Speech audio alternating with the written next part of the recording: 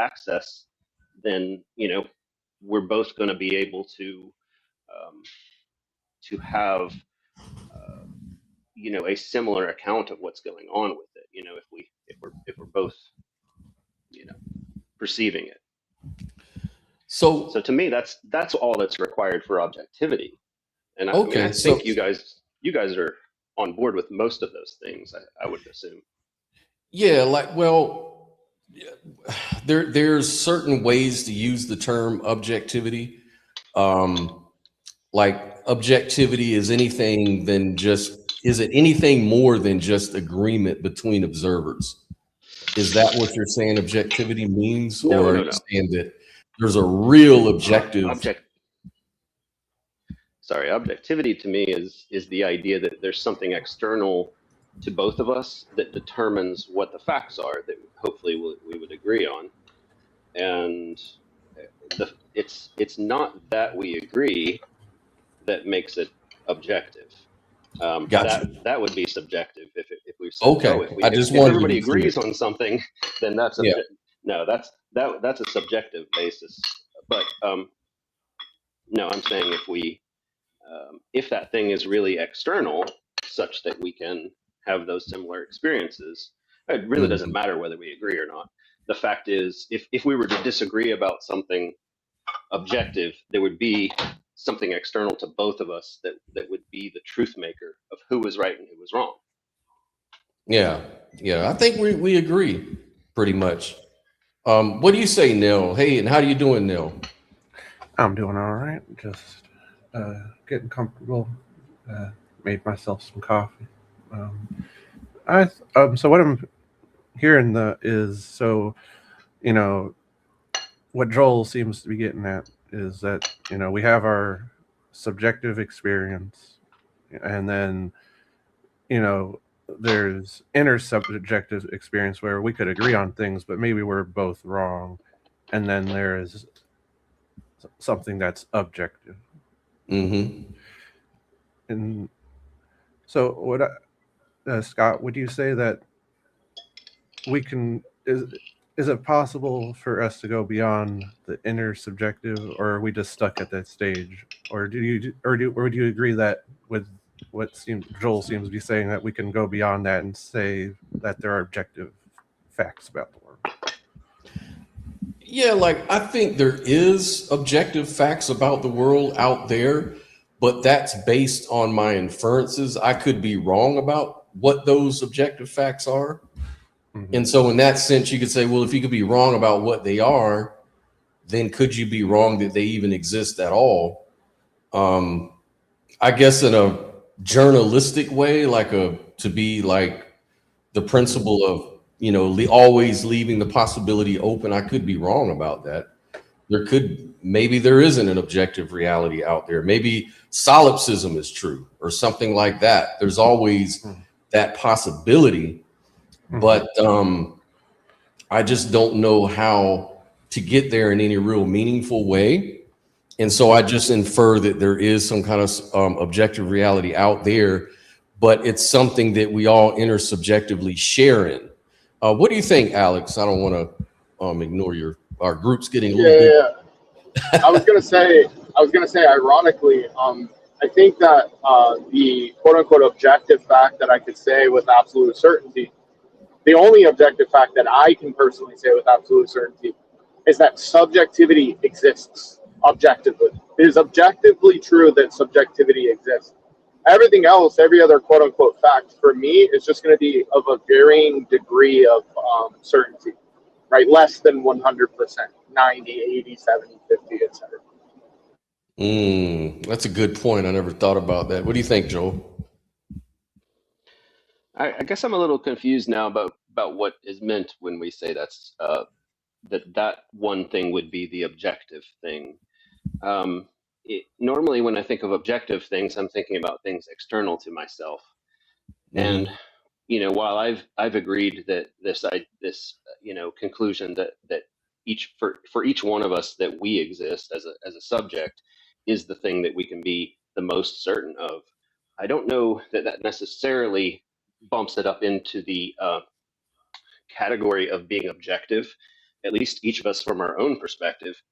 Now, my idea that you guys as subjects exist out in the world is, to me, an objective fact because it's something external to me. There's something beyond my mind that makes it true or false.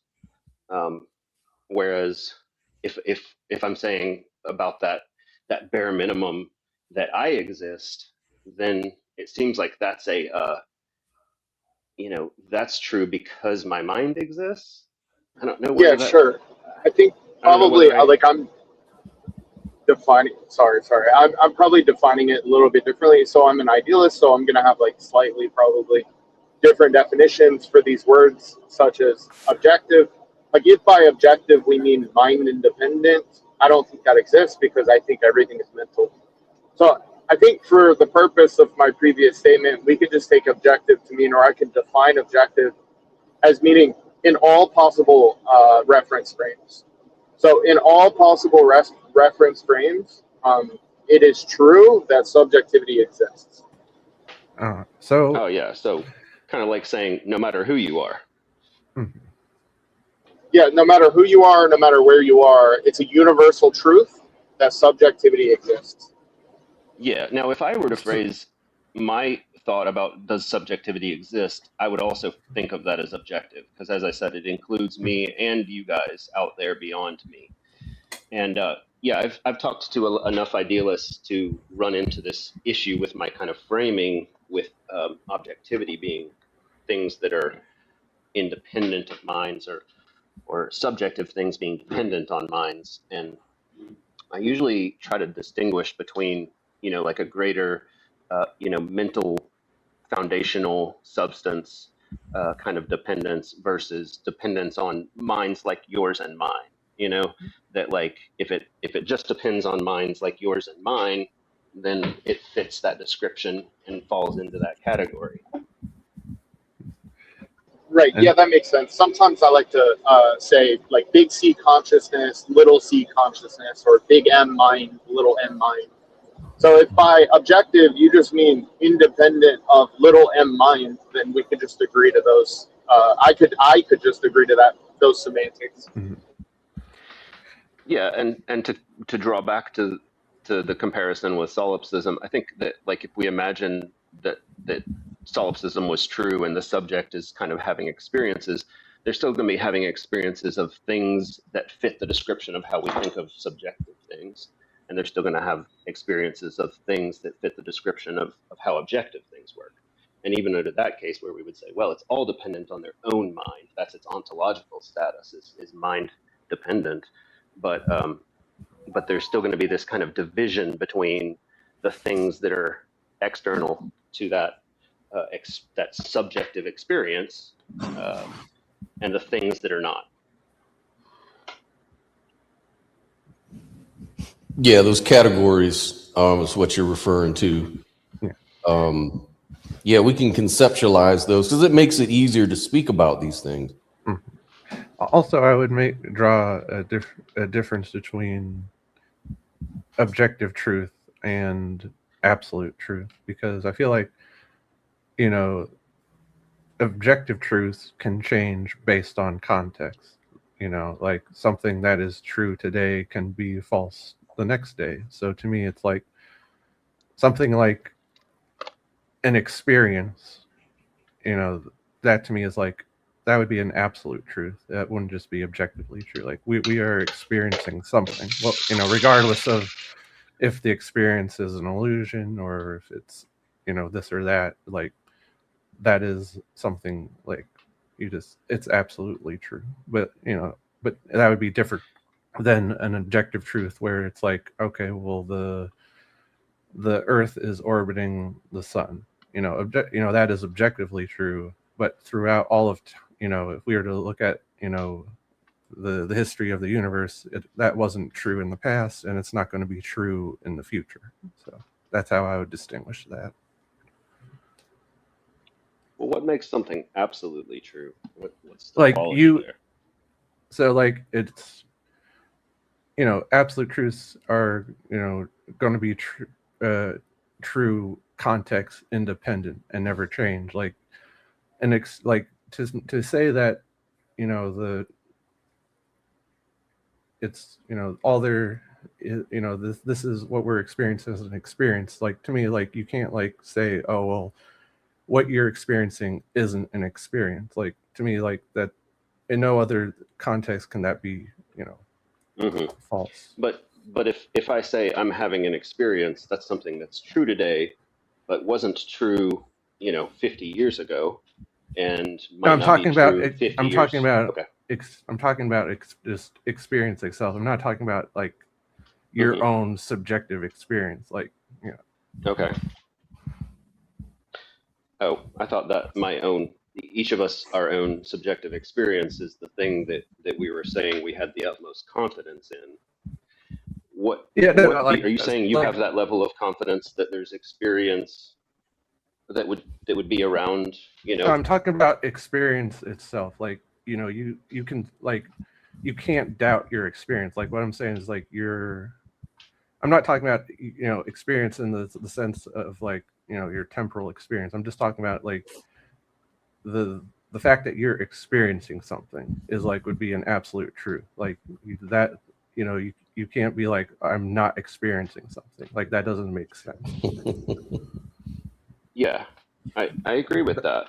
I just think you're talking about that high degree of certainty, and if that's what you mean when you say something's absolutely true, is that you mean, there isn't really any reasonable doubt that this could be false. Well, then yeah, that's I tend to phrase it that way. And welcome, Lou, to the stage. The GOAT has arrived. Right? Did you have any thoughts so far? Oh man, your guests are amazing. All right, the definitions, I think, are making it very clear. You know, and what I'm understanding is that when we talk about objective, even that has to be parsed. You know, what do we mean about that? All right, because obviously, what Joel was saying a little while ago is absolutely the way I see it. Objective simply means outside of our own thoughts, right? Outside of us, external to us, and I think that that's true. But that doesn't mean absolute certainty, right? I mean, Right. It doesn't go that far.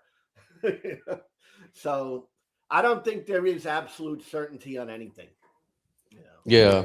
So, Yeah, if I could just, yep, go ahead, Alex. sorry, Scott. I was just going to add, maybe Nell, I'm just taking a shot here, Kurt. Like, maybe I'm totally wrong on this, but to get super Phil Broy, maybe what you're trying to point to there, Nell, is something like necessary truths or necessary facts, meaning it's true in all possible worlds. Like, it's necessarily the case that X is true. It's necessarily the case in all possible worlds that subjectivity exists. I mean, am I going down the right road here, or maybe I'm misunderstanding?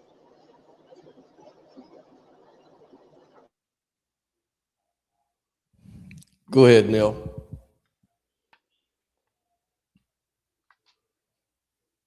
Neil, you're muted. Oh, okay. Can you hear me now? Yeah, I can hear you. Okay.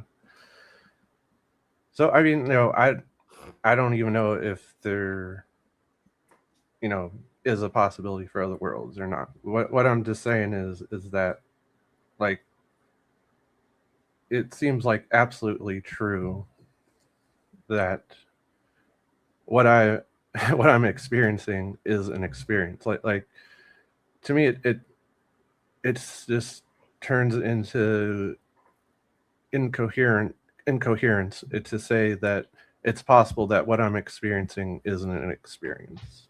Well, it's tautologically true. I think if we were to phrase any tautology, we would say, well, that has to be true. There's no way that could be false, because it's just saying 1 equals 1. I think, when Brooklyn Lou asks about all possible worlds, we're not asking other worlds are possible, like simultaneously, or you know, that they are real as well as this one. It's a philosophical question about what's possible. Could things have been otherwise? And that's what we mean when we say all possible worlds. Is if we're imagining all the ways that things possibly could be, could it be this way? And No, if the I know. question is, could you have a world where there were just objects but no subjects? Is that possible? And no, I get what he was saying, and I thought that was Alex. But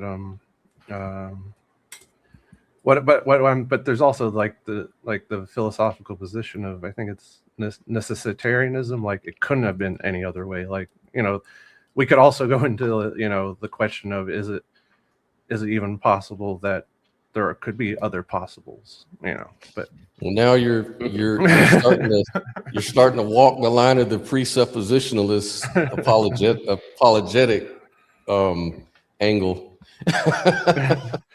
I mean, I see where people go, well, how could it ever have been differently? You know, you would have to start with something different than what we started with, and we just didn't, and so it had to.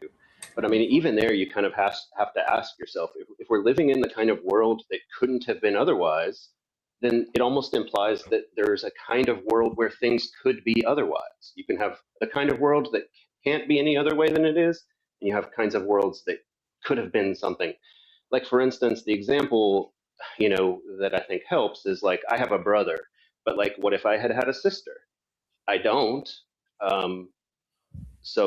But could we imagine a world where I did? Yes. So that's a possible world, because there's no logical contradiction to, you know, having had a sister growing up instead of a brother. So that's all that I think is being asked there. And I think that I now regret obviously bringing modal scope into the conversation. Sorry, guys. But I mean, again, if the idea is there a possible world where there is no subjectivity, there's nothing having an experience there, I think, you know, we're making a claim. I mean, I could obviously imagine a world or a universe that has no subjectivity. It's just like, then to be like, well, maybe then that's you know, to then treat it as an actual possibility, though, to me is another leap between imagining and being like, well, then maybe there could be. You know. Oh, sure. This is just logical possibility. It's not talking about what's actually possible. I think that's interesting to say that I can, not picking on you now. I'm actually pulling from a previous conversation that I've had in the past, where somebody said, it's conceivable to me that there is a world that exists where there are only objects and no subjects. And I'm like, oh, really? What are you using to conceive of that world? Oh, a mind? Oh, okay. So it's like, it seems to be a performative like contradiction. I don't see how that's possible at all. Well, see, if I'm imagining a world without subjects, my mind is the subject that's imagining it. In a way, I'm having an experience, not that kind of like I'm living in that world, but I'm experiencing it as a concept, and it certainly depends on me when I'm doing that. But I'm not imagining myself as a subject within that world. I'm a subject in the world that I'm in. That world has no subjects, so it's not really contradicting anything. Yeah, I mean, that is the response, right? The subject is not. You're not a part of that world, but I still think that's a contradiction, because the world is a part of you. It exists inside of a subject, this possible world. So I don't know. We could probably go round and round on this, and I'm just asserting my position. You're asserting yours. You know, so it probably is not a fruitful direction to go. But anyway. Well, here's a good question. Dave brought out, how do the laws of thermodynamics fit into the conversation? Because, you know, thermodynamics, you know, the idea that, you know, things tend from order to disorder, kind of like entropy, tendency towards disorder. At the most fundamental level, reality can be described as like, you know, probabilistic distributions or microstates, but there's no intrinsic microscopic objects, so to speak. So the claim of where this fits in can be what we call objects, causes, and laws are really emergent compression of chaos, right? Like at base level, there's no chairs, no trees, no stable things, just particles, fields, entropy. And so maybe that's how this can all fit into the conversation. Does anybody have any thoughts on that? I would just say, like, how are they viewing laws? Because if they're viewing them as prescriptive or descriptive, that, to me, that's a big difference there. Like, to me, the laws of nature, such as the law of thermodynamics, seems like it's this, it's descriptive. It's something we observe and we write it down, and it has patterns, and so then. But who made the laws? There has to be a lawmaker. So my finished thought is simply that it's like, so we can always come across new data that goes against our current understanding of that, quote unquote law. And so then we have to update our understanding. And so I don't, like, to me, this seems like it would be like, oh, are the laws, objective or, absolute or whatnot? Like, to me, that seems to only become like an issue if you view the laws in a prescriptive lens. Well, I think the argument turns into this, they call it the entropic soup argument, which is like an epistemic issue. Like if you had really access, then you wouldn't really have that subject-object distinction in order to observe anything. You would just kind of absorb yourself into that entropic soup, so to speak, of entropy, just by being, having direct access. And so it almost becomes necessary to become an observer in that way. I think that's how the argument goes, the entropy soup, the dissolving objectivity, something like that. I think it was, what was his name? Frist? Carl Friston was just talking about this on the Essentia Foundation YouTube channel. He calls it something like the free energy principle.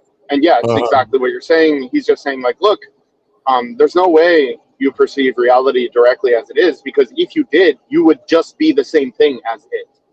Exactly. Yeah. That makes sense. I mean, I don't see how you can get around that. What do you think, Lou?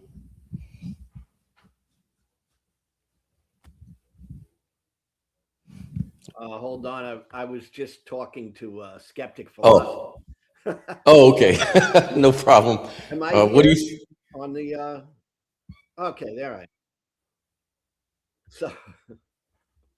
So this whole discussion really fascinates me because it goes into the depth of why people take different philosophical positions to begin with, right? Mm-hmm. And I just, I didn't hear what was just spoken because I was trying to talk to a skeptic. Oh, but, okay. And the bottom line that I keep coming back to mentally is that it's a matter of perspective, the whole thing.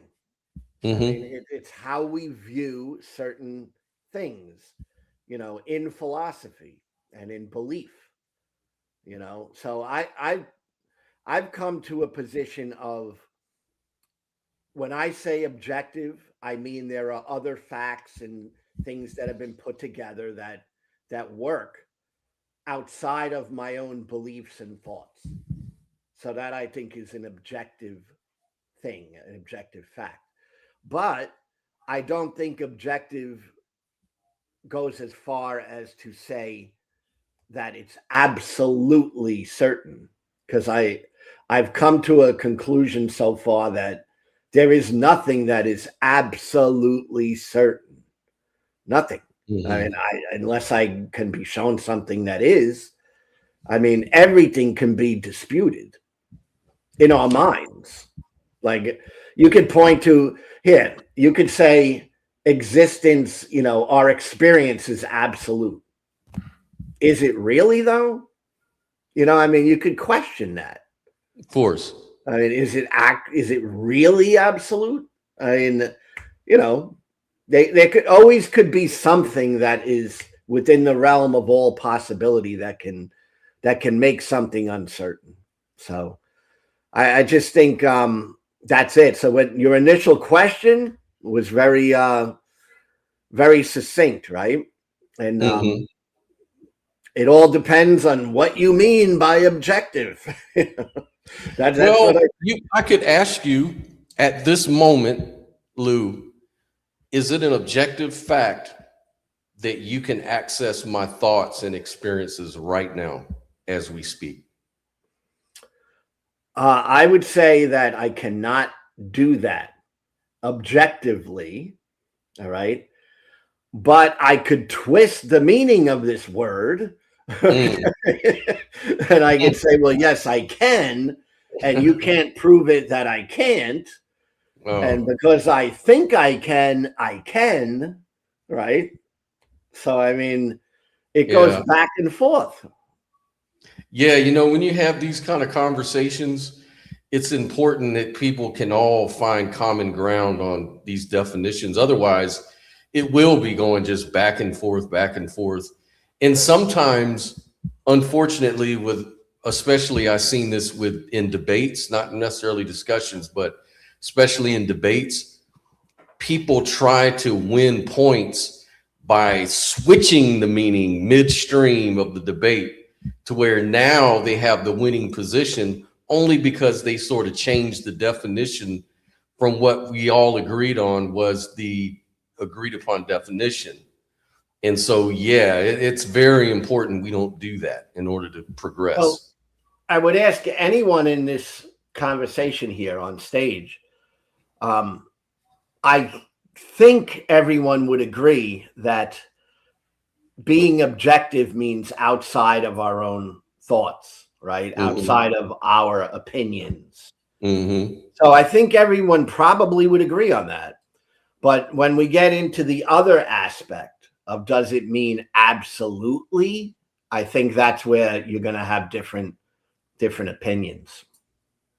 Yeah. So we think about the question, is objectivity even possible? Right? Like we can either agree or disagree that there even is an objective world out there beyond our thoughts. But if we all agree that there is objectivity even possible? Even though we all agree there is an objective world outside of our opinion, still, is objectivity possible? Meaning, do we have direct access to objectivity to talk about it? Or do we only have access to our representation of that objective world? Or even we only have access to an agreement, like an agreement that we all say, look, the sun is up today. You know, like we can all agree on that. It gets so right. It gets so detailed on what we're actually speaking about.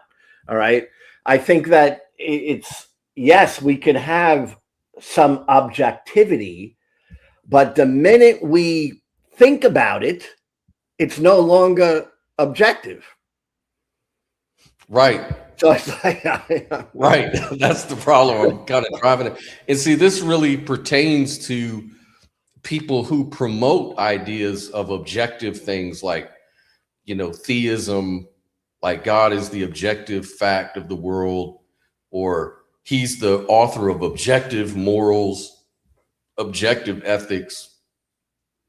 And I just always wonder when we say we believe in objective morality, or we believe in this objective fact that God is this or that. Do we really know that though? Or can we really be that confident? I don't think so. Yeah, that's kind of what I'm getting at, is that it seems like, you know, we can do a lot of speculation and we can talk about stuff like that. We can even agree on certain terms, and within the framework of those terms, we can see what's more logical compared to some other maybe framework or model. But I think that we're kind of limited. There's an epistemic loop or limitation there anyway. So that's just my thought. I totally agree with you on that. I think that there's limitations, and the limitations is our own mind, our own brain. We don't have a perfect view of everything. I think it's impossible. So I think it's inevitable that there's going to be some things that are going to have to be subjective. There's no other way around it. But that doesn't mean there's not facts that we can, test and figure out that they are indeed true, to the best of our ability. There's always that little thing there that says, no, it's not absolute, right? Right. So I think if we're looking for absolute certainty and perfection, we're not going to find it. That's what I think. And that's kind of backed up by science and psychology and things. And when I was kind of researching the topic earlier this morning to prepare for this discussion, I ran across, this paper here. This is a peer-reviewed paper from the National Library of Medicine that talks about how perception is not all purpose. And basically the conclusion from the research and the experiments listed, you can go to it yourself and check it out. It's pretty interesting. Is basically the conclusion is that perception depends on intention. And this dependence bypasses our beliefs in the sense that intention does not merely influence perception by influencing beliefs, and then the beliefs influence perception. Regardless of what we think of the cognitive penetrability debate, we have strong reasons to hold that perception is not all purpose. In other words, it doesn't complete the picture. We're trapped in our perception, and a lot of what we perceive is based on expectations and the intention of what we want to focus on. And so we miss so much of reality just by that limitation, and it cuts all ways. So it's not like anyone has the special high ground here, Yeah, I agree with that. Yeah, it's amazing. Any thoughts, Alex? No, I mean, this is a topic that has been on my mind lately. I want to try to get somebody to come on the podcast. I have a neuroscientist friend that has a thesis or some expertise in the idea that just what you were kind of just talking about, perception is kind of molded by different things, right? Your beliefs, your intentions, or lack of belief or whatnot.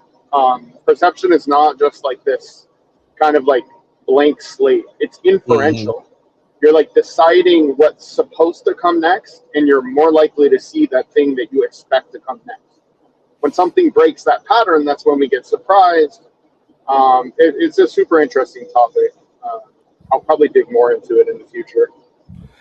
And this kind of goes into the whole, in New Age spheres, this idea of manifestation.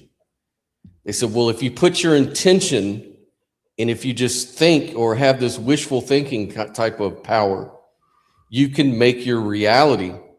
You can make things happen. Now that goes both ways. You can think that either the universe is on your side and helping you, or you can start being really scared that, oh Lord, the universe is conspiring against me, or I'm thinking bad thoughts, and this is what caused all these bad things to happen. Like you have this paranoia going on, and So I think it's good to kind of put these things in perspective and kind of also agree that, yeah, you know, your intention and your expectations do play a huge role. I mean, that's why we have things like the placebo effect, the nocebo effect. We have cognitive bias at play, type 1, type 2 errors at play. You start seeing things that aren't there necessarily, but that can be useful fictions at the same time, or even be a superpower. And certain things you expect to happen may truly happen for you because you're in that headspace. Like me and Lou, we've been talking about this for a long time now, about being in bad situations and turning that into something good just by your, you know, being at peace and having the right, you know, mentality about it and stuff. But anyways, anybody has anything on that? I think there's, yeah, I think, well, for one thing, I was going to just point out that some of the bad examples, or, you know, the, not that it's a bad example, but examples of that, you know, the kind of thinking that is probably not good, is actually what qualifies as magical thinking. When you look up, you know, how the term is defined, it's this idea that, like, well, if you think positive things will happen, then positive things will happen. But maybe if you spend too much time on the negative, then that's going to have that happen. I would say I agree with you that, like, there does seem to be an effect to positive thinking. I just think it's worth maybe considering that that's like when a person has the mindset that's positive, that they make positive things happen around them in a more, or I should say, less magical and more mundane way. Man, you're hitting on exactly what I've been thinking.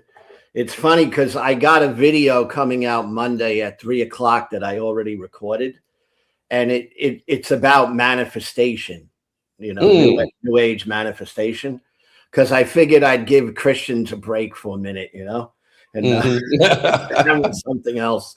But I personally totally believe that the things you think about can influence your behavior, and your behavior then in turn influences an outcome.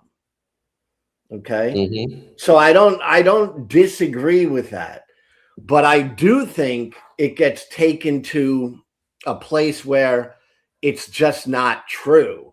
And that's what I'm kind of hammering in my video, you know, because it's like, that doesn't mean that, you know, I put out some thoughts and then, you know, something in the empirical world happens, because it doesn't, right? The only thing my thoughts are doing are influencing my behavior and my actions. And that can impact reality, right? If I do something, that impacts reality. But if I just think, but even you doing something, it is kind of an external, you know, real thing that everyone else around can see. Like when you think, you know, let's say you're like, I'm going to choose to be positive, and because of that, I'm going to choose to engage in this behavior, and then but that behavior is the external thing that the internal seems to be having that kind of cause and effect relationship with. Yes, there's no magic going on, is my point. Yeah. No, you know, I don't think anyone thinks it's magic to, you know, if you think that I'm going to stretch out my arm and then I stretch out my arm, no one goes, oh, that's magic, you know, because you can't just make things happen in the world by thinking. Obviously, those kinds of things we do make happen by thinking. Right. But isn't the whole new age manifestation thing kind of about a magical power at the root of it? Isn't there like a magical power attached to thought? Well, I kind of want to speak on that, if I may, to kind of answer your question. Now, what I'm gonna try to do here is walk like a fine line. Okay. So I think that we can all agree that everything in the world which is manufactured started as an idea. A skyscraper, a car, a computer, a teddy bear, right? It all started as an idea and then became what we call a reality. Now, that being said, I think what's being put on display here in this conversation at the current point is the metaphysical differences between, say, physicalism or materialism and something like idealism. Now, I'm not endorsing the notion of manifesting, like this new age manifestation thing. And this is the fine line that I'm trying to walk. But what I am doing is trying to dissuade the notion that everything has to be mechanical to make sense or to not be magic. And so to like kind of shed some more light on that, I think that Carl Jung is a very interesting figure in history. I think he did a lot of good work. And if I were to take a Jungian approach or a Jungian metaphysics, right? Jung was, I would consider, an idealist. Bernardo Kastrup wrote a good book called Decoding Jung's Metaphysics. And, you know, so there's this notion of synchronicities, which is basically just, you know, like an event that has significance, but it's like acausal, right? It's not, there are events that are connected not by mechanics or physical cause and effect, but instead they're connected by meaning. Under an idealist framework, this is not magical at all. It just perfectly follows. It makes sense that that kind of thing could occur. Now, here's where the fine line comes in. I'm not saying that I can manifest a Ferrari, right? I'm not like gonna like imagine a Ferrari, go meditate about it, and then it's gonna show up on my doorstep. No, like me getting a Ferrari is gonna be directly commensurate with the amount of effort I put in towards getting a Ferrari, right? Like I acknowledge that. But so hopefully you guys understand the fine line I'm trying to walk here. Yeah. I'm trying to say, like, look, it's not necessarily the case that materialism is true and everything is mechanical, but it's also not the case that I can manifest a Ferrari. Right. Right. That's exactly the point. But if you're let's say influencing people on a mass scale, like, you know, this manifestation culture is a popular topic right now. A lot of people, that's why I made a video about it, because I'm seeking to try to become more relevant, you know. And it's apparently like a hot topic, right? People are talking about this. Yeah. And I think that you have to have a proper balance, because you could swing out to this magical thinking where it's like, well, you know, I'm going to stay in my room and think all these positive thoughts, and that somehow that's going to lead to the result I'm looking for. And that's simply not true, right? That doesn't happen. Yeah. Right? Especially like, you know, people who suffer from like clinical depression. It's like, there's these people out there who are just like, oh yeah, you can cure depression if you just think happy thoughts. It's like, that's not how it works. Exactly. I think there's a symbiosis. There's a symbiotic relationship between, you know, as an idealist, you know, the body is an appearance in consciousness anyway. So it's all connected. Your body and your mind are connected. So like what I've come to find out, like I did it this week. Like, you know, I was feeling kind of tired, a little in a bad mood. So what did I do? I went to the gym, and I didn't have a lot of time because I was in the middle of working. But what I did do is I went in the gym and I did some very repetitive, strenuous exercises for like 15 minutes. And then all of a sudden the endorphins just rushed into my head and my consciousness changed. Like I started feeling happy again, wide awake, very positive for the rest of the day. And I was very productive. I didn't know how I was going to even get through the day in the morning. But just that rush. So there's a relationship between, you know, your biology and your consciousness, and you can control it, but it's not controlled through magic. It's controlled through the laws of structure, pattern, regularities that we, you know, science, you know, eat right, exercise, you know, and there is mental things you can do as well. There's mental practices that you can meditate, build your muscle of letting go and learning how to sort of have better control of your emotions that way. So there's a lot of different things you can do that all connect in towards making better outcomes for yourself. So I manifested beyond my goal that day, even despite feeling like shit, but I didn't do it through magic. I don't think that's what happened. I think I just used my mind to make the difference, you know. Picture two different guys, right? One guy really wants the Ferrari, all right? That's like, he could see it in his mind, you know, him driving the red Ferrari. And that's, you know, his dream, his passion, but he doesn't do anything. He just keeps thinking about it. And he's fantasizing that, you know, he's going to one day have this Ferrari, and he's putting out all these vibes into the universe, you know, that yes, he wants the Ferrari, and the Ferrari is going to come to him because it's going to be attracted to him and his vibration. And then you have another guy who doesn't even want a Ferrari, but he starts working hard at building his business. Okay. And his business takes off. And one day he's at the shop and he sees a red Ferrari at the car dealer. And he's like, what the heck? I'll buy this. I kind of, you know, think it's cool. And he buys the red Ferrari. He has the red Ferrari. And the guy who spent his time manifesting doesn't have a red Ferrari. So you see, I think it's like, yeah. Like, what's practical?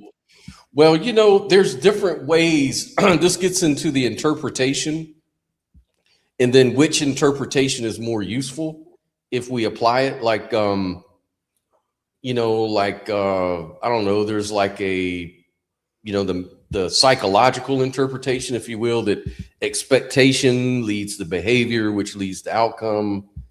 You know, maybe the neuroscientific is like, was it predictive processing, right? You know, it's all like what you put in your subconscious sort of changes you. I think there's a researcher named Bruce Lipton that's really good at that. He actually discovered epigenetics, and part of what his whole thing is that you can actually change what genes turn on for you and which ones get suppressed simply by your attitude and your learning and practices and things like that. And so he's become like this big time meditator. You know, he was just a strict neuroscientist or biologist, but when he discovered epigenetics, it changed everything. Nobel Prize was awarded. And now Bruce Lipton says, look, your brain is kind of like a tape recorder, and especially your subconscious is like a tape recorder. So like, for example, if a kid just plays these violent video games all day and listens to violent movies or music or whatever, and hangs out with violently speaking people, most likely he's going to end up eventually behaving a certain kind of way, because he sort of trained his mind subconsciously. He keeps putting that message in his mind, and people underestimate that power. So if you could use that as a superpower to say, I want to be happy, I want better results in my life, I think it's pretty healthy to say, look, maybe certain thoughts that I do, meditations that I engage in, can feed my mind. Certain things that I perceive each day, like maybe I can do positive things with other people, talk with certain kind of people, stay away from assholes, you know. Yeah. And you can really change all that is helpful. It's all helpful. Yeah. I don't think it's bad. I do that myself. And yet I don't believe in New Age manifestation. And the reason I don't, it's not that I don't do stuff like that, because I think that the ultimate reality is shifted when we take action. It's not just thinking about something, you know. Right. So if you're doing a meditation and it's helping your mind become clear and maybe more focused, of course that's helpful for you personally.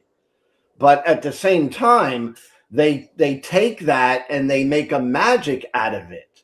All right. And they make it like, that's what you do. No, that's not all you do. If you want the red Ferrari, you might think about it, but you better darn be taking action every day. All right, because otherwise nothing is going to happen. All right. Mr. Biscuit. Your thoughts don't make reality. Right. And it doesn't work that way. Right. It's the way I see it. Anyway. Yeah. I agree with that. I agree that reality is independent of our perception of it. Definitely. Hey, Mr. Biscuit, how you doing, man? Glad you could join, brother. Hey, what's up, fam? I'm just listening for now. What's going on? Oh, not a lot, man. We're just talking about, I guess we've kind of talking about manifestation, because the topic is objectivity even possible? Meaning like the objective world out there, is it accessible to us? Not that the question isn't whether objective reality exists or not. I think everybody sort of agrees that it does, but we were asking the question, is it even possible to do objectivity, or is it more like intersubjectivity where we just kind of share in experiences and stuff?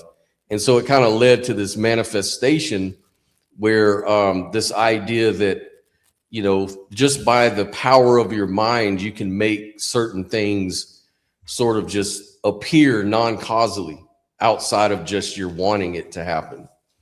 And we were talking about that and trying to get different viewpoints and interpretations of that. Yeah, I definitely agree that the universe reveals itself according to your aims. A great example of that is about a year ago, I was selling windows and roofs and siding and gutter systems, and that was my job. That was how I supported my families. I would kind of knock on people's doors and ask if they needed a quote on roofing systems or windows, things like that. And while I worked that job, that's the only thing I would start to see driving down the road. I would see messed up roofs. I would see messed up windows. I would see siding that needed fixed. And so the idea is you have a landscape of salience. And this is based on John Vervaeke's work. I follow him, really intensely. It's like you have a landscape of salience, meaning your salience landscape is essentially what you decide to foreground and what you decide to background. Because every human being needs, they have to kind of decide what to ignore, right? There's too much information out there for us to kind of interact with all of it. So you have to kind of decide what to pay attention to and what to ignore. And so I totally agree with that aspect of manifestation, that the universe will reveal itself according to what you're aiming for. Mm-hmm. Yeah, that makes sense. That goes back to what we were talking about earlier is, there was this paper I was looking at in preparation for the show that talked about how perception depends on intention, and dependence bypasses our beliefs. And then, it sort of has like a little loopy effect on you. Then once, your intentions sort of become manifest in reality, so to speak, they start to form your belief systems, and it leads a lot of people to magical thinking. They're like, every time I think of something horrible happening in my life, it tends to happen. And then they start getting this idea that they bring it on themselves. They blame themselves for thinking bad thoughts. But in a way, what this psychologist and researcher found out was that in some weird kind of way, it is kind of true though, because your intention is always there.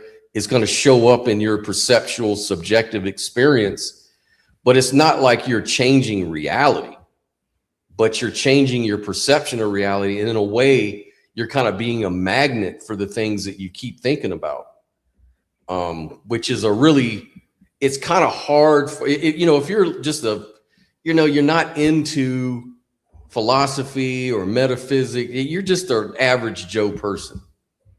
You don't care about a whole lot of this kind of stuff. For that person, it would be very easy for them to just make that causal jump, to just say, Look, man, I think about bad shit happens. I think about good shit happens. All I know is that's reality. That's just how reality works. Okay? You can sit there and say there is no magic. Oh, I know different. I know that when I think good thoughts, good things happen, and you can't tell me all this other explanation. It doesn't even matter to them. It's kind of like, well, the problem is, Scott, the problem is like I don't know if this is like really a problem per se, but like, I don't know if anybody here has heard of the rice experiment. I'm sure, 3 out of the 6 of us is probably like, oh, that's nonsense. Look, I've done the rice experiment. Basically what you do is, not to get like too like woo and new age here, but yeah, I know what you're talking about. Okay. yeah, you take rice, you put a cup of rice in this jar, a cup of rice in that jar, cup of rice in a control jar, right? And then basically what you do is just like talk to the rice every day, right? You say bad things to one jar, good things to the other jar. Like, look, maybe it's coincidence, but it's certainly the case that one jar became rotten, and it was the jar that had the label of bad on it. Like, I've done this. I've seen it with my own eyes. Is there a mechanistic explanation for that? No, there's not. Could it be a coincidence? Sure. But, I lean towards no, it's not just like a coincidence or whatever. Mm-hmm. But does that get me a Ferrari? No, it doesn't, right? You see what I'm saying? So that's the fine line I'm trying to walk. I'm trying not to be too dismissive because I think that there is some nugget of truth in all this that some people would call magical. But that is only because we've taken materialist metaphysics as absolutely true. When that might not be the case. And in fact, I don't think that is the case.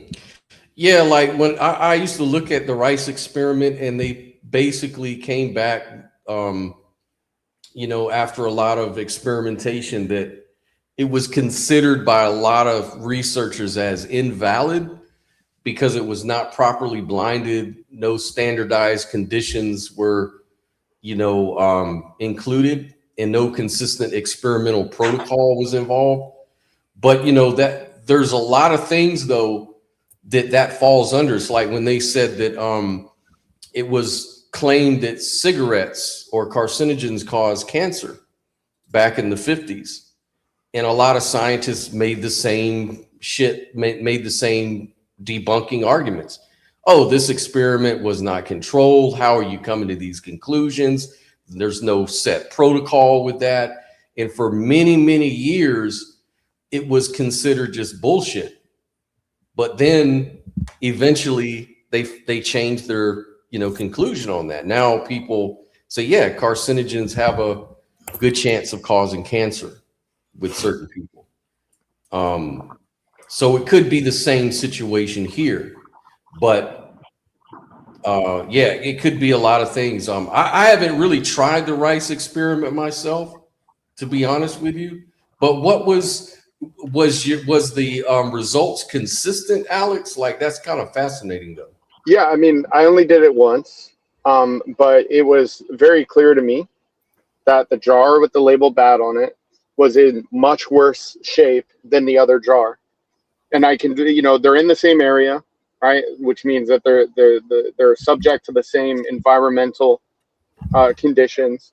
I'm not like literally a scientist, but as far as experiments go, I think it was pretty good. But look, do I take this as some kind of indication that it's objectively true that we can manifest our dreams, and all that matters is what you think about the world, and that dictates how the world is? No, it's obviously some sort of middle ground, something more reasonable. I'm just saying, I don't think we should decide. I think if you have not tried the rice experiment, you shouldn't dismiss it. Like, you should just try it. You could just see it for yourself. Look, the one thing about being a skeptic is that you question everything. That's how that's being it just, I guess it depends on how far you want to be with your skepticism. But like yesterday, I had an interview with someone who is an out-of-body experiencer. He teaches like astral projection, and he's all these different things that he teaches and stuff like that. And, you know, everybody, of course, in the live chat's like, oh, that's just bullshit. It's woo woo. It's crazy. It's dumb. It's this and that. And he was pretty much making the point that, yeah, how do I know you're not just regurgitating what you've always heard about things? Like, have you ever tried it yourself? I understand you're good at parroting, you know, your favorite, you know, debunkers, like, you know, your Sam Harris's and your, you know, Skeptic Magazine guy, you know, forget what his name is offhand, Michael Shermer. You know, all these guys come up with these they coin terms like woo-woo. They coin terms like, and they make these sort of pronouncements that become like sound bites. And then everybody who considers themselves a skeptic goes and regurgitates what they've heard these people say because they want to be seen as a skeptic as well. It's almost like, oh, I'm smart, I'm skeptical of everything. And it becomes like a game, you know, where, oh, I'm skeptical of even that. Oh yeah, well, I'm even skeptical of even that. You know, it's like a big fucking contest, you know, who can be the most skeptical about what. But no one is really truly engaging in skepticism until you stop listening to other people and you start looking at shit for yourself. Yeah. So I don't care if the authority is science or whatever. Have you done the research yourself? Have you even tried? You know, or do you just accept everything just because, oh, well, it's from science, so that makes it true? You know, is that really logically skeptical? I mean, hey, people are lazy. They don't want to think things through for themselves. All right, a lot of people just want to, you know, hang their hat on something that someone else developed. All right. And I think that's very true of most people. You know, people don't want to do the research. They just want to look, oh, someone did this research. All right. So I can grab it and use it. All right. And free thinking, which is something I'm big on, is not believing something because someone else does. Right. That wouldn't be free thinking. It's developing your own process before you make a determination. All right. And not too many people do that, especially online. I mean, there's not that much original thinking. It's just regurgitating what other people think. Right. That's right. I think that's an important thing to recognize, what you were just pointing out. I mean, if you really want to call yourself a free thinker or a skeptic, you have to do your own thinking. Yeah, that's that. I'm sorry. It's like, I don't know how to tell these people any clearer than that. It's like, you got to put the work in. It's not as easy as just picking your favorite speaker and being his parrot or whatever. Like, exactly. There's more to it than that. Yeah, it just shows how much we are just like social animals. We kind of pick a camp that we want to be a part of, and then we parrot that camp around and all that camp's like ideology that comes with it. And yeah. All right, Scott. I come in here. Hey, Robin. Yeah. Thanks for joining. You misrepresenting the hell out of me there, but I mean, I didn't call him no names. I did ask him for some demonstrable evidence. I used to believe this stuff. And that's good. I got myself out of it. Talking about. You actually did the practice itself to know whether you believe it or not. Yeah, you know I got myself out of this stuff. Yeah. And so I am very skeptical anytime anybody brings up stuff like this because I've tried it. And then I've studied into it, and you know what I mean, and so far nobody's ever been able to show that it actually works. Like there's been tests done to where they put stuff on top of things up high, so that like write numbers on top of cabinets and stuff, so that once somebody leaves their body, they should be able to see those numbers up there. Mm-hmm. And nobody has ever been able to ever report any of the stuff that they put up there. Like, I mean, that doesn't mean it's not true, but Yeah. so far there's not been anybody that's passed the test. And like he said, he said I could do it, but I'm not going to. You know, I mean, like, Yeah. why? Yeah. And by the way, I wasn't really talking about you. I'm talking about like the music and other I didn't people know who that else really- come in there, but I knew I was in there going, I need to see some evidence. I need to see some evidence. Yeah. No, I That's what I was asking him. Like, what tests can you run? Because if I could do that, and believe me, I'm trying to practice. That's what they did. That's what they did. They put stuff on top of the, like in hospital rooms where people, you know, often, you know, die and then are brought back, you know, like resuscitated or whatever. So a lot of times you'll have near death experiences in the surgery room or in a, you know, in the emergency rooms. They put numbers and stuff on top of the cabinets and stuff, so that if anybody did have these out of body experiences or near death experience, that they could report that they saw this on top of the cabinet. You know what I mean? Because they would have to be out of their body and up above the, you know, above everything to see this. Are you familiar with the successful veridical experiences though? Like I understand what you're referring to, like with the part 2 of the AWARE project. I don't know what do you? I Yeah, don't know because like what you're referring to. So this was the problem, like with the NDE experiment you're talking about, like putting the notes on the ceiling or on the fan, so that so they only had like I think just a few people that they were actually able to try and verify that. But the person who came back said they weren't really looking for anything like that. They were observing other shit. But I mean, I just don't know how else we could. But I mean, that's what I'm saying. All of this requires. I like. So I'm really skeptical of it anyway, because to me it requires. Right, and you should.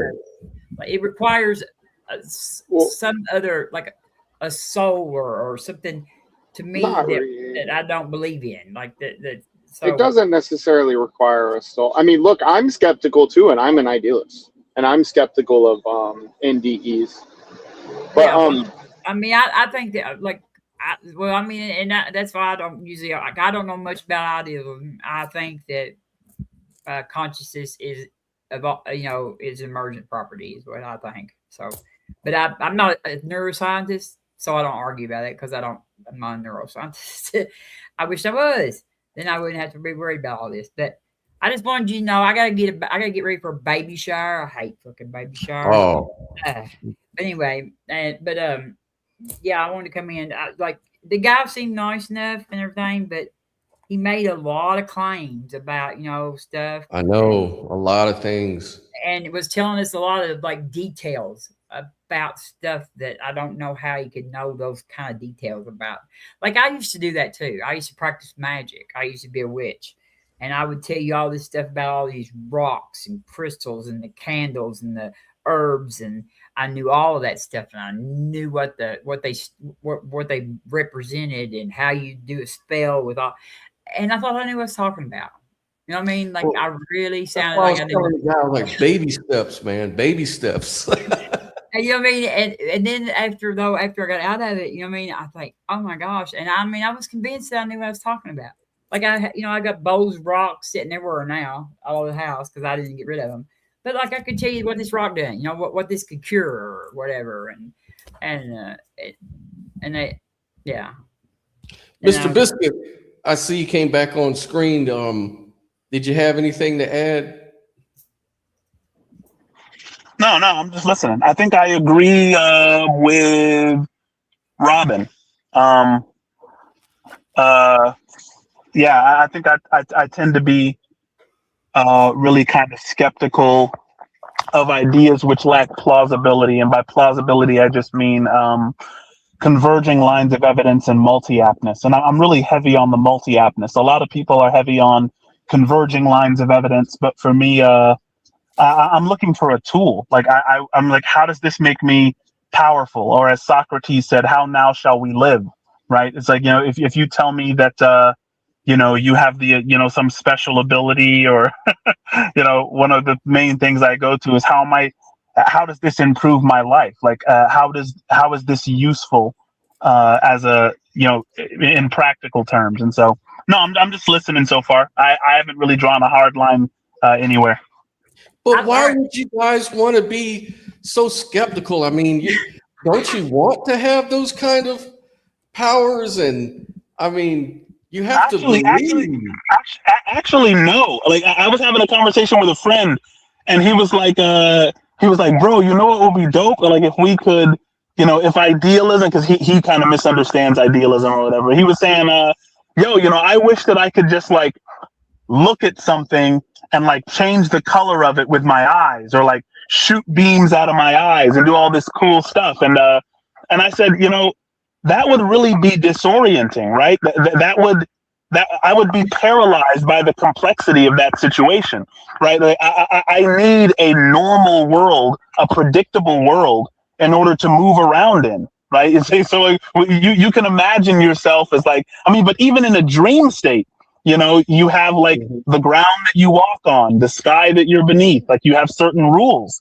And so I don't think that people really deeply understand the absurdity of the kind of universes they imagine when they, want to apply, like magical scenarios and things of that nature. I think that that's a weakness and not necessarily a strength.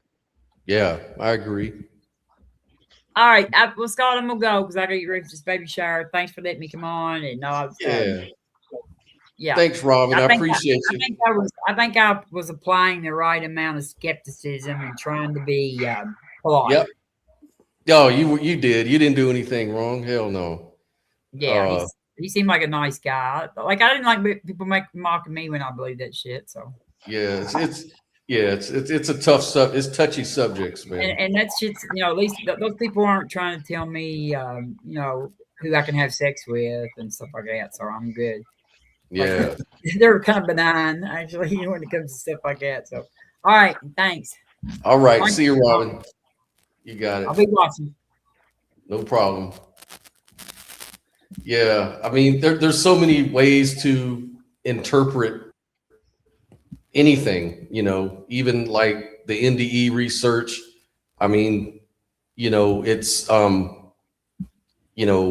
there are, like, especially with the AWARE studies, the goal was to test like verifiable perceptions, and a small number of patients did report experiences during periods of no measurable brain activity, and stuff like that. But that's kind of all off topic anyways. But I mean, even if we take all of those things, right? Like, so NDEs go everywhere from someone seeing a bright light to someone seeing Jesus. Some people have seen a law. People have reported like several different prophets, certain prophets from the East, prophets from the West. Some people have said they've gone to hell, right, and seen demons and fire. So my question is, if I take all of this on board, and if I divert free energy in my brain to that information, what do I get as an exchange? Right? That's kind of, you know what I'm saying? How is it? That's really interesting. You get a good story to tell, bro. Go ahead, Alex. And it's interesting because you rarely hear that sort of line of thinking from a Christian. And, you're a Christian, so it's really refreshing to see that measure of skepticism. We got some echo coming back from, I think, Mr. Biscuit, probably. Oh, sorry about that. Echo coming in. Yep. So, yeah, it's kind of refreshing to hear a Christian talking that way. I mean, because so often, as you may know from this channel and other things I've done, like whenever you talk to different religious people, they usually don't have that level of skepticism for things like afterlives and souls. And, it's part of it's all consistent with their view, right? So it's kind of refreshing to hear your take on that, Mr. Biscuit. For me, theism is a result of skepticism. right? It's like for me, either you believe that what is fundamental is a conscious being or not. And if you believe what's fundamental is not a conscious being, then you run into tons of absurdities and magical thoughts. And so my theism arises as an allegiance to skepticism. What do you Yeah. think about that, Lou? Because Lou I'm has an amazed. entire show dedicated to I'm amazed, honestly. I mean, I'm amazed because I try to be skeptical about anything before I make a conclusion, and I find it really hard to think. But I know I hear about it, but it's hard for me to comprehend someone who is skeptical believing in kind of outrageous things. It's like I find that really, really hard to understand. Honestly. Now, what do you mean by it? Because I think you're right. I embrace your definition of skepticism is like a to recoil against like the outrageous, right? But yeah. I think what I take to be outrageous is the idea that the only thing we know for certain, namely awareness, would arise from something that we're guessing about, namely like, pixie dust or whatever exists outside of the aware field. Almost like, that seems to me to be the big amazing thing that it seems to me atheists want us to buy into that. And I think an allegiance to skepticism would say, wait a second, consciousness is the only thing we know for sure. So it's like, why not say that a conscious being is fundamental? Right. But none of that addresses the outrageous aspects of let's say Christianity. I mean, I don't have a problem with what you just said. I mean, but that's not what I'm referring to. I'm referring to, these religious thoughts that are just outrageous unless you just take a leap of faith. But as an atheist, don't you take a leap of faith with like how consciousness arose? So I mean, like I honestly don't. I mean, I don't comment on how consciousness came into being. That's not my thing, So I'm not going to say I do. I mean, Gotcha. So yeah, I hope I don't believe in anything outrageous, but I don't want to. Somebody else was talking now. Go ahead now. You've been trying to talk. Go ahead. Yeah. Which I know we've been going all over the place here, but it's like I wanted to get back, and Mr. Biscuits brought it back up to like the one thing we seem to be certain of is awareness itself, but it seems earlier we were being contentious about that, like this idea of absolute certainty or truth. And so to me, it's like, I want to know if I'm being wrong on this. Like, I want to know if my thinking is wrong. And so it's like, doubt often, you can doubt what you are experiencing, but it seems to me that you cannot logically doubt that you are experiencing something, as doubt itself is an experience. So like, to me, like, I'm all for like, we can't really say generally that we can absolutely know something for certain, but it seems like experience itself seems to be like the one exception. But like, am I special pleading here, or am I actually standing on solid ground? Like with that, I think you're standing on solid ground. I think you're like directly quoting Descartes. I don't think anyone's ever refuted that. I mean, they've refuted it in the sense of, he assumes that like the I is a thing. Whatever. You're not saying all that. You're just saying that experience exists. I think you're standing on solid ground. Maybe if I could just make, you want to go ahead? Because I mean, I feel like there was confusion earlier. Like Joel was saying, "Oh well, your experience ends," but it's like, to me, it's like I wasn't questioning that. Oh, that I'm experiencing something, and then when I die, my experience seems to end. It's like, no, it's just I'm questioning experience itself. Just. I kind of wanted to go back to the conversation that was unfolding between Brooklyn and Mr. Biscuit. And so it seems like, look, Brooklyn was saying like, look, I'm kind of agnostic about, what consciousness is. And Mr. Biscuit is saying, well, like, look, kind of the basis for my theism, I don't want to like straw man you, Mr. Biscuit.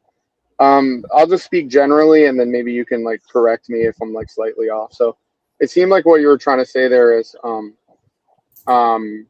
like physicalism is false, right? Broadly speaking.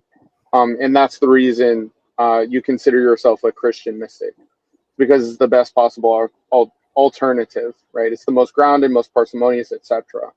And it seems like what Brooklyn was saying is something along the lines of like, look, I can understand that, but you don't necessarily get Christianity for free out of that, because Christianity is a thing that kind of goes above and beyond just pure idealism.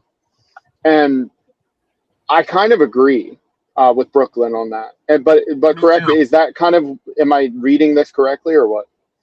No, I think your steel man was accurate, and I also agree with Brooklyn on that. You don't get Christianity as a result of a reduction base in metaphysics. Hey, James, how you doing, sir? Glad you could join. It's been a while since we spoke. Yeah, it has been a while, Scott. It's always a pleasure and a privilege. How is everybody here today? Hey, James, I'm Bro's got a radio voice. I'm so glad you're out there. I remember seeing something you put out that you were leaving, and I want to tell you that I think your voice is very important in it is, man. in the community of people online, regardless of YouTube. Their BS and their algorithms, and you forget all that. You're important just to get your voice out there. Well, I appreciate that, Lou. I really do. So for me, it's not that I really want to leave YouTube, right? That my channel still exists. But the thing is, I'm in a different part of my journey now, where I don't really care so much about whether or not any particular religion is reasonable or valuable. My perspective currently is that everybody's on their own journey. And for one person to say that they're a Christian means something unique to them. The next person, if they say I'm a Christian, it means something a bit different for them. And instead of interrogating these from a critical lens, I just feel like, you know what? I know what my reality is. I know what my lived experience is and what matters to me. And if their point of perspective and their lived experience gives them a different perspective than I've got, well, I feel no need at all to challenge their perspective or their lived experience. If it's valuable and beautiful and empowering for them, more power to them, as long as they're not hurting anyone along the way. And so with that being the case, with this new framing of perspective, I just don't feel a zeal like I used to for wanting to go out there and challenge people's religious ideas. And instead, these days, I prefer to talk about perspectives and lived experience and relationship and health and things like that. And to whatever extent a Christian can resonate with that, great, right? But at the same time, to whatever extent that they can't, then that's fine too. Yeah, that's it's kind of how I look at it too, in a way. Like, I don't really argue with people about their beliefs anymore so much. Like, I just don't see what the point is and all that. But I do talk about my beliefs and what I'm skeptical about, just as a way to foster skeptical thinking. And my angle is about, the whole thing, James, is consciousness and all that. Mm-hmm. Because, the whole God thing, I think it's so done. It's like everybody's doing that. It has been doing that for years now. Right. And plus, I kind of grow tired of that. And I'm like you. Look, everyone is on their own journey, and they're figuring out life on their own terms and in their own way. Mm-hmm. And you have to respect that. And I just don't want to be that guy that's like shouting them down or in any way trying to make them feel stupid. Because I used to be there. I was the worst fundamentalist Christian you could ever have met. If you had known me back in my old life. So and some people could probably fit me into a form of theism if you just use your imagination a little bit. I could easily just say, yeah, I'm a theist too. because I define God this way, but I usually don't take that tack because I'm trying to leave the conversation open to skepticism and what I'm really trying to accomplish in that way, So I'm kind of like you. And what's more important is how people behave towards each other. Right. So as a non-dualist, I really see you and me and everybody else and everything else, my environment. And so it fosters a more positive approach to life. But yeah, I feel the same way. Yeah, we're all part of a larger living, breathing whole. Right. And so with that being the case, I care about the larger body of the us. Right. And so, in the meantime, if we're talking about whether or not reality is objective or morality is objective or anything else, if the universe has a perspective that isn't the same as mine, well, then the universe is internally contradictory because I'm part of the universe and I hold different perspective from the universe. But I think there's value in the diversity, right?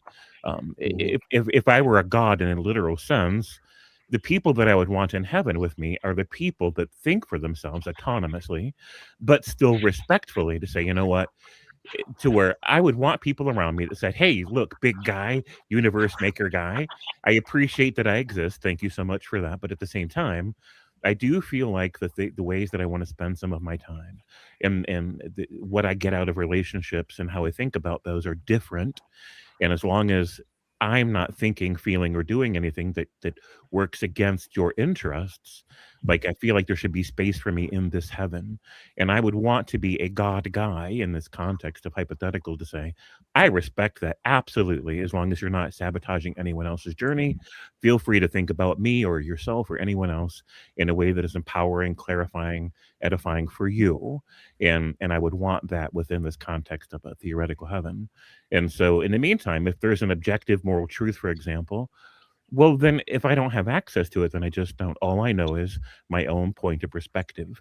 And if a God literally exists and wants to change my mind, well, then they can show up, have coffee with me, we'll have the discussion, and they can give me their best arguments, or they can nurture the kind of relationship that they want with me. I'm available for either thing. In the meantime, I feel like I'm kind of on my own down here, and I've made peace with being on my own. And so if the universe has a different perspective, or if a God thinks a different thing than me, then I kind of feel like it's not my problem, right? And if they want to have a relationship to bridge the gap, then they can just show up for that. I appreciate what James has been saying and what Scott said too. I found that as a non-dualist, I got a lot of pushback from the Christian community, right? Who believes that, whatever you are not God, right? You are not fundamentally God. So there's pushback from there, in the West. And then, of course, among atheists, right, they're going to call that woo-woo, or they're going to kind of misinterpret it typically. But there's a lot of people that do understand metaphysics. Is probably more so in the atheist communities than in like the dogged religious communities. But I feel like by admitting it, by just coming out and admitting like, hey, you know what, I'm a Christian mystic, more along the line of Meister Eckhart. I was able to find community there within Muslim mystics who are the Sufis and Buddhist thinkers and Taoists. And so there's a community, waiting to embrace you at the end of, admitting to yourself what it is you are, who it is you believe, so that you can satisfy your cultural self. Because there is a part of you that wants pride and not shame, right? And if you have to hide a little bit of who you are based on, the groups that you're around, that can take a negative toll, and so. Well, I think that's what me and Lou have been talking about over the years. I think our experiences, mine and Lou's experiences, sort of intersect in a way where we come from a very fundamentalist background, and we've experienced firsthand the brainwashing or the indoctrination and all the bad parts of it. And that sort of fuels, the virtue of skepticism, and to try to promote that and to really expose a lot of the harms that religious thinking itself can bring, right? But the thing that we rarely talk to are folks like you, Mr. Biscuit, that approach it in a different way, come to an entirely different, and it's almost really hard for me to really picture you. I don't know if gelling is the right word, but being coherent with a lot of churches out here and people that go to church, or what people teach mainly here in America about Christianity. You know how it's not like, I don't know. I guess we'd have to unpack what you mean by like Christian mysticism, like to let you kind of explain how that's maybe a little different, but it's kind of the same thing, or whatever the intersects or overlaps may be or may not be. Maybe you can explain that and make sense of that, you know? I think that most of the mystic traditions, like one of the reasons that when I meet Sufi mystics, who's the Islamic branch of mysticism, as a Christian mystic, we embrace one another, right? Because I feel like the mystic tradition is one which seeks to show mankind that the separation between us is merely an illusion, right? And so according to the Christian mystics, this is what Jesus was trying to do when he said, love your neighbor as yourself, right? Treat someone who seems like they're different as if they're fundamentally the same, or love your enemies even, right?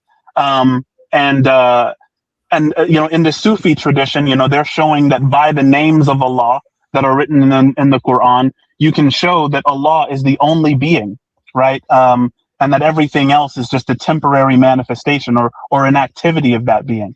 And so I think that that's what the mystic seeks to do. So for instance, Meister Eckhart, he was famous for praying to God to forget God. And that sounds insane. It's like, why would you pray to God to forget God? It's because he wanted to participate. He wanted to have a participatory form of knowing God, as opposed to the propositional knowledge about God by which he could make an idol, right? Because whenever anybody thinks about God in terms of, qualities and, all the, you're making God in your own image. You're essentially worshiping, a makeshift version of yourself. And so it's a really, really cool and interesting tradition that I'm kind of happy to be a part of, but it jives really well with idealism. Yeah. And Alex says that would view, or that view would gel better with Eastern Orthodox. Well, what I mean to say there is just that I run into a lot of Eastern Orthodox Christians that are like, yeah, non-duality sounds about right. But when you get into more like mainstream Christianity here in the West, in the United States, they typically tend to be like substance dualists or whatnot. Yeah, for sure. And the thing is, when you talk to when you hear Bernardo Kastrup having these lectures or having discussions, a lot of his hosts will say to him like, "Hey, have you investigated like Jainism, and have you investigated Eastern mysticism?" And he'll always respond, "I don't really know anything about those things, so I can't say." But he's often asked when he unpacks his non-dual perspective or his idealism that it sounds like Eastern religions, and he doesn't go into that just because he's not as educated. But I think it does. Eastern religions jive really well with idealism, and I think that they're right. Kastrup's idealism is literally just it's mysticism, right? He just doesn't personify it in any way, which might make it a little bit closer to maybe Advaita Vedanta or something out of Hinduism more than anything else. But yeah, it's like basically the same thing, just expressed in like Western analytic language.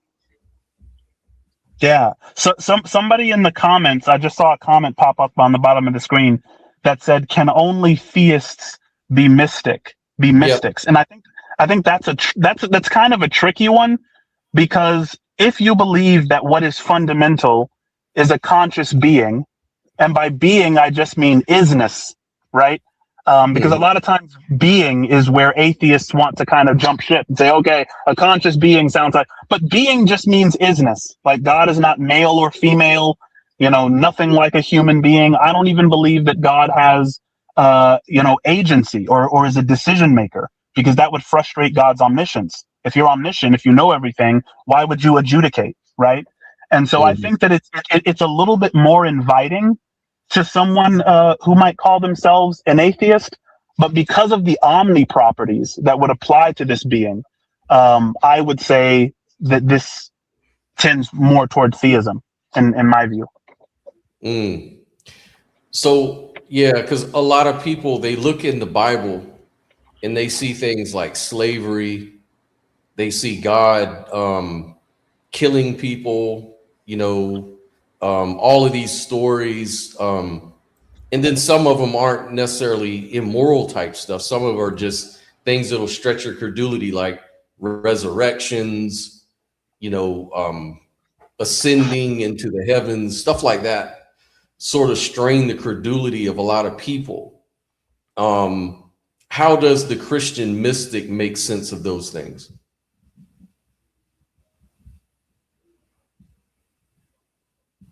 I think he froze up. I think you froze up, Mr. Biscuit. There you go. Hello, am I back? You're back. Am I back now? Yep. So something that you're not going to hear a lot preached in churches, I think it's Isaiah 45, where God says, I create evil.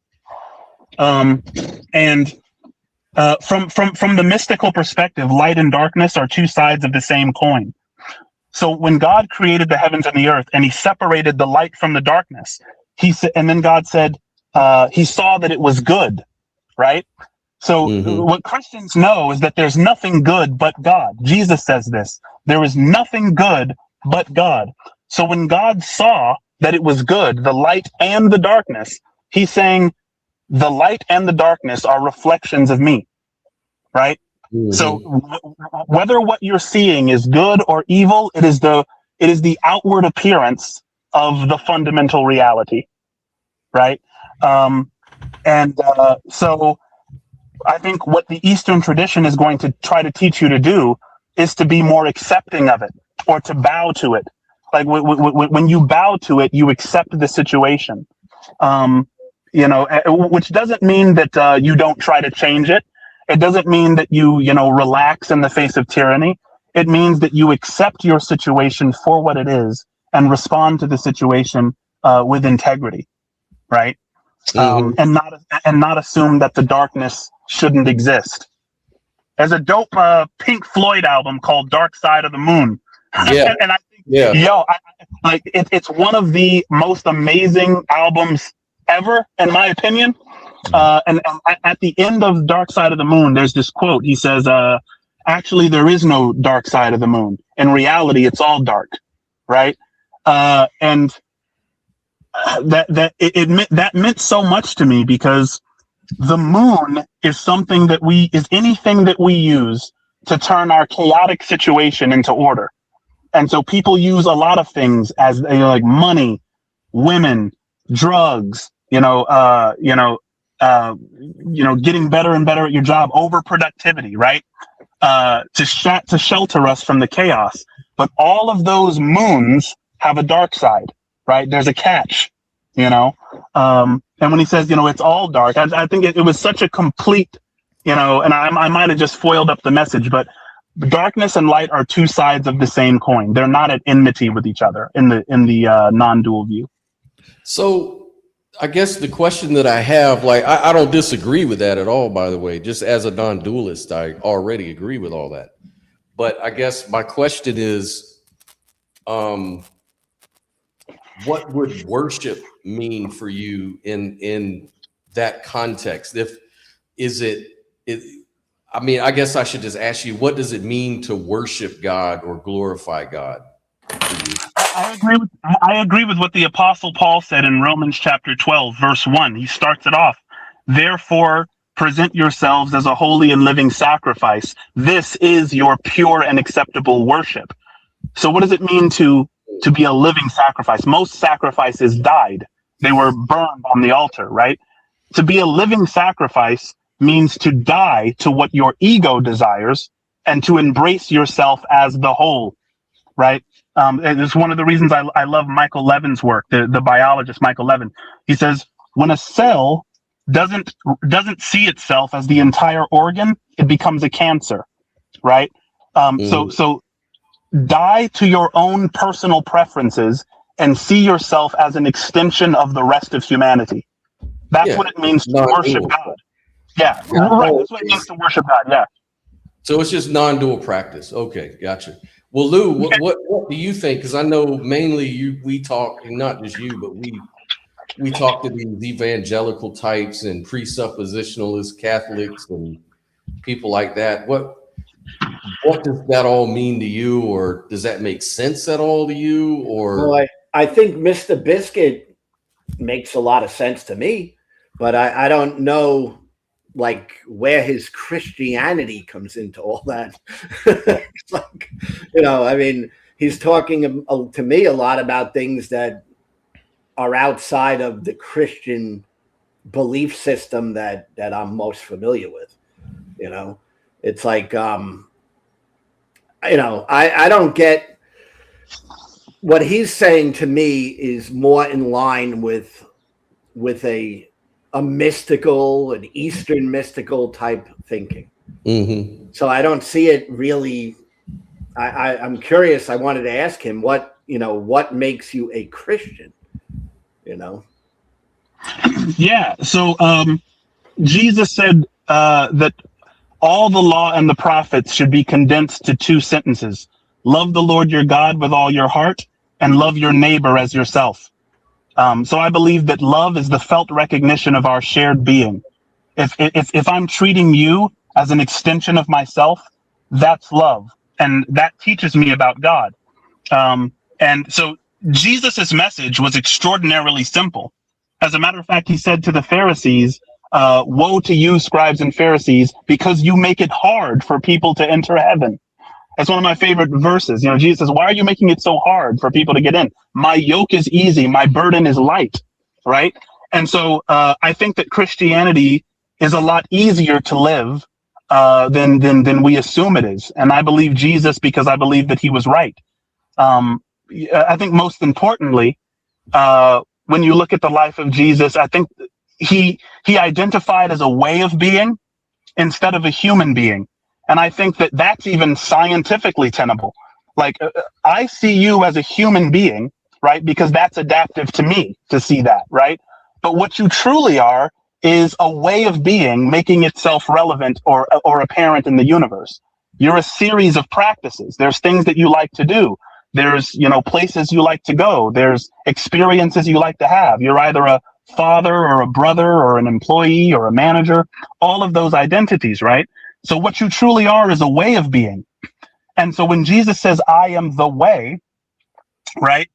No one else gets unto the Father except through me. He's saying this is the way to live life, right? In order to be in right standing with God. And I think looking at Jesus's life, what we know of his life, that's accurate. And that's why I'm a Christian. Well, here's the thing. When you say that, I don't have any problem with that. Like, I don't see any problem with that. It's just that that's not what I see as Christian. You know what I'm saying? Like, Sure. Yeah. Sure. And the thing is, look, man. Like, you're not wrong. It's like I've had conversations with pastors. I used to be a Calvinist. I'm no longer a Calvinist, but I had a conversation with the lead pastor, Jeff Anderson, out in Colorado Springs. And I was saying, hey, like, Jesus never says that belief in his death and resurrection is necessary for salvation, right? Why didn't Jesus say that it was a salvific issue? And he's like, oh, well, the Apostle Paul says it, and it was like, but Jesus did address salvation. He was asked the question, what does it take to be saved? And he never mentioned that his death and resurrection was a part of that. And so I think you will get a lot of different responses from different Christians or whatever, but I definitely live more in accordance with orthopraxy than orthodoxy, because the former is about the practices and the latter is about the doctrine. And I don't even think Jesus was orthodox in his own day. Well, when I look at Jesus, I see things that are brilliant, and I see things that were life-changing, even after his death. There are things that we look back on and can change our lives. I see all of that. What I don't get is Christianity is a religion. You seem to be a non-religious person. Okay, you seem to be someone who is trying to look at reality the best you can. All right, and then coming to a life philosophy, so to say. And that's where the mysticism comes in. Yeah, but is that really like, you know? What's strange about what you're saying is, I embrace more religions than the average man, and I don't know how that would make me less religious. Like, I'm actually embracing a form of Islam and learning the, ashhadu an la ilaha illa wa ashhadu anna Muhammadan Rasulullah, and all of the different, like the names of the law, the verses in the teachings, the watat al-wujud. I study religion and practice religion all the time. And so to say that I'm less religious because I've brought it into my world, like, it seems like that would make me, I think like that would make me more religious, because the people who you might call religious, they may be the people who sit in church on Sunday, get the teaching spoon fed to them, go home and do the laundry and start to do their non-religious stuff. Religion is something I take with me wherever I go. I don't think that makes me less religious. I think it makes me more. Well, when I say religion, I'm specifically talking about doctrine, dogma, like it seems like you would think, and you could tell me if I'm correct, but you would think a Hindu person can be saved. Is that true? I would only say yes because Jesus said yes. Okay, but still, that's so. Do I become less religion? Do I become less religious for quoting Jesus in this instance? Well, yes, I think so. because the thing is that Christianity is filled with dogma, doctrine, and that, I'm not saying Jesus said to be like that. I'm just saying that is what we have. We have an institution. But the thing is, I think if it would be very difficult and the scripture that I'm talking about, Jesus says, on the day of judgment, I will say unto them, when I was hungry, you gave me bread. When I was thirsty, you gave me water. When I was in prison, you visited me. And they will say to me, Lord, when we saw you thirsty, did we give you drink? When we saw you in prison, did we visit? And I will say unto them, whenever you did to the least of these, you did it for me. So the likes of Bart Ehrman and John Dominic Crossan, these are not Christians, right? But they're Bible scholars. And they say this is something that Jesus very likely did say, right? And what it shows is that Jesus was more interested in orthopraxy, like what you're doing for the poor and the widow and the prisoner, than he was even knowing who he is, right? The idea is that these people who will enter heaven won't even know who he is. They'll say, when did we see you and do these things? And they'll have to tell them, you were just out there doing this for the poor, and you didn't know that you were doing it for me. And now you get the kingdom of God for all eternity. And so it's not a non-religious answer to say that, yes, there will be Hindus in heaven. What it is an answer which isn't in keeping with the religious leaders of the day. But Jesus wasn't in keeping with the religious leaders of his day. So I'm in good company there. I love it. I'm an atheist and I love it. I think that's a good way to think about it. We should start a church, Mr. Biscuit. I was thinking about that. Go ahead now. No, go ahead. I was just going to ask Lou. So, do you think someone can be religious without the religious institution? Is that when I think of religion, and again, it's how we parse these words, right? Mm-hmm. We have a word, religion, and we can assign maybe a certain nuance to that word that's unique to us sometimes. But when I think of religion, I'm thinking of doctrine, dogma, all right, things that are part, or you must agree with to be part of the group type of thing. Mm-hmm. That's what I'm thinking about.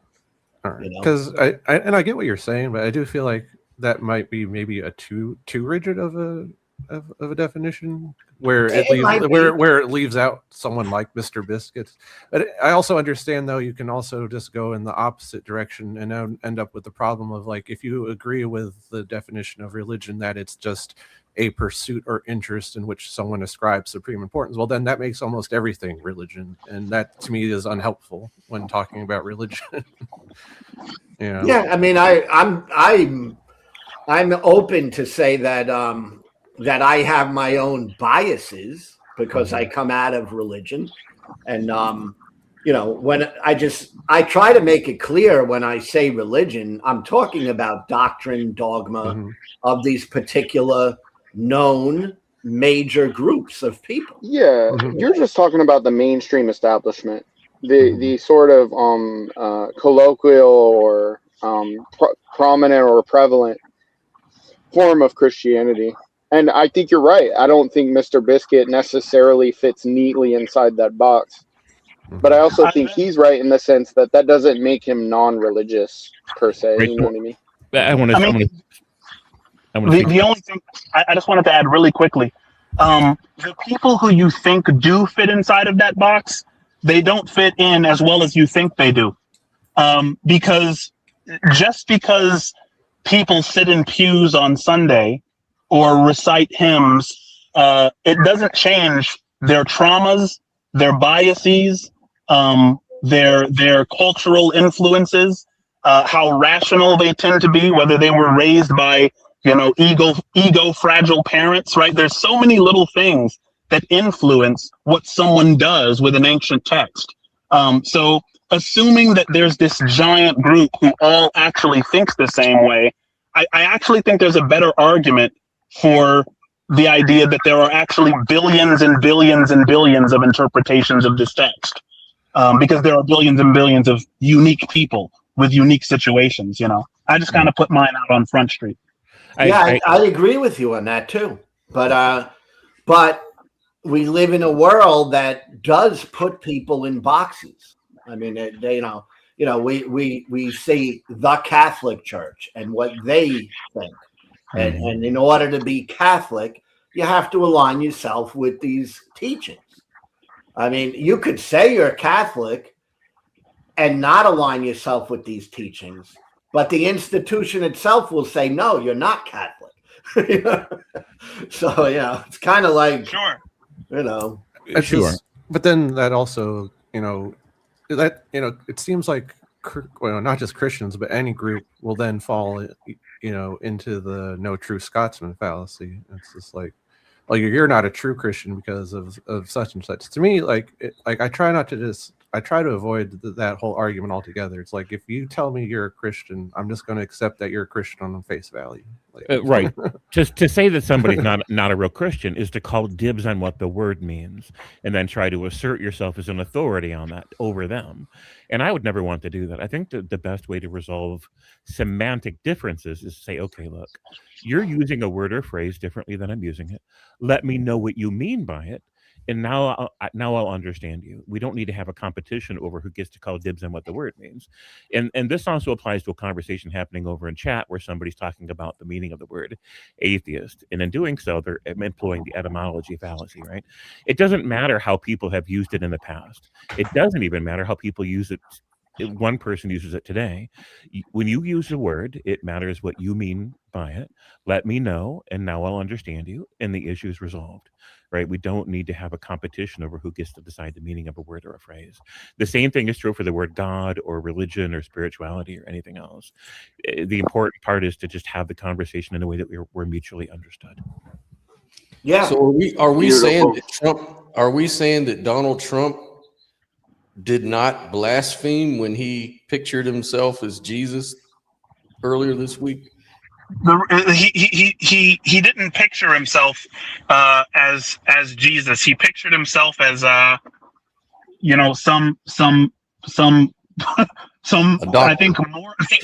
LDS pamphlet painting of Jesus. Yeah.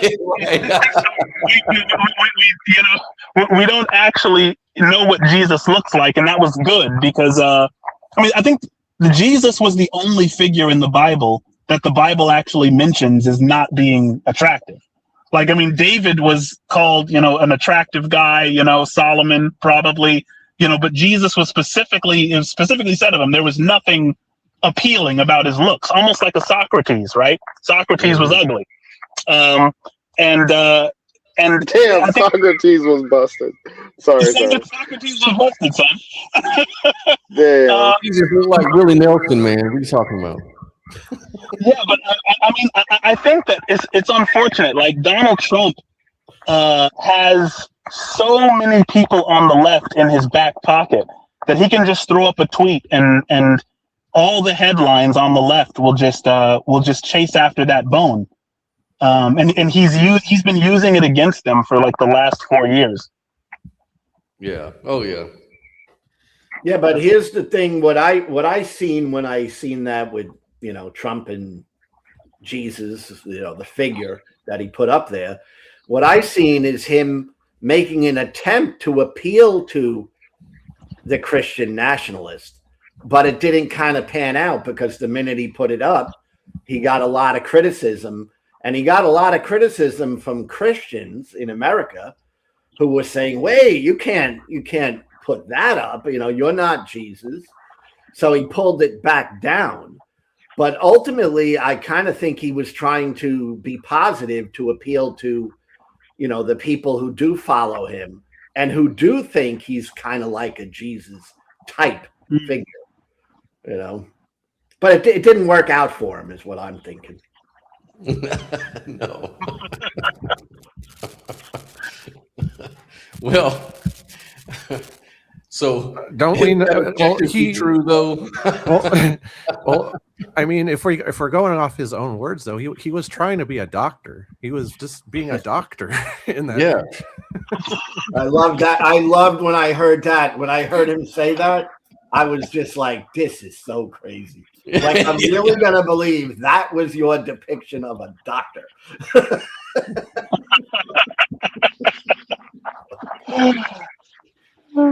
I thought he looked more like a surgeon myself. But... Wow. Does anybody else want to join the stage and add to the conversation to get back to is objectivity even possible? I don't know if somebody said the link didn't work anymore. I think that was Inference Engine. If you try clicking on the link, does it bring you in on the stage? I think you might have a limit of 6 people. Oh, is that what it is? Oh, okay. I think, because I think when I do a stream, I'm limited to 6. Oh, yeah. I could just take the position of like some kind of a physicalist or empiricist and say something like, look, I think that we can achieve, now this is kind of intentionally ridiculous, but I think it's accurate nonetheless. I think that we can achieve a view from nowhere by taking a bunch of views from somewhere and adding them together in just the right way and subtracting just the right things. And by that, I mean, I think that we can take our experiences, right? Find the common denominator between those experiences, and then subtract everything which is in excess that overflows on top of that, right? And that's how we get to objectivity. I think through that kind of methodology, aka science, we can, and mathematical physics and such, we can draw an ontological picture of reality, and it's purely physical, non-subjective. Yeah, like intersubjectivity as a way to point to things, beyond the subjective experience, I guess is a good way. And hey, Nell, I got to ask you, do you think that would be absolute certainty? Because I don't think it would be. Yeah, if I'm a physicalist, I would be committed to, yep, that's just what reality is. We take these measurements that we make with our sense perceptions, and then whichever ones are consistent, repeatable, and are shared across multiple perspectives and testable, those are objectively true. And that's just what the world is. It's just those measurements. I mean, to answer you, Lou, I'd say no, that's not absolute certainty. And I mean, I tried to make a distinction at the very beginning between objective truth and absolute truth, and that they're not the same thing. Yeah, that's where I'm at. I don't think they're exactly the same thing, you know. Yeah. No, but you don't understand. My claim is that everything is physical, right? And how I define the physical is what is in principle capturable by physics. And so I'm committed to the idea as a physicalist that physics can, in principle, give me a complete ontological description of reality. So that's what I think. I think that is absolutely true. These measurements that we derive, these mathematical truths that we come to, these entities that are described by the standard model of physics are real, and they're absolutely and objectively so. Yeah, and I wouldn't put myself in that category of physicalist. Yeah.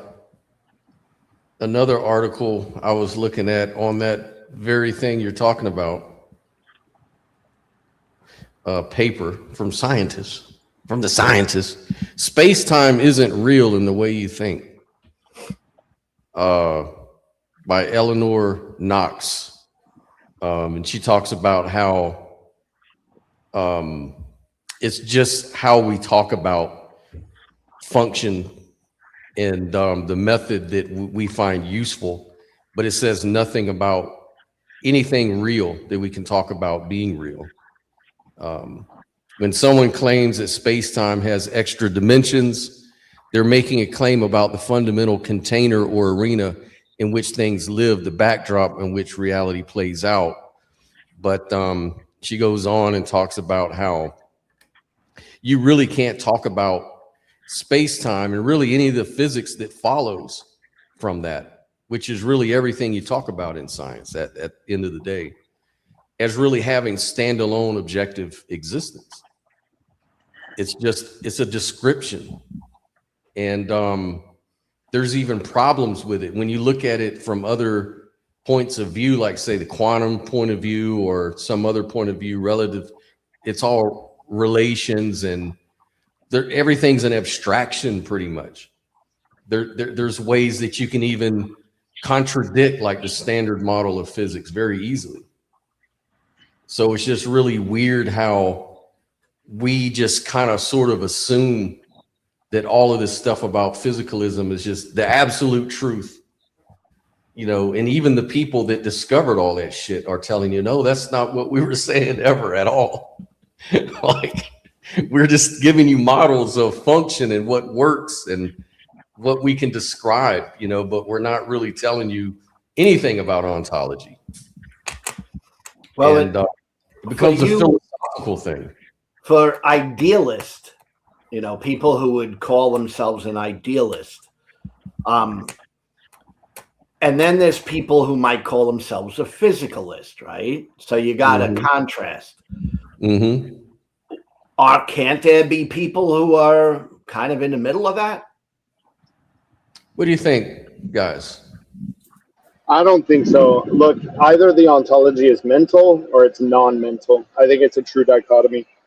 If it's non-mental, you don't have to necessarily say that it's physical per se, but that's typically what we mean by physical.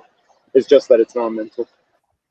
Well, what about somebody who takes a position, which I often do? Personally, I take this position a lot because I like to be truthful. And I might say something like, well, I'm not sure. I don't know. All right. Because a lot of these discussions come to a place where you are making this decision, right? Oh, I'm going to jump on this side or that side. All right. Isn't there a place for someone just to say, well, I'm not sure about that?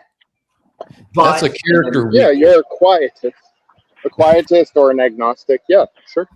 And also maybe I'm being, sorry, let me get out of this noise really quickly. Maybe I'm being like a little bit unfair when I say like it's only a dichotomy. I mean, there's certainly positions such as dualism or panpsychism. But if, you know, Yeah, so just to throw that in, but yeah, I think you can certainly be a quietist. Yeah. Well, the only thing about that is like I think you have to kind of raise the bar. If you want to call yourself a skeptic, and some people don't, and some people do, but there could be a teapot orbiting one of Jupiter's moons. It's not impossible that that's the case, but possibility is a really low bar, and so I think to say, and maybe this is where parsimony comes in, right? This is why parsimony is such a virtue when it comes to explanatory inference, is because it's like you can say that materialism is true, but it posits something which is unnecessary. And so to posit something which is unnecessary doesn't present a scenario where it's impossible that it happened that way. It's just like, I want to believe the simpler thing, because in my reality, the facts tend to follow the course of least resistance, So I wouldn't want to necessarily put unnecessary and arbitrary obstacles in my way if I don't need them. I'm going to prefer a theory which has less absurdities and less obstacles. And I think idealism has the least absurdities and obstacles to overcome. Yeah, and just to add on to what you're saying, it's like demonstrably true that less complex theories are usually more correct. Like, we can just show this. But also, it's not only... The thing is, like, physicists call it a lazy universe, right? And there's like a little bit of debate left about whether the universe is lazy or not. And by lazy, they mean like the universe doesn't do more work than it has to. Very, very rarely do we see instances of that. But go ahead. We even see this in quantum mechanics. Quantum entanglement is so weird because we have these correlations between particles at vast distances, but the correlation boils down to the angular. It has to do with angular momentum being conserved, right? So literally, even in quantum, we get this tendency of the universe to always do the most efficient thing. Not to like get into the weeds, but the conservation of angular momentum has to do with that, the same principle. But I was just going to add to what you were saying is, it's not even just that the idealist posits a simpler ontology, but it's that the postulation of some material that exists prior to, independent of, and gives rise to consciousness creates the unsolvable problem, which is the hard problem. So not only is idealism simpler, but it doesn't create these issues. So it's like doubly so. And it has a lot of explanatory power. Like, I think me and Nell, we were talking about this yesterday, I think, when we were discussing the problems with solipsism, about solipsism just lacks some sort of explanatory power. Yeah. But, if you look in any philosophy, it'll tell you that the best approach to having explanatory power is to always appeal to first principles. And a first principle is like a foundational truth that doesn't really just depend on anything more basic, right? So like a famous example would be Aristotle described first principles as the starting point of knowledge, like things you don't derive, but from where you reason from it, And so with idealism, you start with the one thing that we can all agree with, which is, we're conscious, we have an experience. And we go from that, and we can build from those first principles into the argument for idealism, right? Whereas the opposite views, like the non-experiential metaphysic, starts with something you just imagine, like you just abstract this world outside of your experience that exists, and then you start trying to build your world up from those things. And a lot of people approach the God question the same way. Like they imagine this old man in the sky type of God, and then they try to build the story of reality around that imaginary thing. And that's the one thing that a lot of atheists or skeptics will point to. They'll say, just saying God did it has no explanatory power. Mhm. Why? Because you're just imagining something out of nowhere to explain everything, right? There's no first principles there. But idealism takes the one thing we all agree with and know, which is our conscious experience of existence, whereas physicalism are kind of doing the same thing that the theists do. They're imagining this non-experiential world out there and building the world around that. Yeah, because What? I don't want to. Oh, go ahead. I'm trying to because I'd say I'm pretty much with Lou on this, where I'm like purely just agnostic about it, but like trying to put myself, or looking at idealism and trying to like give my critique of it, the people are saying, it's a simpler theory, which, it's true, but like we have to remember in philosophy, and I suppose in science, it's like that's we should be looking at simplicity, though, if only all else is being equal. So to me, it's like if you're going to appeal to simplicity, then you are accepting the fact that both physicalism and idealism have equal explanatory power. And Yes. so to me, it's like what Scott was saying, where it's like, no, like if you're going to make an ironclad case for idealism, then to me it's like you need to be butting heads with each other's explanatory power. You got it. That's what I'm thinking. If you're at that point where that's going to decide it for you, you really kind of don't know already. That was my point. Well, okay. Well, here you go. I've got an argument against the explanatory power of physicalism. Look, physicalism specifically defines the physical stuff in such a way that it is devoid of all qualities. When it says that when physicalism says that physical stuff is fully and completely describable in third-person objective language, this necessarily excludes the mental, because the mental is subjective. And in doing so, they eliminate the possibility of an intelligible explanation of subjective experience arising from physical processes, right? So what I'm trying to establish there, what I'm arguing for, is that the terms if I accept the terms as defined by physicalism, we run into an internal inconsistency, which means that there is no explanation of like human experience, for example, or any experience. That's, in my opinion, the biggest blow to explanatory power that you could possibly have, because it's the only thing that we know for sure exists, and it cannot be explained under materialism.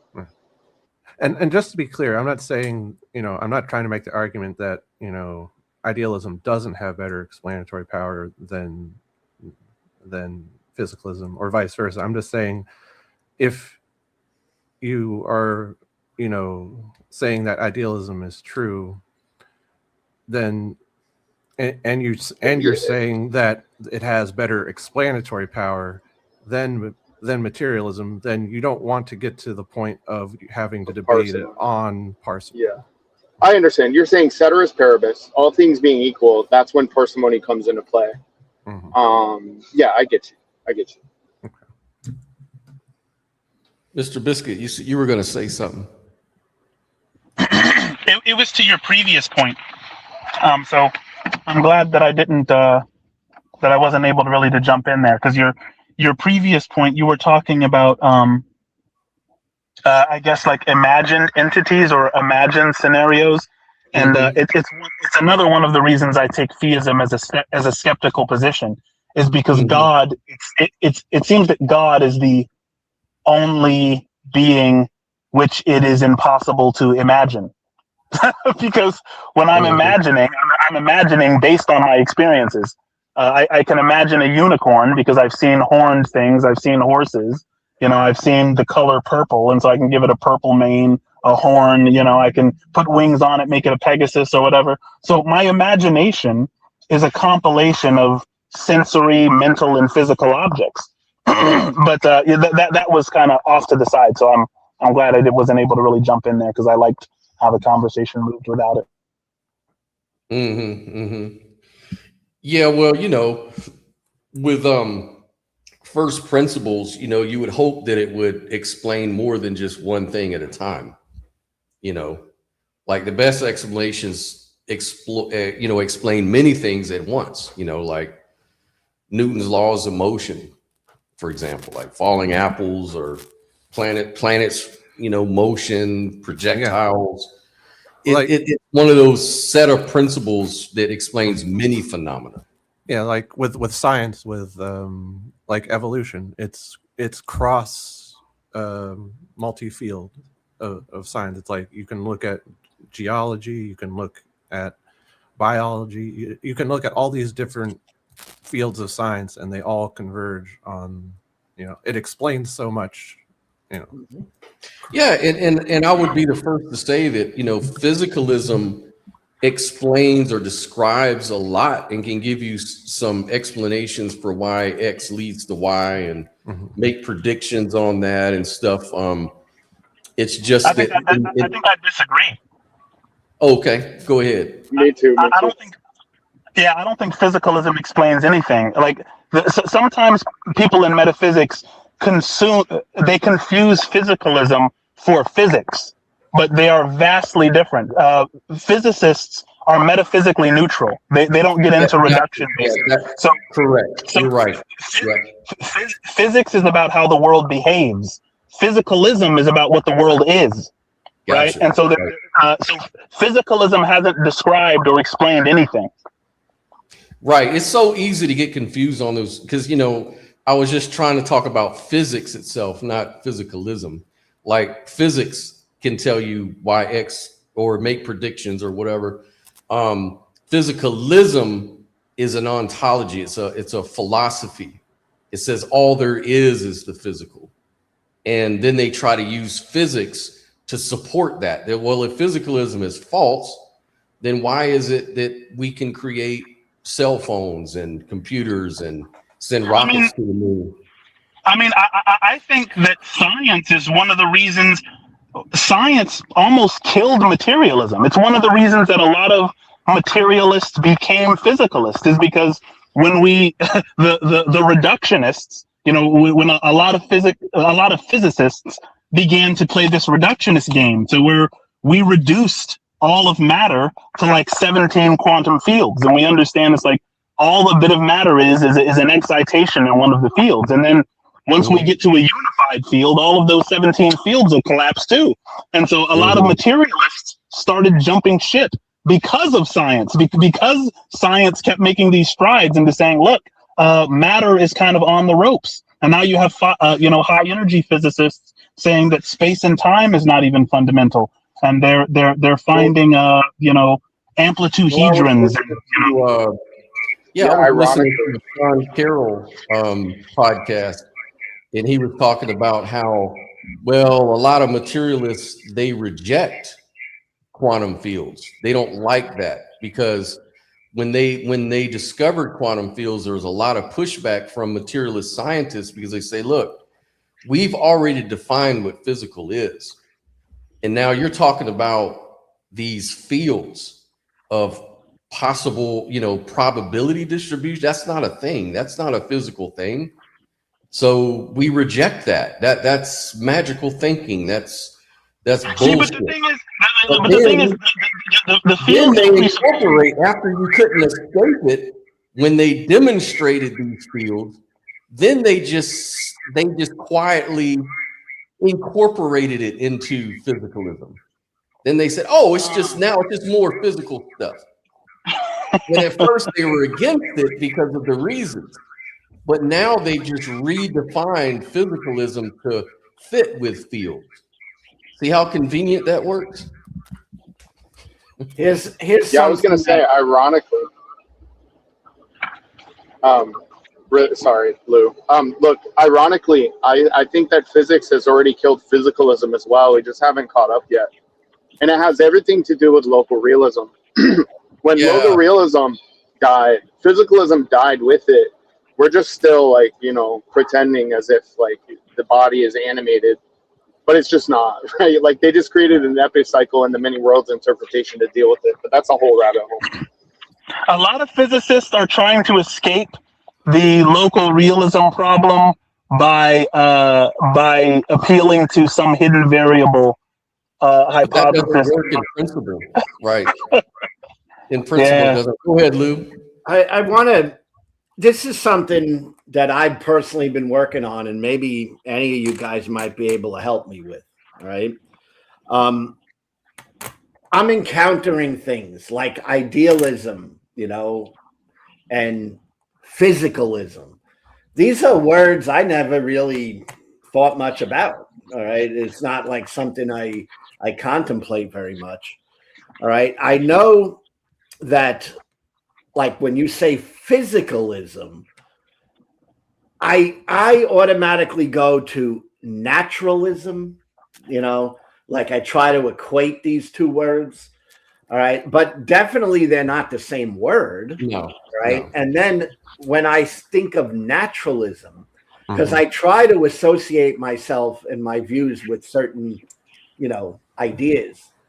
And I encountered methodological naturalism as compared to just naturalism. And I think I'm in that category. All right. And there's still an element of I don't know in methodological naturalism. But when you're talking about physicalism, I don't really relate to it because I don't think I'm a physicalist. But what's the difference? And this is what I'm struggling with. The difference. Yeah, I got you, Lou. Physicalism and naturalism. Yeah, so physicalism is the belief that everything in reality is reducible to particles, fields, and forces, broadly speaking.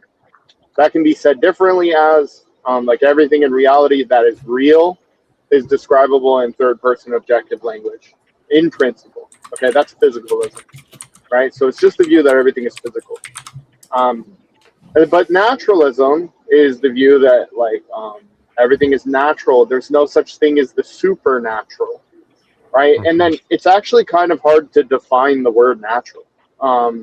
There's like conflicting ideas, but I think I would just define it something along the lines of like natural just means predictable to a degree. There's no like miracles creeping into the system. Now, I tend to be a naturalist personally, but I don't rule out any possibility of the supernatural. And that's why someone was telling me that I really fit into this category called methodological naturalism, where it's not an absolute. Yeah, and that's an epistemic claim. So methodological naturalism is probably the bare metaphysics that you should take on to like practice science, for example. It's just like the idea that, look, these experiments that I'm doing are going to have predictable, repeatable results. And there's nothing in the system that is like volitional, which is like going to alter, Jesus is not going to come down and change the result of this like experiment, not to pick on any Christians, Mr. Biscuit, but you know what I mean? But in methodological naturalism, there is room for the possibility of the supernatural, correct? Yeah, I mean, it's not like maybe I misspoke. It's not really a metaphysical position. So it's an epistemic position. It's just saying, look, in my experience, I'm just going to assume that things are regular so that I can do science. That things are repeatable and predictable so that I can do science. Outside of that, I don't know.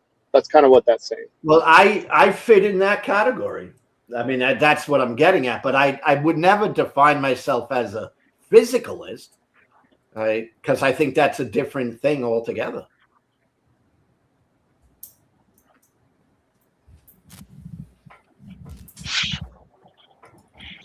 Yeah, I see naturalism like I'm a naturalist, and I see that consciousness is natural. And so if I say that consciousness is something that's that reality is based on, then obviously I would say that my view is a naturalist view. I think the natural label being a metaphysic is because of other views like theism that point to supernaturalism, like God is supernatural. And because no one can disprove God, no one's proven God or disproven God, then the question is open whether the world is really a natural world or a supernatural world. I just lean towards naturalism as probably what the world is. And even if it really something like supernatural just doesn't make sense to me. I think it's a word thing for me, because it's like, well, even if we did discover these so-called supernatural things, they would just now be part of the natural world again.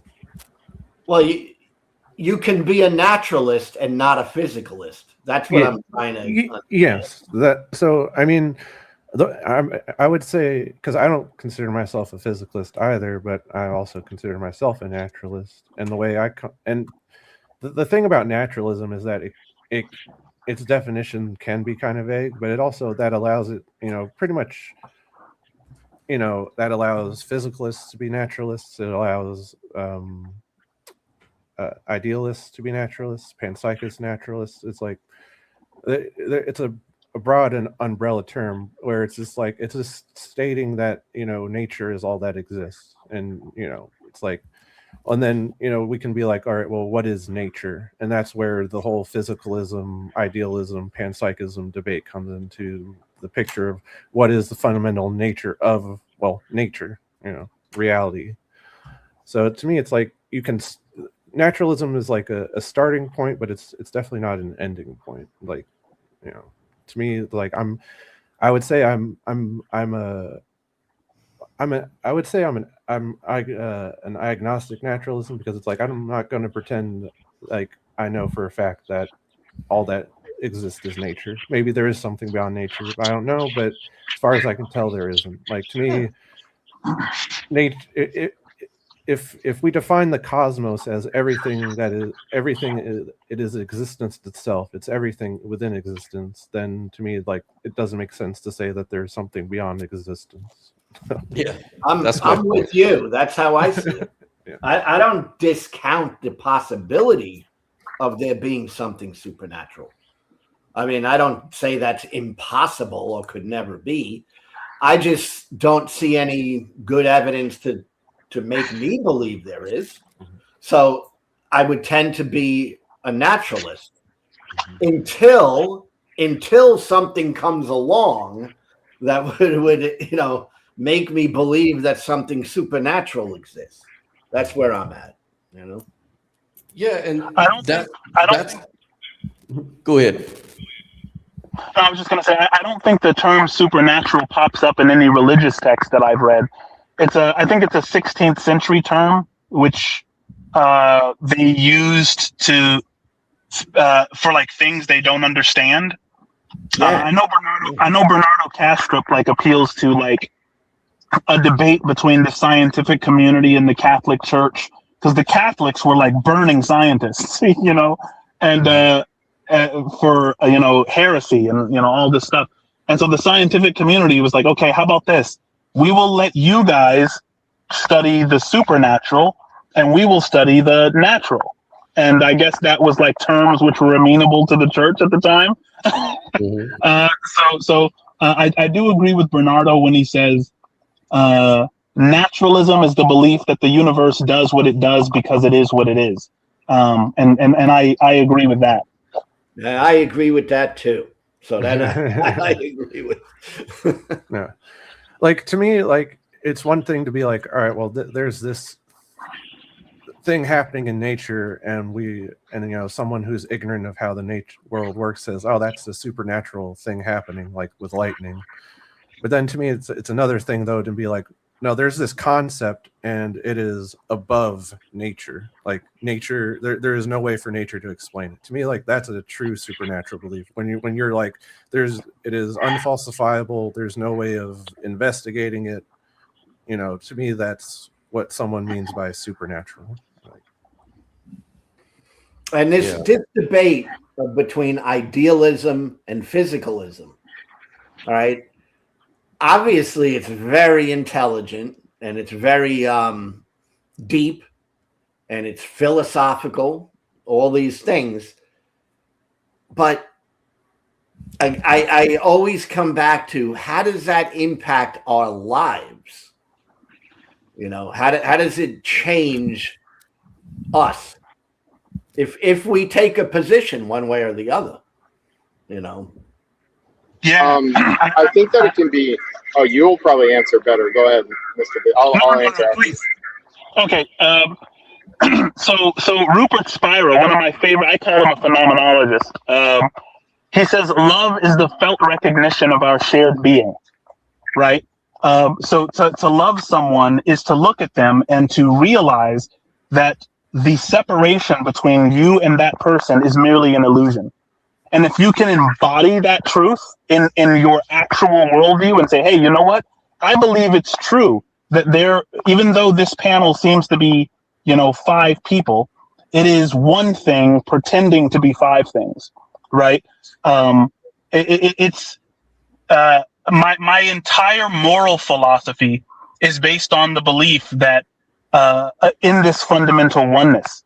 So that things like compassion is me treating your suffering as an extension of my suffering, or sharing is me treating my resources as an extension of your own resources. And all of that is based on the belief that oneness is fundamental and, the distinction between us is merely an illusion. So there's so many things, so much life that it breathes in. Just a third thing before I pass it over to Alex is like transjective properties, right? When you see and maybe this kind of goes into salience landscape theory a little bit too much, but like the color green, like when I'm looking at a green bush over there, that little bush in front of me, that greenness is not objective, meaning it wouldn't be green if my eyes weren't present or if your eyes weren't present, right? It's not subjectively green because I can't change it to red or pink, right? It's transjectively green, which means that the outside world and my inside perspective, they're sharing something. It's only an illusion for me to assume that I'm in here and that's out there. It's actually 2 sides of the same coin. And so the more I investigate and remember non-dualism and idealism, I think that it has, radical transformative effects for my personal life. So, okay, I'll let Alex go. No, that's fine. Nah, I definitely should not have let you go first because there's no way I'm going to be as articulate. But I mean, I guess I would just add, look, I agree with everything Mr. Biscuit was saying there. I think it's definitely true. And it's not impossible. So I think that we need to probably lay this. It's not impossible to come to the same realization as a physicalist. Sure, with the age of quantum and all that, you can see everything as one connected whole. You can certainly come to these same notions, but it's much harder to tell that story under physicalism from my own personal experience. I used to be a physicalist. I was a naive physicalist for a very long time. Just naive in the sense that I never really looked into it. I just sort of accepted things at face value.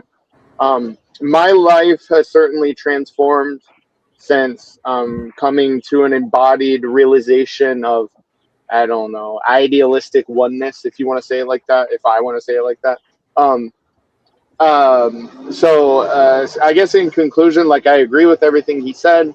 I'm saying that it's not impossible to come to these same understandings under physicalism, but it's much more cohesive under something like idealism. It flows out from the realization rather than having to pick up random pieces and try to put them together and hold them together with duct tape.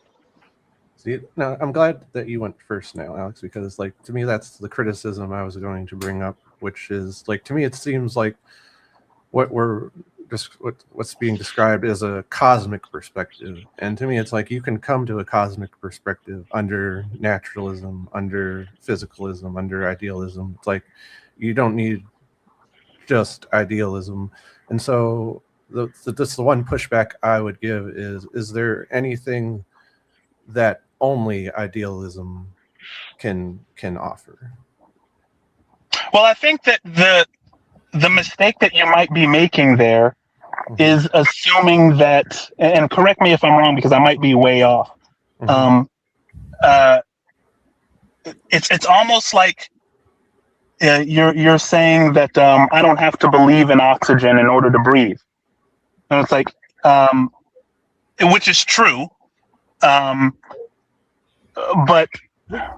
So let me just make clarify, like, you can come to a cosmic perspective of you don't even need to have like a whole entire ontological metaphysical worldview. It's like Neil deGrasse Tyson just doing methodological naturalism can explain like how everything is made out of atoms and everything is stardust and how we're all interconnected. And it's like you can come to an intellectual understanding of this oneness without having to like latch onto a metaphysical view.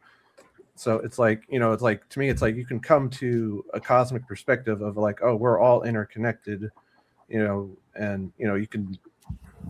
So to me, it's like, well, if you can come to this interconnected perspective, this transformative perspective, then like, to me, it's like, well, okay, well, if you can do that under this view and that view, well, then what is it that? Yeah, look. Oh, sorry, finish your. Go ahead. I was just going to end with, well, okay, well, what is there anything in idealism that you can only get from, well, idealism? Now, maybe Mr. Biscuit has an answer directly for that question. I would say probably no. There's not like something idealism has in terms of meta-ethical or psychological implications that you absolutely cannot derive from any other view. But that being said, right, I like to talk about it like this. You know how when we drink wine, certain foods pair well with certain wines? Now, I don't know the rules because I'm not really like a big wine drinker. But isn't it the case that like white wine pairs well with something like shrimp? And like, yeah, you can drink red wine with shrimp. It just doesn't pair as well. And so that's kind of the message that I would like to pass along, which is that physicalism tends to pair well with views such as nihilism, views such as individualism. I think that it pairs well with sort of like political or like philosophical materialism, in the sense that we value the objects and the material world which is extrinsic to us, rather than sort of taking the experience to be more important, the inner world to be more important. So it's certainly not like I'm not saying that anything is entailed necessarily, to use like specific philosophical language, but I'm just saying like certain things, due to the way that we are psychologically arranged, pair better together. And I think that empathy pairs really well with idealism in a way that it doesn't necessarily with physicalism. One approach I come at it with, because unfortunately I'm just so familiar with the atheist versus theist argument on this thing about morality and quality of life and stuff. So I'm kind of, I've kind of just beat a dead horse with this one. Is that, it's kind of like the argument, well, the theist will say, well, how does the atheist find meaning in life? What causes the atheist to do good to others if he doesn't have God? What gives him purpose in life without God? Like, it seems like theism lends itself better to things like hope, meaning, and purpose, and treating others right. And for many it does, but many atheists will come out and tell you that I don't believe in God, and I always am charitable, helpful to my community and myself and others, and they've kind of found that. So if I'm consistent, to the theist, that's the same as saying I don't believe in oxygen and I can breathe. Right.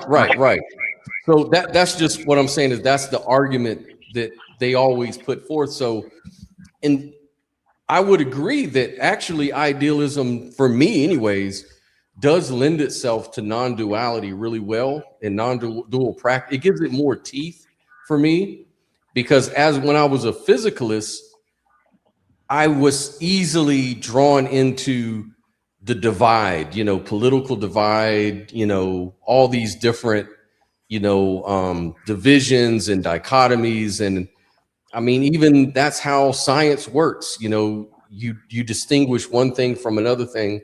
But then when I really embodied the belief of non-dualism, I saw a shift in my behavior and stuff like that.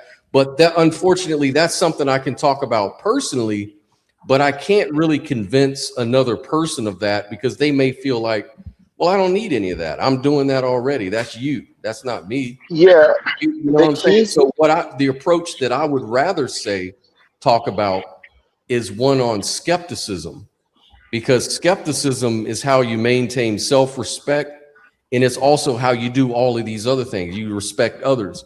So by being more skeptical, I ask questions. I'm skeptical of physicalism. And so it's just like someone could ask, well, what's the point? If you can't prove that God exists or doesn't exist, then why would you spend your time discussing it and debating it with people? Like, why would you always be in, like, what's the end game? Like, you're not going to prove or disprove God. So what's the point? What are you trying to accomplish? I don't get it. But what I usually say is, it's not about accomplishing anything. It's about fostering skepticism. It's about learning how to be a little more skeptical in your thinking and passing that along to others, to maybe help society be better, help individuals in their life to be protected from being gullible and stuff like that. So that's kind of the approach that I have towards physicalism versus idealism. You know, let's be skeptical. Let's look at each model and let's skeptically look at it and see which one turns out to be more convincing over the other. And then let's talk about it. Let's challenge. Let's have that skeptical discussion. And so it accomplishes exactly the same thing as the atheist versus theist thing. You're just fostering skepticism and thinking and a host of other things. But as a byproduct, I agree with all you guys that embodying non-dualism also helps my quality of life, just personally. But I don't like leading with that or trying to use that as the main thing for why, you know, unless that's the context that we're talking about. You know. And it's so strange that we have an aversion to leading with that, because I share that aversion. I don't lead with that either, but it's like, why not? Like, science is a pragmatic discipline. You know, it's like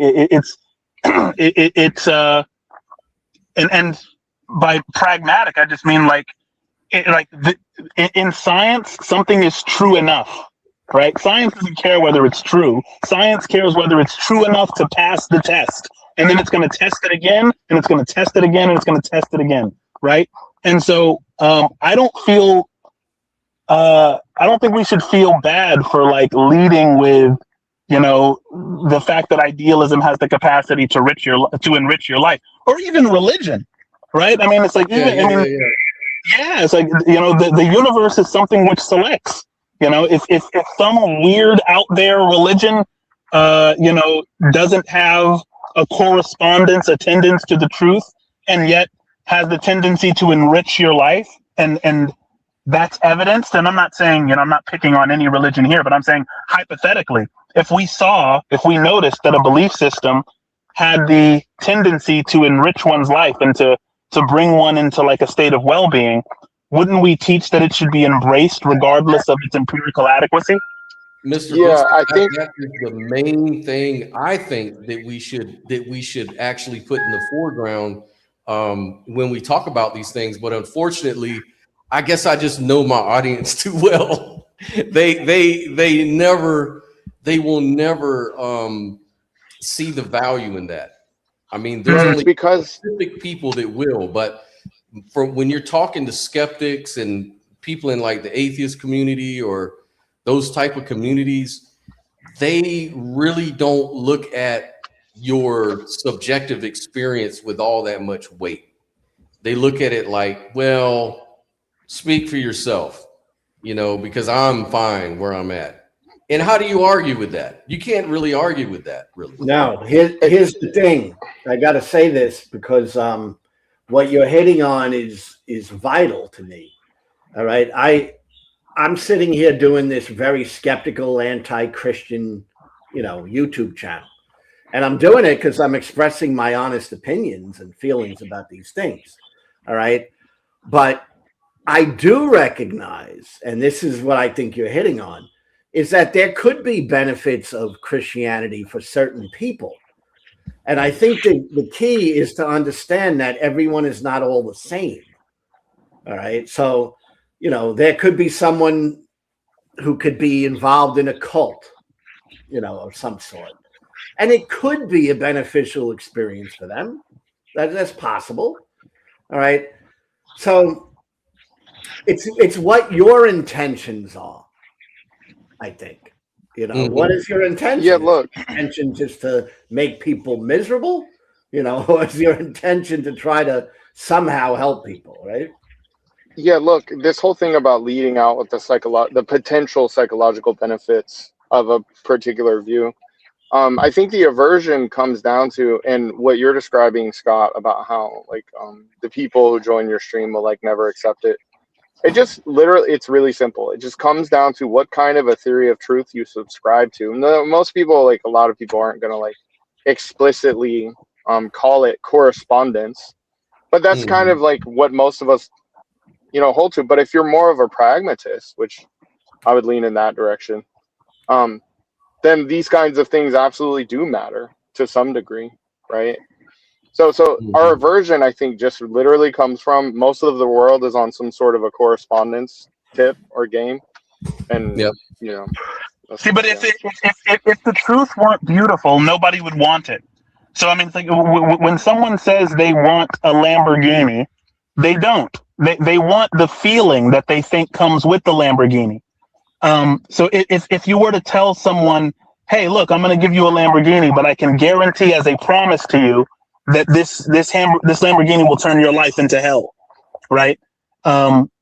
He's like that's they don't want it anymore. If you're convinced that the object that you're seeking is going to lead to misery, you don't want the thing, because what you're after is a feeling, right?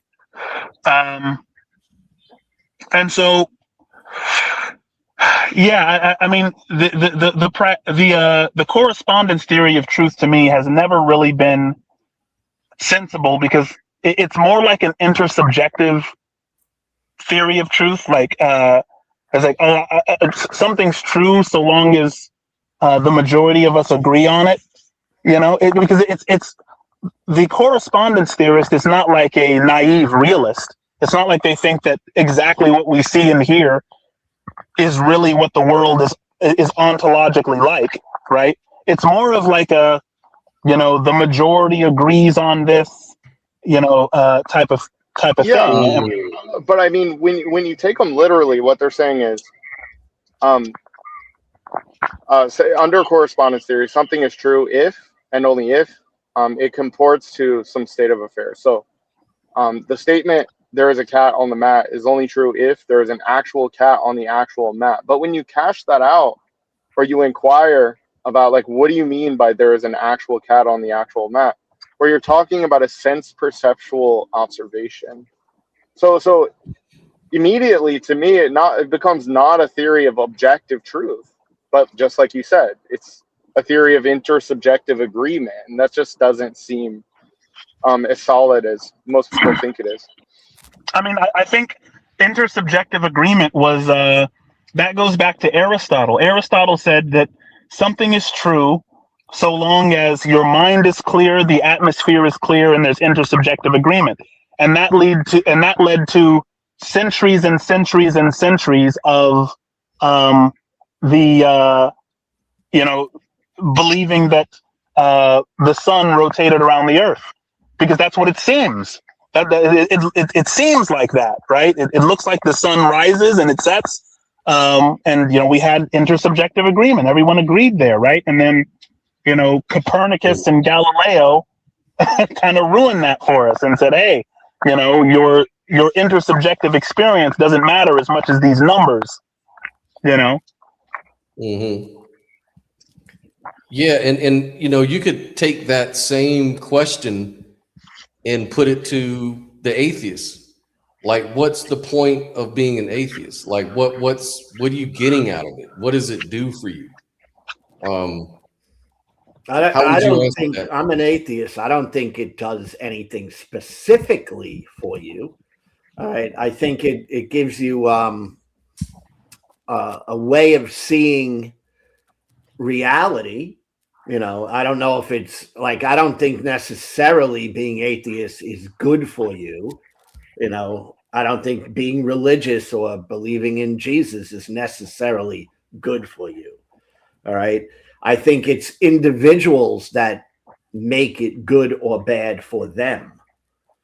I know. Mm-hmm. So but if you're seeking truth, if you value truth, if that's like a part of who you are, you got to be skeptical. You got to analyze these things in a critical way.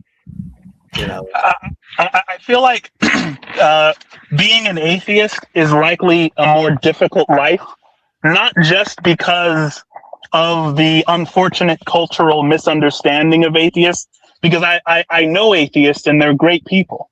The atheists that I know, there's a club out in Spokane called Critical Drinkers. Instead of critical thinkers, like they just go to a bar and they talk about philosophy and they drink, and they're a bunch of atheists. And I go out and hang with them, and they're great people.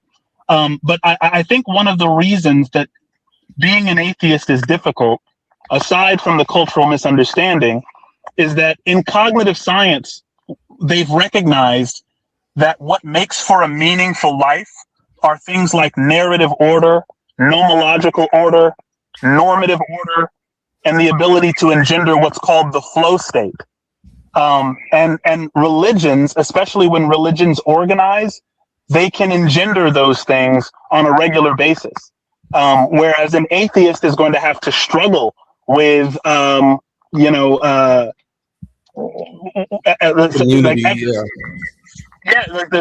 of like existentialism, where it's like, what does my life mean? I have to find my own journey. I have to build my own story, and it's almost like telling someone to do their own magic trick.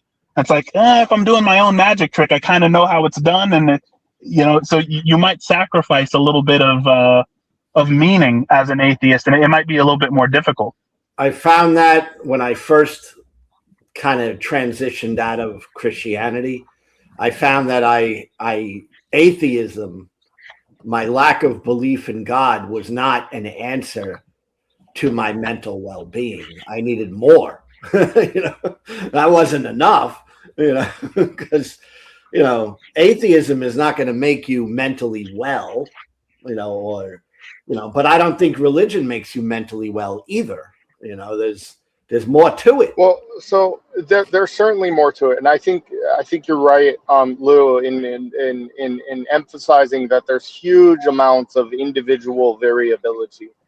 But that being said, us being human, we do sort of embody predictable patterns to a degree, and I would probably agree with Mr. Biscuit in the sense that there probably is some good science. Now, I'm not going to act like I've actually read the science, but I think that there is actually some good science that shows, on average, religion does tend to be psychologically beneficial over like atheism.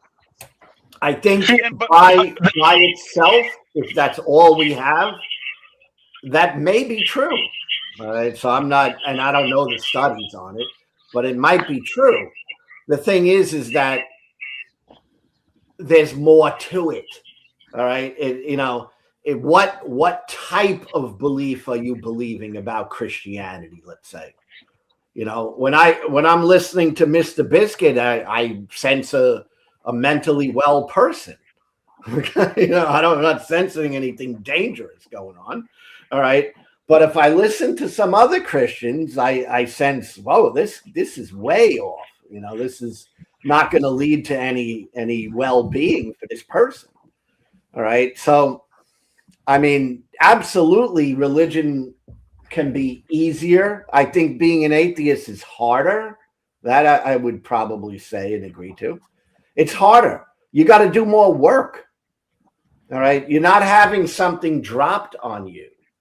You're developing your own purpose. And that requires a little more work and effort. So that's what I think about that. Yeah, and I wasn't, when I was talking about religion, I didn't mean to say that it is like by default, this, because I completely agree with Brooklyn. Like there are people who are that religion will drive them right into an insane asylum, and they have a lot of big problems. But the cognitive science studies that I was talking about before, they made the same claim they made about religion about video games. Like video games are now a bona fide addiction, right? Because of their ability to engender the narrative order, right? And the narrative order means what role you play in the story. So in most religions, it's like you play a role in the big story. For some reason, that's really important for cognitive health. And sometimes people can not have a narrative order, but they'll try their best to build one. They'll find themselves identifying as you want to be a part of some kind of club. It seems like, as a human being. Yeah. But then there's there's the nomological order, which is a lack of absurdities. And I think this is one of the most difficult things for atheists to are going to, if you find yourself as an atheist, that's going to be one of the difficult hurdles to overcome, because the nomological order is like, how many absurdities are there in the story you're telling about reality? Because like an atheist, they're going to feel like things are right and things are wrong, and that they may believe in good and evil, and yet they don't believe in, any rule maker to where they, can posit those objective rules. And so then you got to get into, meta ethics and moral anti-realism. It can get confusing. It's tough work. And then there's the normative order, right? How do I level up? Like, what should I do? Like, normativity is like rights and wrongs, and that's kind of given to you by religion. It's also given to you by the video game, and so that's why people, spend in secular societies a lot of time on video games, is because they're trying to get the thing that religion used to give, which, religion has kind of lost that power over the West, or is losing that power. Yeah, look, can I clarify something? There was a comment that was interesting. Skyworks said, I'm a very sound atheist and don't feel the existential dread or nihilism that you guys assume we all suffer from. Look, I want to be very clear, okay? And I think that I've been extremely precise in the way that I've worded everything, and I've done that specifically to avoid anybody getting that exact expression that you embodied in that comment. Now, I'm just going to be charitable, and I'm going to kind of like repeat what's being said here. Nobody is saying that it is necessarily the case that if you are an atheist, therefore you hate everything and you're nihilistic. Okay, no, nobody is saying that. Not a single soul is saying that. What we are saying is that with something such as a non-dual ontology, or maybe even a religious worldview, it's much easier to tell certain kinds of stories that lead away from maybe something like nihilism. Okay, so again, it's not necessarily the case, but on average, due to the way that we are psychologically arranged, certain stories are easier to tell, and we lean towards the stories that are easier to tell. That's right.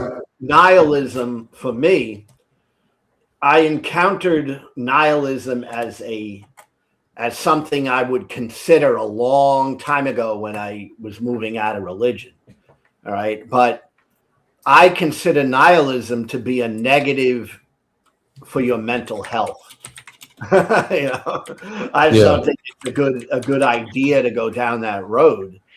And definitely atheists do not have to go down that road. There's no reason that you have to go down that road. Well, I feel like That's right. I feel like a lot of the nihilism, though, that atheists feel could be blamed on, you know, religion or theism, because it's like, you know, what you hear the atheists who grow up in a secular or atheistic household, and it's like they never get to this existential, you know, dread of nihilism, and it's like it seems a lot of the atheists who have to wrestle with it are people who left religion, and that includes myself. Like, I was spiraled into a nihilistic pit for a little bit after, you know, immediately after I realized, oh, you know, there's no God. It's like, you know, when your whole existence is centered around God, and then you just remove that, well, you know, to me it seems obvious that you're going to, you know, that what follows is something like nihilism, and then you have to like crawl, you know, figure things out and crawl out of that pit. Yes, that's what I'm pointing to, is that it could, you know, if you go from being a believer in a religion and then a non-believer, you can go into nihilism, and I think that's negative. So it's negative for your mental health, is what I think. Right. I mean, there's such a thing as spiritual nihilism as well, right? So it's certainly not the case that we're up here saying that it's just a thing that's prescribed to atheists in some way. No, I think it's what Nell was saying. It's definitely, if you come out of these environments, nihilism or nihilism, however they pronounce it, is something that could be a danger for you to follow. You know, it could, but it doesn't have to be, obviously, you know, and that's the thing. I think it kind of depends on whether you're, you know, when you come to this realization that God doesn't exist, whether that constitutes an inconvenience or a trauma for you. Like for some people, they started to doubt, and they were just kind of hiding their doubts, and you know, they were just, you know, becoming more and more and more doubtful, until finally they felt brave enough to say what they had always internalized. And for those people leaving it was kind of gradual. But for some people, they were really, really religiously devout, and then the person they loved most in life got cancer and died painfully, right? And to them, their non-belief in God came as a result of a violation of a hyperprior, and it constituted a real trauma for them, to where in the latter example, you can dismiss all modes of interpreting reality as having any accuracy, and that's when you're becoming nihilistic. Yeah. So if it's an inconvenience, you're more likely to go from one mode of interpreting reality to another mode. You're more likely to jump from this system to that pre-made system. Whereas nihilism occurs like when something traumatic happens, you don't always have to, especially if you get therapy. But certain people can just jump from, you know, I have this mode of interpretation. Whoops, that one didn't match reality. Now I have no trust for any systems at all, right? And then that's the nihilistic person. Yeah, with my own upbringing, it's like I grew up, you know, in a very conservative and deeply devout Catholic household. It's like not only was I, you know, sent to like a private, you know, Catholic school with, you know, run by nuns, but it's like every Sunday, you know, I had the CCD, you know, the Catholic Bible school, basically.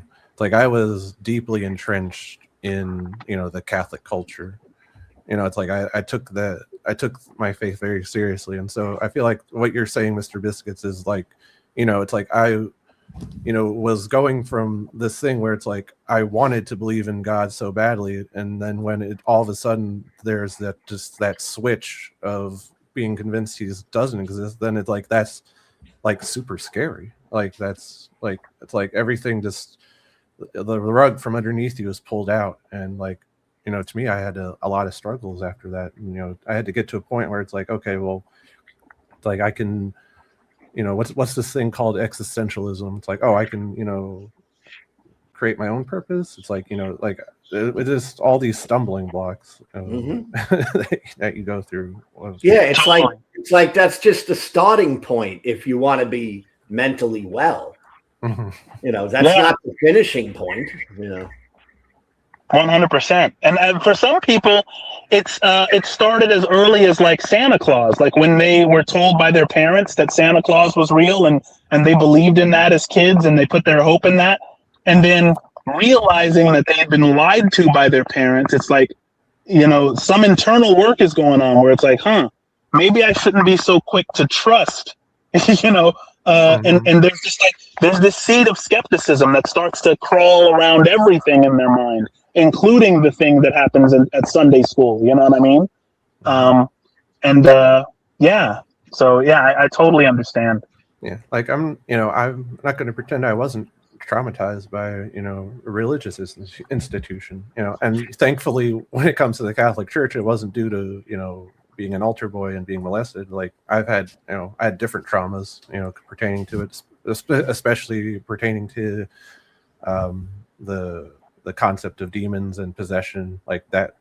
When I was a Catholic, that really consumed me, or my mental well-being. But like I try to be aware of my own biases. It's like I much like how Scott had his well, a lot of atheists have an angry atheist phase. It's like I had my own angry atheist phase. But it's like I'm trying not to let my trauma and that toxicity rule my life.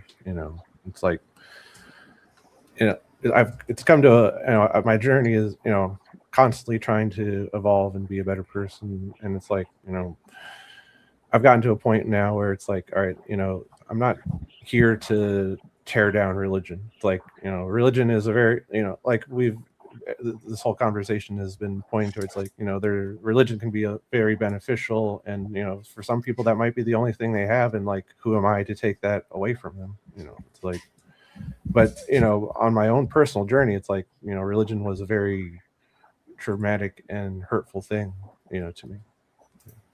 And now that I'm a trans person, I'm in the in the middle of the United States, where it's like it feels like the walls are closing in around me. It's like people just don't want to tolerate my existence, and now I'm having to deal with that.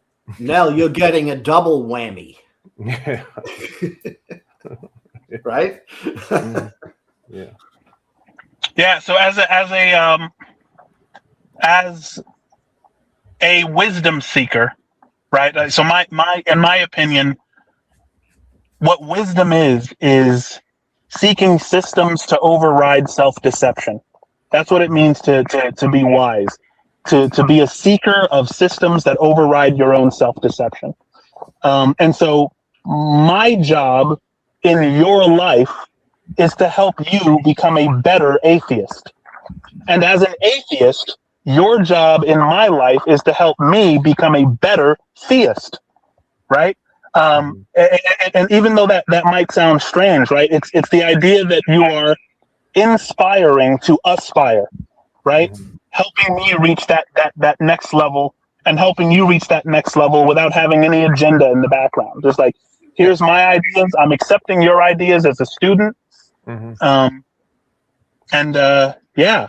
Well, I feel like it goes back to what Scott was saying earlier about, we're not so focused on the belief itself, but what the values that you hold. Like it's like I really do. I've come to a point where it's like I want to live in a pluralistic society. I don't want to live in a society where everyone just thinks the same as me. Like that's a very bland world to live in. Yeah, you're right. But you also want to live in a society that's safe. Oh yeah, no, which it's like but that's, to me, there's that balance of separation of church and state, and it's like I want to live in a world where it's like the Christian next to me, the Muslim next to me, it's like we can have all these different beliefs, but we're not trying to step on each other's necks over the beliefs. Yeah, and that would be a much better world. But I see, I can't help but see so much of the other stuff, the judgment of a person, based on what they believe, or based on their sexuality. In your case, you kind of got both, right? There's probably people that judge you based on what you believe, and there's probably people that judge you based on your sexuality. Right, so that's what I mean by the double whammy, right? Oh yeah. Well, the unbelief causes the sexual identity to be wrong. I guess. Well, that's what they say. That's what they told me. I mean, in my case of being a trans woman, I guess it would be more centered around gender identity, but I'm not going to get into all that. Yeah. And I would say that idealism or non-duality especially would support transgenderism much more than the opposite, because it's the dualities where we see all the separation and division and the right and the wrong of it all. Scott, non-duality is more inclusive, I did want to correct you. I don't agree of describing trans people as transgenderism, because that implies that ideology, and it's like I'm just a trans person. I'm not. It's like, right? How am I an ideology? Exactly. Well, you could say language, yeah. Mel, you could say probably then you're just being you, right? Exactly. Yeah. And I just want to live my existence in peace, not harming anyone else, just trying to live my best life, And you should be able to do that in America. Should. Yeah, and I live in the Bible Belt now. I used to live in Los Angeles, and these sort of issues never really came up. Not as much. It's more like it was just no one cared about gender identity and things like that quite as much. But now that I've come down to the Bible Belt, man, that's all people care about. It's like, well, what about all the homeless people out here? What about all the fentanyl that's being distributed on the street and people are dying? Look, had 2 people literally died at a bar I go to not long ago. They died in the bar. Like they went out, they were right there on the corner buying drugs and did their drugs, and they had fentanyl, and they both just died at the bar. It's like they don't seem to care as much about stuff like that as they do about issues of gender and those sort of things. It's really weird. And a lot of these people call themselves very evangelical Christians. They're very dualistic, and I think that's kind of the core problem, is the philosophies that underpin a lot of stuff. Because I really feel like if they were more non-dual in their embodiment, they probably would have more compassion. Yes, if they were more along the lines of Mr. Biscuit's form of Christianity, right? Because this is where when someone says they're a Christian, you kind of don't know what they mean unless you get into it. But the thing is, I don't. What Rupert Spira says, and it's a quote that I'll never forget. And the quote is in the form of a question. He says, "In what can one reliably invest one's desire for fulfillment?" That's the question. In what can one reliably invest one's desire for fulfillment? And it is in no thing. So what the Bible tells us about I think the lesson in the Garden of Eden was you shouldn't identify as anything transient. I don't identify as anything. I let the world place those labels on me for their convenience. And whatever convenient ones they label me is the ones that I will give to you to categorize me better, if that's your desire, right? I'm a black man. I'm an African American. I'm a father. I'm a husband. I'm a Christian mystic, if that helps, right? But when I turn my mind off, all of those identities go with it. And I'm working on using my mind as a tool and like any other tool, when you're done using it, you should shut it off. You shouldn't just let your mind wander from here to there, identifying with things that die. So I don't identify with anything transient, nor would I recommend identifying with any transient thing, as long as you don't have to, because the self is an illusion. And so as long as you identify, if let's say I identify as a father, and I should do that when I'm out with my daughter, it's my responsibility to protect her. She's only 5 years old, so hold her hand when she crosses the street, things like that. So as long as I'm in that identity, I am not fulfilled, because I'm like, okay, I have to make sure that she's safe, make sure, I have all of these responsibilities, right? Or if I identify as a husband, my wife and I are out on a date, I have all of these things I have to fulfill, because the mind is goal oriented as a matter of course, right? So I don't think I need to fundamentally be goal oriented, or identify with any of those other goal states. Welcome, dark light.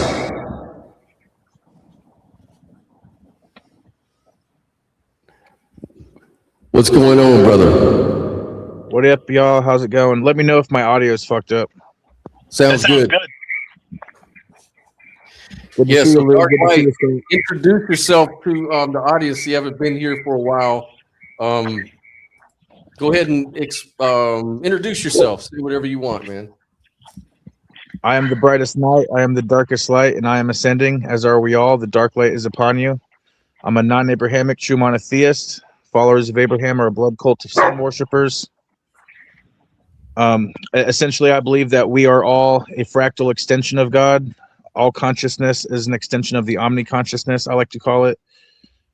And as such, we are all co-creators within the Godhood. As far as dualism and non-dualism, I kind of fall in the middle. I call it a unified dualism, as opposed to a separated dualism. So I like to call it a unified dualism. I kind of like to go in the middle on that one.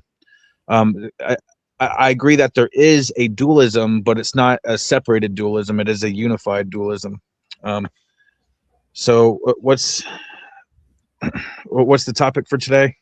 Yeah, so we were talking about, is objectivity even possible? So we got along with that conversation for first few hours, and we kind of just been straying all over the place, talking about consciousness and dualism versus non-dualism and everything in between, and idealism versus physicalism, and how can we know it's objectively true in those cases, and theism versus atheism. Mr. Biscuit is a Christian mystic, and he sort of believes in the same things you do, that there's just this oneness, and I guess not to put words in his mouth, but I guess all people are aspects of God or something like this, along these lines, if I'm correct, like fractals, which I sort of believe too, just in my own way of expressing it. I don't invoke the word God all the time, especially in certain contexts. But if I were to use the word God, I would label it probably the same way you do. Like, it's just an omni-conscious sort of foundation of everything, like a isness of what exists and what we experience. It's the condition for what makes things possible. So anyways, we got into talking about all this stuff, and yeah, that's where we're at now. And yeah, we kind of been going back and forth about theism and atheism and nihilism and how do you escape out of nihilism if you're not part of the Abrahamic religion? Because you can't even know what's even possible, dark light, without the Christian God. So I don't understand how you can take that position, because without the Christian God, there is no truth, right? That's what they like to say. Yeah, for sure. Right. So how Why I do you deal do with it? how I deal with nihilism personally is nihilism is the beginning of enlightenment. Nihilism is not the end of enlightenment. So once you realize that everything is meaningless, you then realize, but yet there is meaning. So for me, any meaning that there is attributed by us, our consciousness. So we are the attributors of meaning within our own worlds. So everything has the exact meaning that you want to bequeath upon it. That was beautifully said. Yeah, absolutely. And I think that also gives power to agency. The power to agency to freely choose, to freely be, to have a moral and ethical foundation for yourself. But a lot of times, even theists themselves rid themselves of agency. Like they say, "Oh no, my understandings and knowledge is grounded on God, on the Abrahamic Christian God, this extra out there thing that it has no, I'm not the final authority, God is." But how can that be when you have chosen the God? Yo, let me say something real quick. Am I audible right now? Go ahead. Can you hear me? Yep. So the reason I love what Dark Light said there, here's another Rupert Spira quote incoming, right? He says, "In ignorance I am something, in knowledge I am nothing, and in love I am everything." Right? And the power behind that, because what Dark said was like, yeah, nihilism is a step toward the journey. That's step 2. When you realize in knowledge I am nothing, right? That's that nihilistic part where you're just like, you've investigated so many things. You've tried to see yourself as a subject in a world full of objects. And you've been objectified by others, and you've objectified others. That's phase 1, where that ignorant phase in which you are something. But then stage 2 comes where you realize, like, wait, I am not a thing, right? You do that investigative work, and you're like, all of that is hogwash. None of it holds up underwater, right? But then when he says, in love I am everything, right?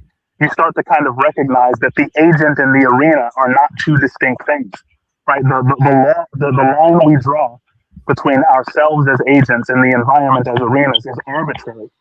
Just like the line we draw between cause and effect is ultimately arbitrary, right? So I agree. I just the way that he put it was definitely a word track that I want to keep. Yeah. To touch on your other subject, the objectivism, I don't believe that there is anything whatsoever that objectivism is entirely impossible to a subjective consciousness. And so I'm an extreme subjectivist. I don't believe anything at all is objective, anything in relation to consciousness. So that extends to, because I say all morality is subjective, but I also go farther. I say all truth is subjective. And this is where I get a lot of pushback from pretty much everyone. They will say, no, there is absolute objective truth. And I say all truth is subjective, because truth itself only has relevance and meaning in relation to a consciousness that is empowering that truth.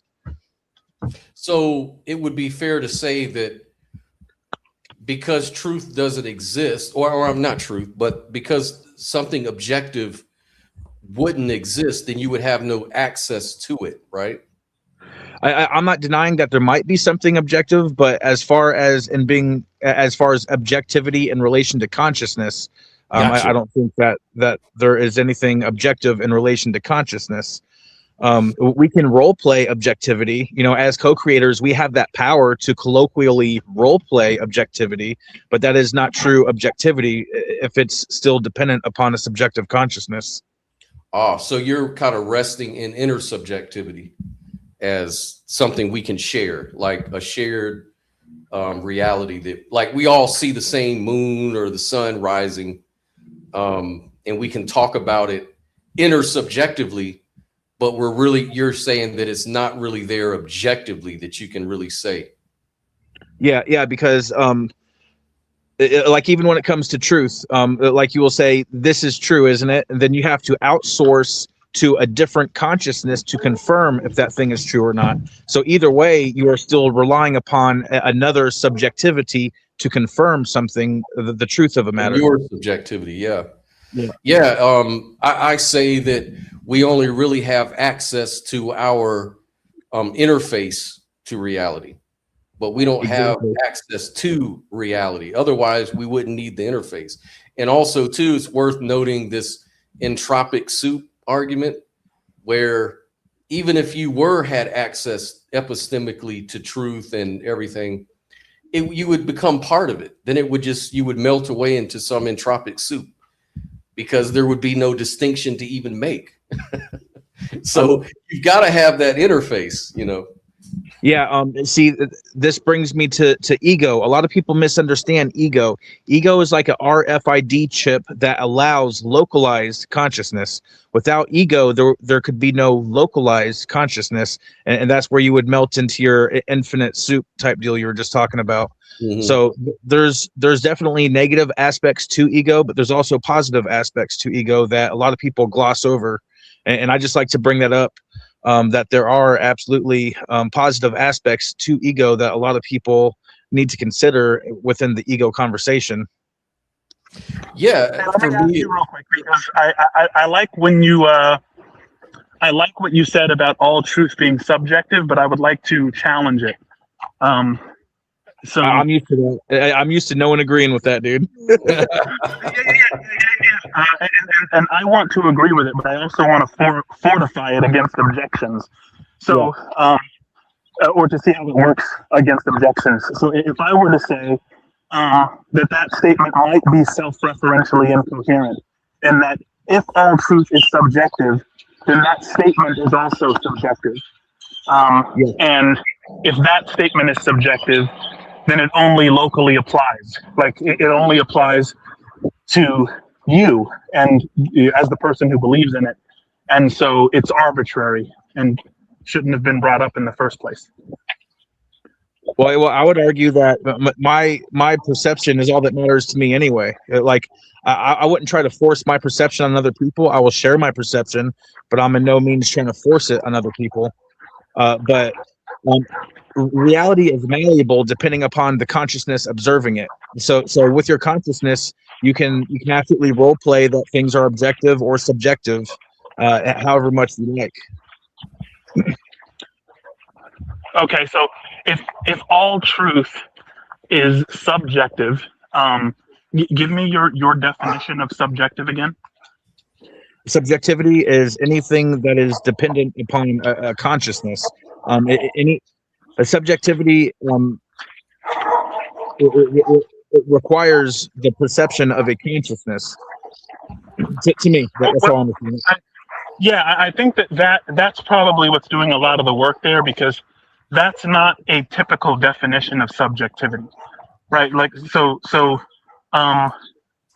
if I say, ice cream is delicious, that's a subjective perspective.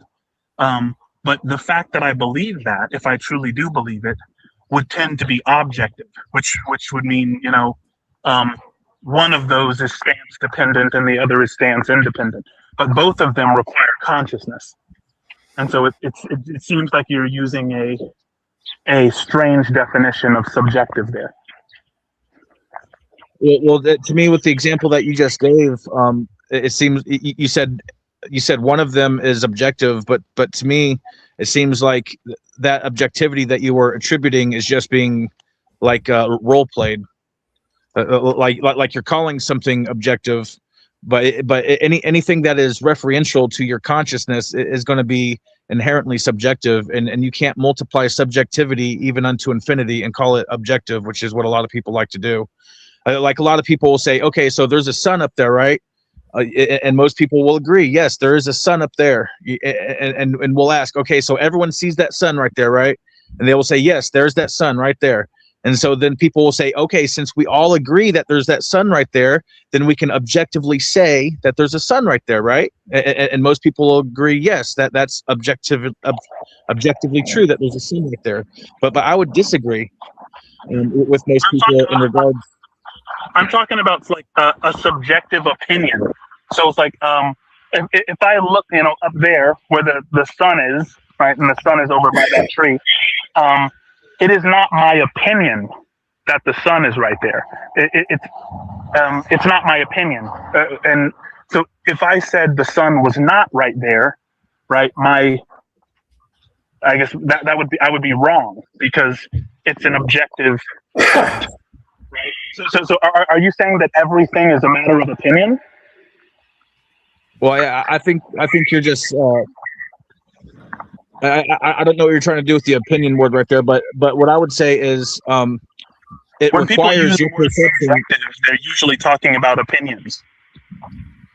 Well, when I talk about it, I'm talking about anything that is like how I define subjectivity is anything that requires your consciousness is inherently subjective. So when you're saying there's that sun right there, Gotcha. when you're saying there's that sun right there, you are relying upon your consciousness to observe that sun, which is what makes it subjective. Because okay, yeah. So because I just think your definition of subject is strange there, and it's not what people are typically talking about when they use that word. But as far as that's what you're saying, I do agree with you. I just think it's a poor choice of words. Well, words are just mouth queefs that people agree on. Words are malleable depending upon the perception empowering them. Right, but words are also a very important psychotechnology that human beings have used to exapt the tongue out of just tasting poisonous objects to actually being really useful for our connection. So words and their usage is not purely arbitrary. But I can submit the you're using language as a particular analog in this instance. I don't think that it's doing with how you're defining subjectivity. I don't think that the idea that all truth is subjective is as profound as I at first thought. So like whenever philosophers discuss things, they will usually ask each other, what do you mean by this, that, or the other word? Because philosophers realize that words are actually malleable and people have different associations with words because essentially words are just symbols, okay? And all symbols are only empowered by the consciousness that is observing that symbol. Let's take the swastika, for example. That is actually an Indian symbol that is meant to symbolize the sun and power. So to the Indians, that is a perfectly inert and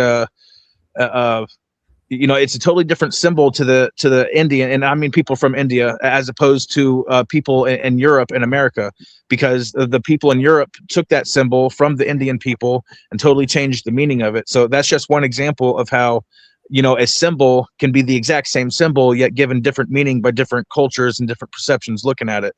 So that's just one of many examples of how symbols are malleable relative to the subjectivity that is observing it. Right, and for someone like me, I'm an apologist, right? And because of that, I think it's very important for me not to lean too heavily on neologisms or like private definitions, just because that would be unfair to my interlocutors. So if I told an atheist, yeah, I believe in God, but my definition of God is what you would think of as a muffin, right? They would say, okay, bro, well, I guess, sure, if you're going to redefine God to mean muffin, then yeah, I guess I believe in God. But what you've done there is arbitrary and non-profound, and it's, a little sleight of hand. So what I like to do is say to the atheist, hey, I believe in an omnipotent, omniscient, omnibenevolent, omnipresent creator of the universe. And then they say, okay, yeah, that's fair. So now let's begin the dialogue, because you're saying the common definition of God that everyone tends to hold. You're not making up some private thing. And because you tend to get into the territory of equivocation, right? And the job of the cognitive scientist is to integrate without equivocating. And it sounds like what you're doing is an equivocation, specifically as it pertains to the term subjective. So that's all. We'll see what that example you gave right there. Like that is a common definition of God, but that is not the only definition of God. That is more of a Western modern definition, but there are definitely other accepted definitions of God in other parts of the world that are different from that. Like me personally, I am also a theist. I consider myself a non-Abrahamic true monotheist, and I do have a very different definition of God. So it's not a muffin, but it is something different than what followers of Abraham give for God. Like, for example, my perception of God is not all-knowing, is not all-powerful, it is not all-loving, but the only one I would agree with the omnis is the all-present. My perception of God is all-present. But see, God is not all-powerful because God is a perfect creator, and he can only produce perfect creations. And the only thing that God cannot do is create an imperfect creation. Therefore, all of creation is perfect. That's how that is in line with how I define God. See, I do believe in God, but I also have a very different definition of God than what followers of Abraham give. And that is, but we have that power as conscious beings to define things, because we have different perceptions. Like, just because one group of people has a standard definition of something doesn't mean that another group of people can't redefine that thing. I respect that. Yeah, and I don't want to, monopolize the conversation. If anybody else wants to jump in, I have found it a lot easier. There's a great philosopher in the United States out of Detroit. His name is Eminem, and he said, he said, I am whatever you say I am, and if I wasn't, why would you say I am, right? And I tend to go by that. It's like, I'm going to say what I believe, and then whatever you say I am, I guess I'm that. And so people on the streets, when I have conversations with normal people, they hear what I have to say, and they say, oh, you're a Christian because you tend to quote Jesus. You tend to you tend to rely heavily on the Bible as a wisdom tradition, and yet you're doing this kind of weird Eastern thing at the same time. So I'm going to call you a mystic Christian. I'm going to say that this fundamental thing you believe in, because it has all these properties, I'm going to say that's God. And so when I introduce, myself to people, yeah, I'm a Christian mystic. I believe in God, and here it is, so that I can, not get too attached to the labels, because when I attach myself to an identity, I set an arbitrary limit on what I am allowed to believe. Right? It's like there are certain people that they can't even grant themselves intellectual permission to believe what you've just said, regardless of how wise it is. And a lot of what you said is very wise, but they just haven't granted themselves intellectual permission to part with who they see as intellectual company, right? And so allowing other people to give the definitions, I have found is so much easier, right? It's like, hey, I don't create or attach myself to, any arbitrary definitions, type of thing. And I've just found that to be easier. So, Brooklyn, Lou, Scott, or Nell, do you guys got anything to interject on this? Just because I don't want to have you guys feel left out. No, I was just going to add to that and say that I think I first heard Dark Light speaking. I don't know if it was on Lou's channel or if it was on Objective Ethics channel, but I remember hearing him talk, and I remember he said he was a theist. I think I missed all the other points, but he said he was a theist, and I was like, oh, okay. So I just automatically assumed, oh, so he's just another one of these Christian probably some precept guy, probably some Catholic traditionalist type guy. I'm a whole different thing. And it wasn't until, I really listened to him out that I heard, oh, he's totally different than that. This is not the same theism. And the same thing with Mr. Biscuit. Like, he's an idealist, non-dualist, very Eastern in his thinking, but also kind of captures the Christian wisdom tradition, teachings and things of that nature. So that's a lot different than your usual theist that you're going to encounter ever, So you're talking want to say, Mr. Biscuit. I just want to say one thing, and then I got to go. Getting ready for those fights, Darklight. Oh, good. Fights are coming up soon. But I think it is vitally important when you're talking about these concepts of God and philosophy that you do talk about upfront what it is you mean by these words, because otherwise you talk right past each other. Yeah. So I think it's very important to get some understanding if you actually want to communicate well with another person. What is it you mean when you say this? Because that's where it really starts to get interesting.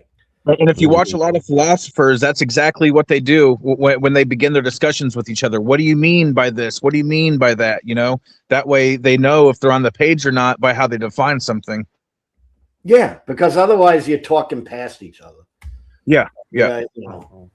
So anyway, I got to go. And just before you go, that's another reason why the meanings that I have to words are typically the traditional meanings that most is discussion. So it's like I want to really know the person I'm talking to, and if I have a set of neologisms or private definitions, then it forces the person I'm talking to spend a lot of free energy in their mind remembering all of my definitions which are private and novel, right? As opposed to just saying, oh, you mean the same thing I've always meant. You mean the same thing by this word that I've known for 10, 20 years. So we can now go deeper into the dialogue as a result of me not, picking and choosing definitions which favor my own private experiences. Yeah. Yep. Anyway, it's been a great conversation, and I'm going to go place my bet shortly on the fights. Who you betting on? I wish I could. I think I might be able to watch it somewhere. I might go somewhere and watch the fights myself. I watch them on the internet, by the way. Oh, really? Where? Yeah. Go to, where I go is sportsurge.net. Sportsurge.net. Okay. Yeah. Okay. And then, you might, depending on your computer and all that, and if depending on, because there's going to be a lot of pop-ups, but I watch all the fights free. And I watch it on sportsurge.net. They give you a list of different streams you could hop on. Yeah. Okay. Cool. I'll check it out, and you'll see it. All right. Yeah. Anyway, great conversation. Got my mind spinning. Yeah. And hey, if anyone all that beer, drink some beer tonight and let it. I have a video coming out tomorrow. No, Monday at 3:00. I'd love anyone to just watch it and, offer your opinions. It's actually the first time I'm coming out kind of in attack mode on New Age philosophy. So it's different from my normal routine. Yeah, I can't wait to watch that one. It's just different, So, it's different, yeah. But cool. All right, have a good one. All right, man. Have a great evening. Bye. All right, bye-bye. Hey, Nell, we haven't heard from you in a while. What do you have anything you would like to add?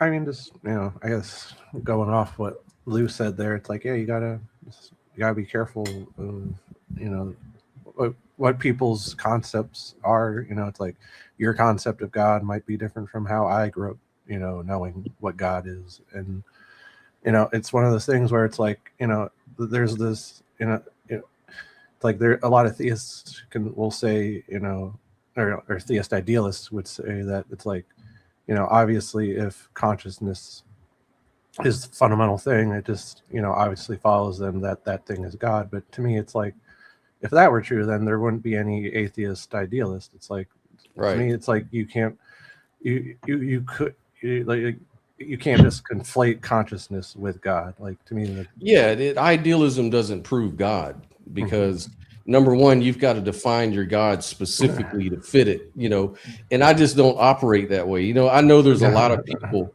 that like to take their words and then try to make reality fit into their words. Like, I don't do that. That's kind of like post hoc rationalization fallacy.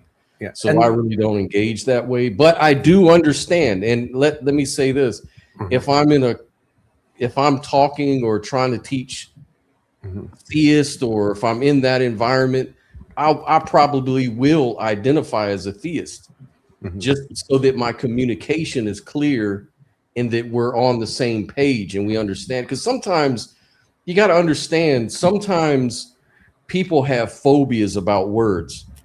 Like, if you're an atheist, I don't care how you define God. They ain't buying that shit. They're just not, man. They're not going for it.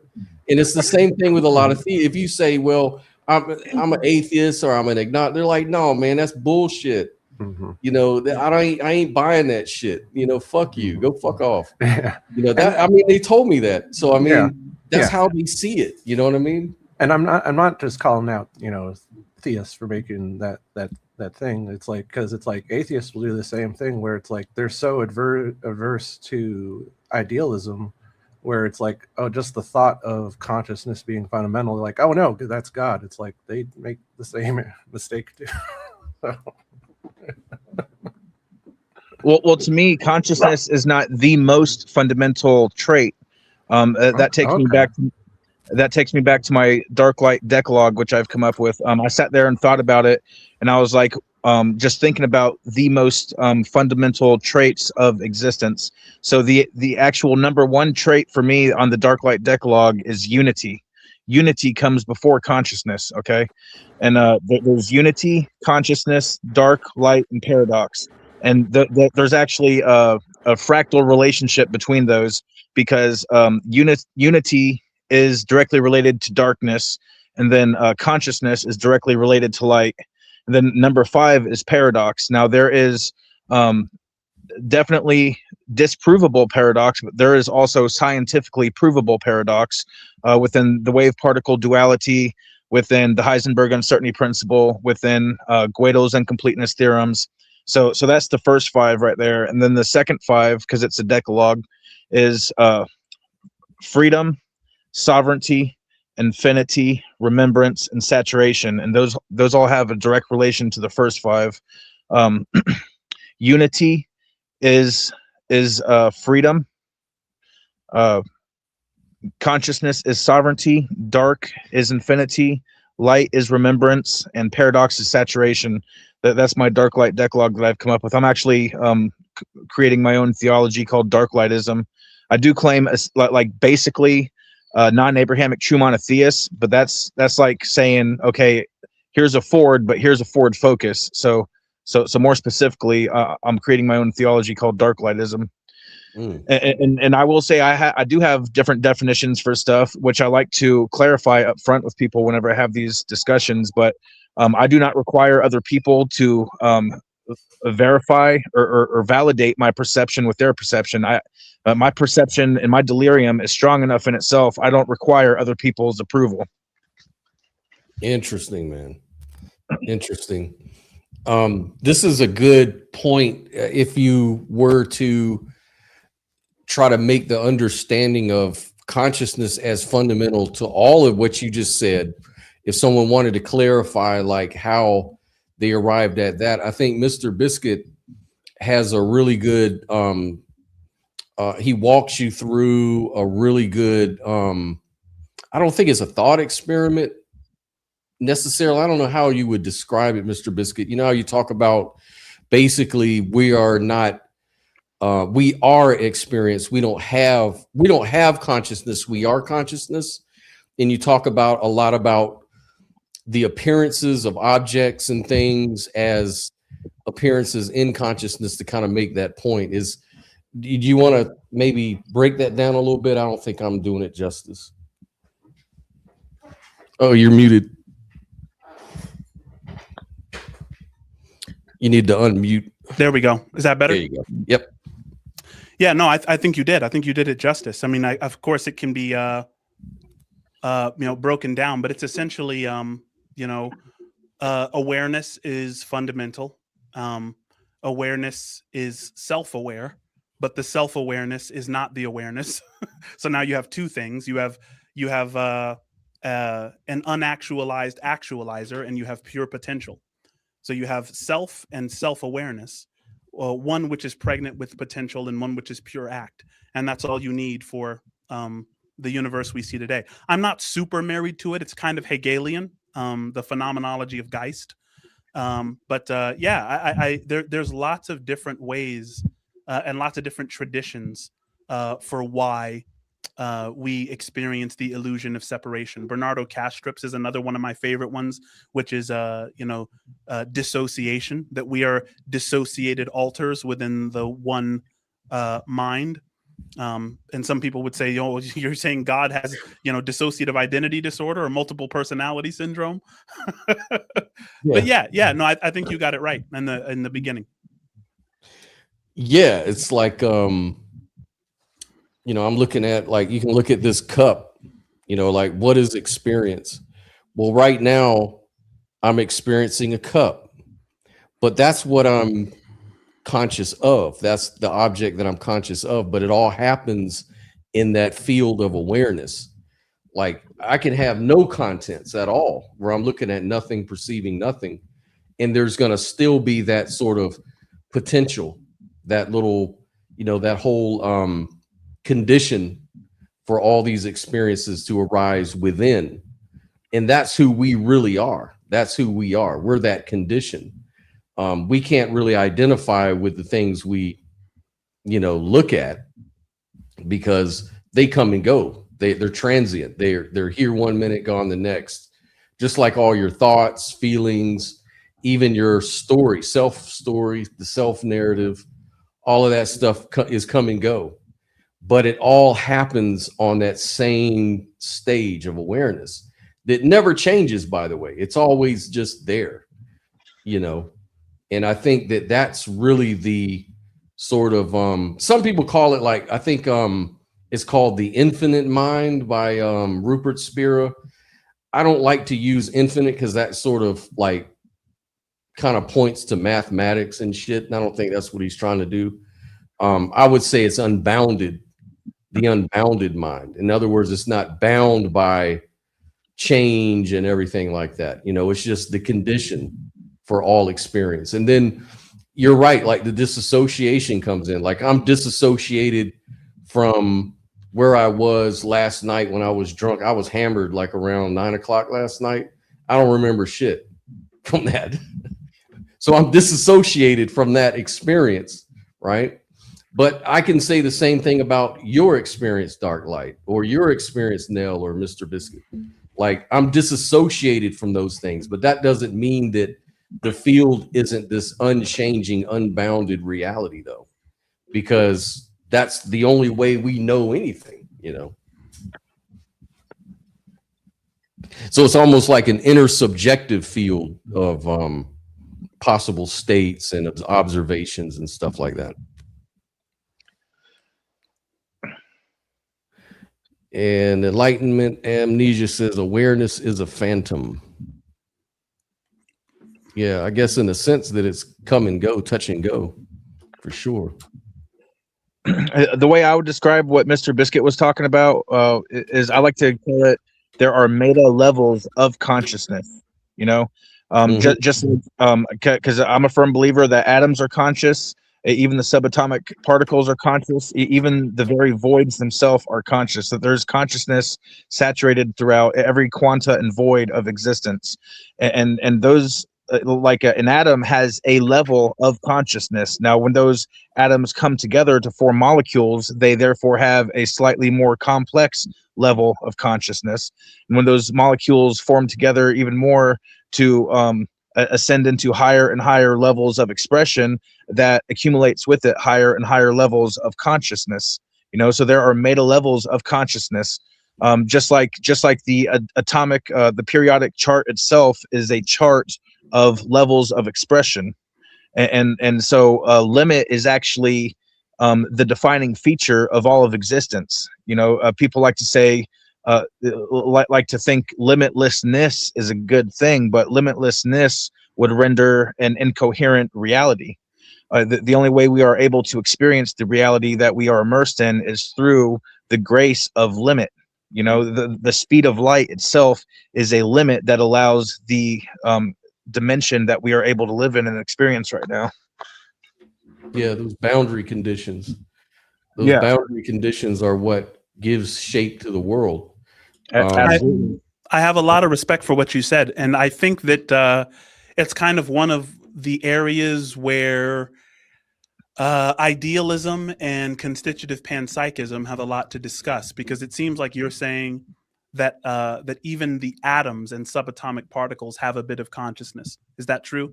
Yeah. They have a level of consciousness, because I believe there are meta levels of consciousness, Sure. which all goes back to the fractal reality that I perceive. God is my least favorite word for the thing. So my favorite definition is a fractal singularity omnimatrix. So a fractal is a self-similar repeating expression from micro to macro. Singularity is a state of being singular. Omni is all, and a matrix is something which is a substrate which allows the proliferation of something. So the substrate is the singularity. Okay, and it is the singularity of the fractal that infinitely ascends and descends to render all of creation. So it's the fractal singularity omnimatrix. That's my favorite definition of what most people call God. So my contention with what you've said so far is going to seem at first to be a semantic, a kind of a nitpicky semantic distinction, but it actually is a little bit important, right? Nothing can have consciousness. Consciousness can have other things. So consciousness is subjectivity. I am a subject and this is an object, right? It's an object from my perspective. Now you might say that it has subjectivity and that, and that it just appears to be an object, right? But if that's what I'd say. There you go. But if it has subjectivity, the subjectivity would have the phone, right? Just like you're not a body that has subjectivity. You are the subjectivity and you have a body. The body is something you have, not something you are. And similarly, if this phone, had a subjectivity has a phone. It isn't the other way around, right? It's subjectivity is what it is, and the phone might be what that thing is doing, if you want to say that. Is that a fair distinction? Well, I'm trying to understand what you're getting at. So yeah, I think it's an instance of what I call modal confusion, confusion between the being mode and the having mode, right? Any series of objects is something you can have, whether it's a mental object like a thought, or a sensory object like the sensation of touch, or a physical object, right? But subjectivity is not something you have. It's what you are. You are the subject. Yeah. So you don't have consciousness. You are consciousness. And anything which is conscious is that. It doesn't have that. It's not something that you can actually have. And this is kind of one of the reasons I think that, God says things like, no man shall see my face and live, or why do you ask my name? God can't be had, right? God is being. God is the isness, not the having, right? And so and that's, I think, where the idealist wants to compete with the panpsychist, is that the idealist is almost telling the panpsychist, you're taking matter too seriously. right? Nothing has a bit of consciousness. Consciousness is an integrated whole, and within consciousness can appear the illusion of separation. And then we contextualize or conceptualize that illusion by means of what we call objects. So no object has awareness, even though awareness is fundamental. Well, so the difference between me and panpsychist is, to panpsychist, consciousness itself is the absolute most fundamental property. But to me, consciousness is the second property. The very first most fundamental trait is unity. So I think that's a difference between me and panpsychism. So when I say, everything has a level of consciousness, I think we're kind of saying the same thing, but I don't capitulate to the idea of separation. I submit to the idea of unity. There's an underlying unity which harmonizes all existence, and the unity comes before the consciousness. The unity is what allows the consciousness. It almost sounds like what you're talking about is similar to what Professor Fagin talks about. He's like one of the inventors of one of the microchips. Federico Federico Fagin, yeah. And he also believes that too, but his whole thing, because he's a physicist, particle physicist. So he says one of the big problems with panpsychism, though, is they think that when they talk about atoms combining to make things, that's kind of just a metaphor, because actually atoms are not the little billiard balls that we like to teach in the school systems and stuff. Those are sort of just helpful visualization. Yeah, but actually all they really are fields. They're just different fields, and fields, as we know now, the quantum fields are non-local, meaning like the unity you're talking about, like the all the fields are non-local, means it's pervading, it's all pervasive. Yeah. So they call it the universal wave function in some interpretations of quantum mechanics, for example. And so it's like this universal unity that sort of entangles everything together. Yeah. So what a panpsychist is wanting to say is, well, within each of those little billiard ball atoms, there's a piece of consciousness inside of it. Now, they can't tell you what. Now, if you define consciousness as first person experience, what does first person experience look like inside of an atom? Is it its own particle? Like, is there a consciousness particle, like subatomic particle or something? It just doesn't really make a whole lot of sense. So Federico Fagin says, really, it's kind of just the same thing as idealism. If you just understand that atoms aren't billiard balls and it's just non-local fields, then really we're all just kind of talking about the same thing. It's unified, it's all consciousness, and reality sort of comes up as an excitation of the field, as a probability distribution. Yeah, and when you bring up excitation, that's the main critique that the idealist has for the panpsychist, is that a subatomic particle is just the behavior of a field. It's not its own thing. So to treat a particle as if it has a bit of consciousness is almost making the same mistake of believing you can take a wave out of the ocean and have it still be a wave. Like a wave is the ocean. It's just a way that the ocean happens to be behaving locally. Yeah. Mm-hmm. Mm-hmm. All right. Yeah, it's the underlying water is what unifies stuff. Go ahead, Neil. Yeah, I was trying to wrap my head around Dark Light's metaphysical framework, because one of the big contentions surrounding idealism and physicalism is the source of consciousness, what it is, or with physicalism it's a strong emergent property, or identity theory, but and under idealism consciousness is fundamental. But he's with Dark Light's seems to be saying is that consciousness isn't the most fundamental thing. So where, like, how is consciousness coming about under this unity that you say is the most fundamental thing? Like, I'm just trying to figure that out. Are you asking Darklight? Yeah. So can you rephrase that? So, I mean, is it true that you're saying that you don't believe consciousness is fundamental? It's this unity is the most fundamental thing, and from this unity, consciousness comes from. So, like, unity allows the consciousness to express. Yeah. Well, that seems different from saying, okay, well, this unity allows consciousness to express, and there's not being consciousness. Like, is there awareness itself in this unity? Is what I'm saying or asking. Well, I mean, to me, consciousness or awareness is secondary to the unity. Unity is what allows the consciousness.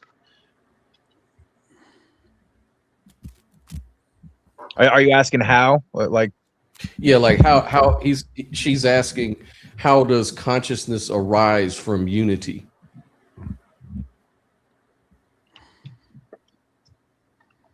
I would say consciousness is an emergent property of unity. Okay, what is it? Is that like a strongly emergent property, you would say? Because like the unity itself is not conscious; it's just kind of neutral, right? Well, I would say that they're intertwined. You know, it's kind of like a chicken and the egg type thing, but the egg always comes first, and unity itself is the egg. I would say that consciousness is inherent and immanent within the unity. The unity is the singularity. Okay, the singularity, because this is a theory of mine. Now these are just theories, but everything exists at the exact same time and place simultaneously. Okay, all universes exist at the same time and place simultaneously. This is just a theory of mine that I've been working on. So that is the singularity, though. That is the actual singularity from which allows all of creation, all of expression, all of reality. So the speed of light. Okay. See, I don't think that light actually moves. I think the darkness carries the light like an escalator. The light itself is not moving. It is the darkness in between the light that is moving, which is creating like a holographic fractal expression. So the speed of light is the denomination of the particular universe that you are in. And if you alter that speed of light, which is also the pressure of darkness, if you alter that one slight little bit, you are now in a alternate reality, an alternate dimension, an alternate universe. Now, these are just theories of mine that I've been kicking around, taking a lot of mushrooms and stuff, but I don't know if that helped or hurt, but that's just some stuff I think about. No, I respect Terrence McKenna, buddy. I respect that, the mushroom trips, buddy. Let's go. Yeah. No, but I was going to ask, it seems to me that unity, the concept of unity, implies diversity such that it couldn't be fundamental. That would be the Hegelian sneak attack. What would you say to that? That's where paradox comes into it. That's why paradox is actually the number 5 on the dark light decalogue, because paradox is actually a fundamental trait of existence. Because everywhere okay, I say unity, but you look around and you're like, okay, well, what do you mean unity? Everything is separate, right? No. I'm just saying, take the unity, right? Our understanding of unity doesn't make any sense without diversity. But awareness does make sense without non-awareness, because none of us have ever experienced non-awareness. So if I'm weighing them both on the scales as fundamental properties which can exist without the existence of any other concept, it would seem to me that unity fails, namely because unity automatically implies diversity. Like just like darkness only makes sense with light. Light only makes sense with darkness. They imply one another. So that it's like in Genesis, for instance, God said, "Let there be light," and then He separated the light from the darkness. You might say, "Well, wait a second. He didn't create darkness. He just created light." But when He created light, that implies darkness. They're two sides of the exact same coin. So when you mention unity, diversity is implied. It's already exists, such that unity can't exist on its own. But when we think of awareness, that's in a different category. Awareness is the only thing anyone has ever experienced. And so it doesn't bring up any problems suggesting that awareness is fundamental. I don't know. I don't quite agree with that. Well, it seems like you're saying awareness and non-awareness and unity and non-unity are somehow different. Well, I can experience both unity and non-unity, right? I can experience like a group of people coming together and doing an amazing thing, and I can imagine like a big protest where people are fighting or a war, right?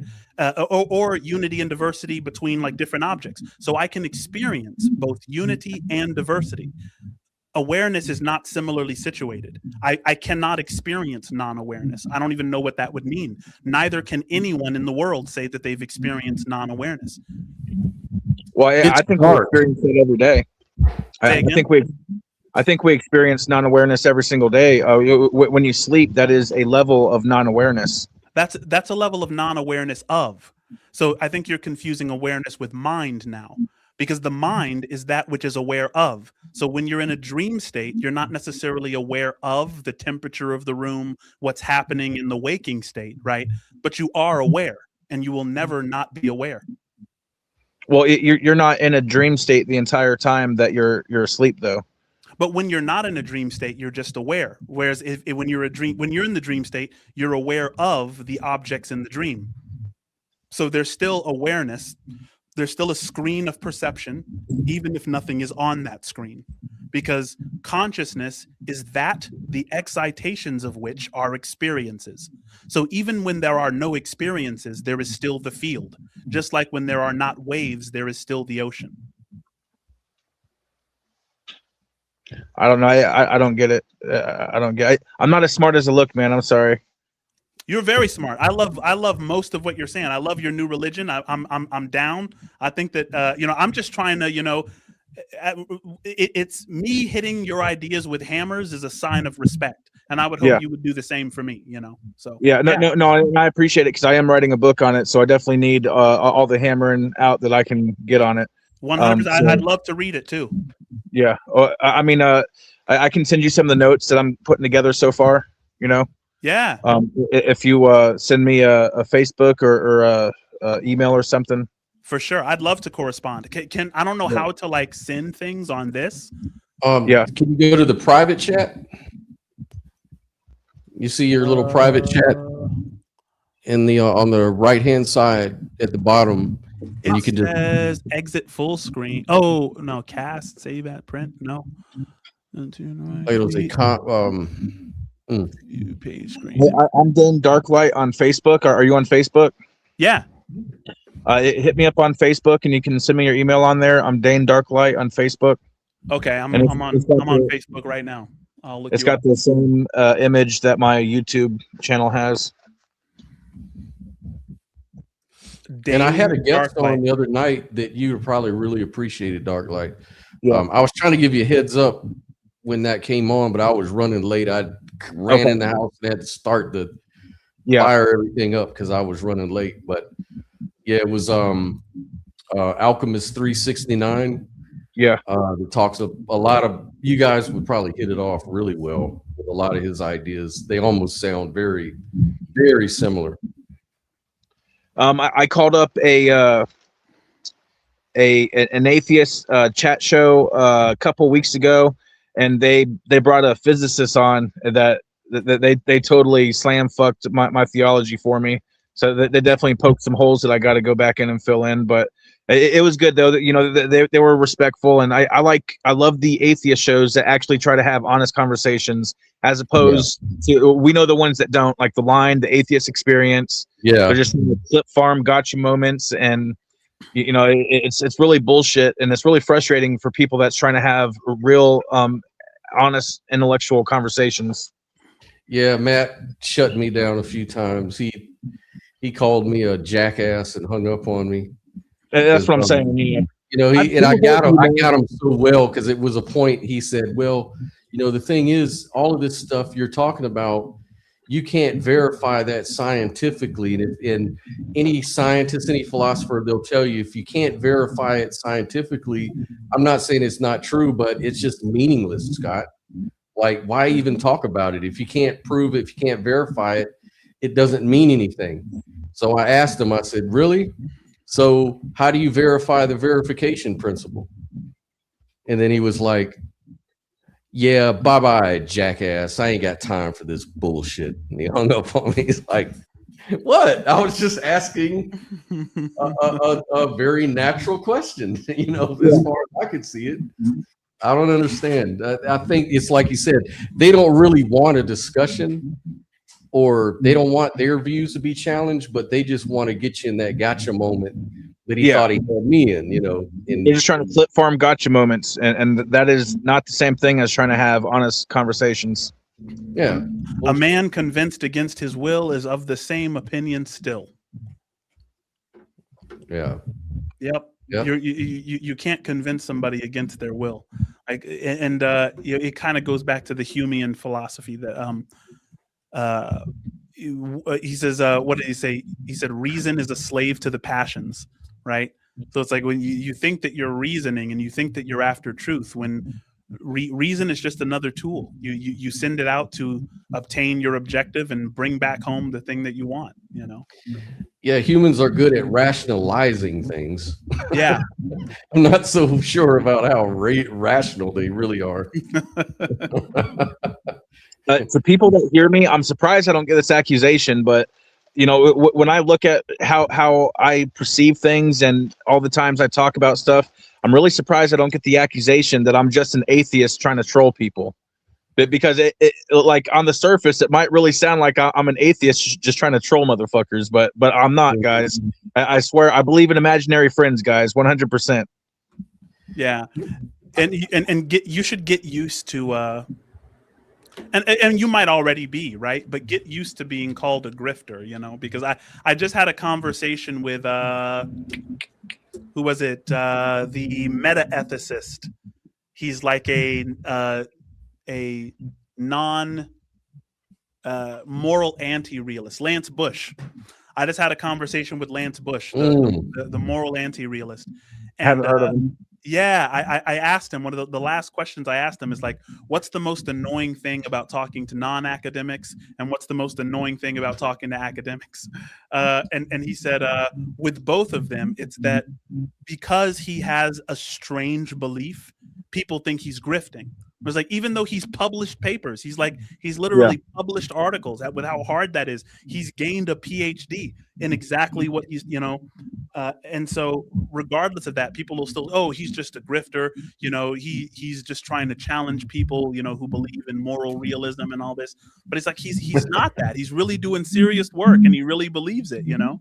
And so it takes a lot of work to kind of bear that. I think to bear the weight of that, of being called that, even though you're not, you know. Well, what I think it is that anyone brave enough to kind of create their own lanes psychologically and theologically, anyone brave enough to color outside of the boxes that society has prescribed for them, that freaks a lot of people out. And just as like a defense mechanism, they're like, you must be joking, you know. You can't be that brave. I'm not that brave, so you can't be that brave. Right. No, right.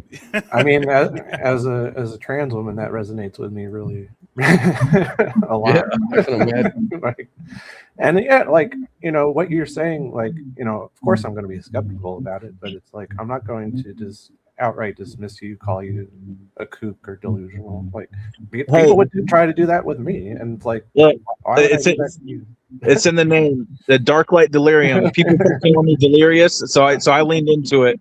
Yeah, I am whatever you say I am. Yeah. Because originally my name was Dark Light Ascending, and I kept having people calling me delirious. So I'm like, all right, Dark Light Delirium, fuck y'all. There you go. Right to be on. a trans woman takes balls. I know, Yeah. right? Thank you. That's why. That's why. Thank you for validating me. Yes. That was great.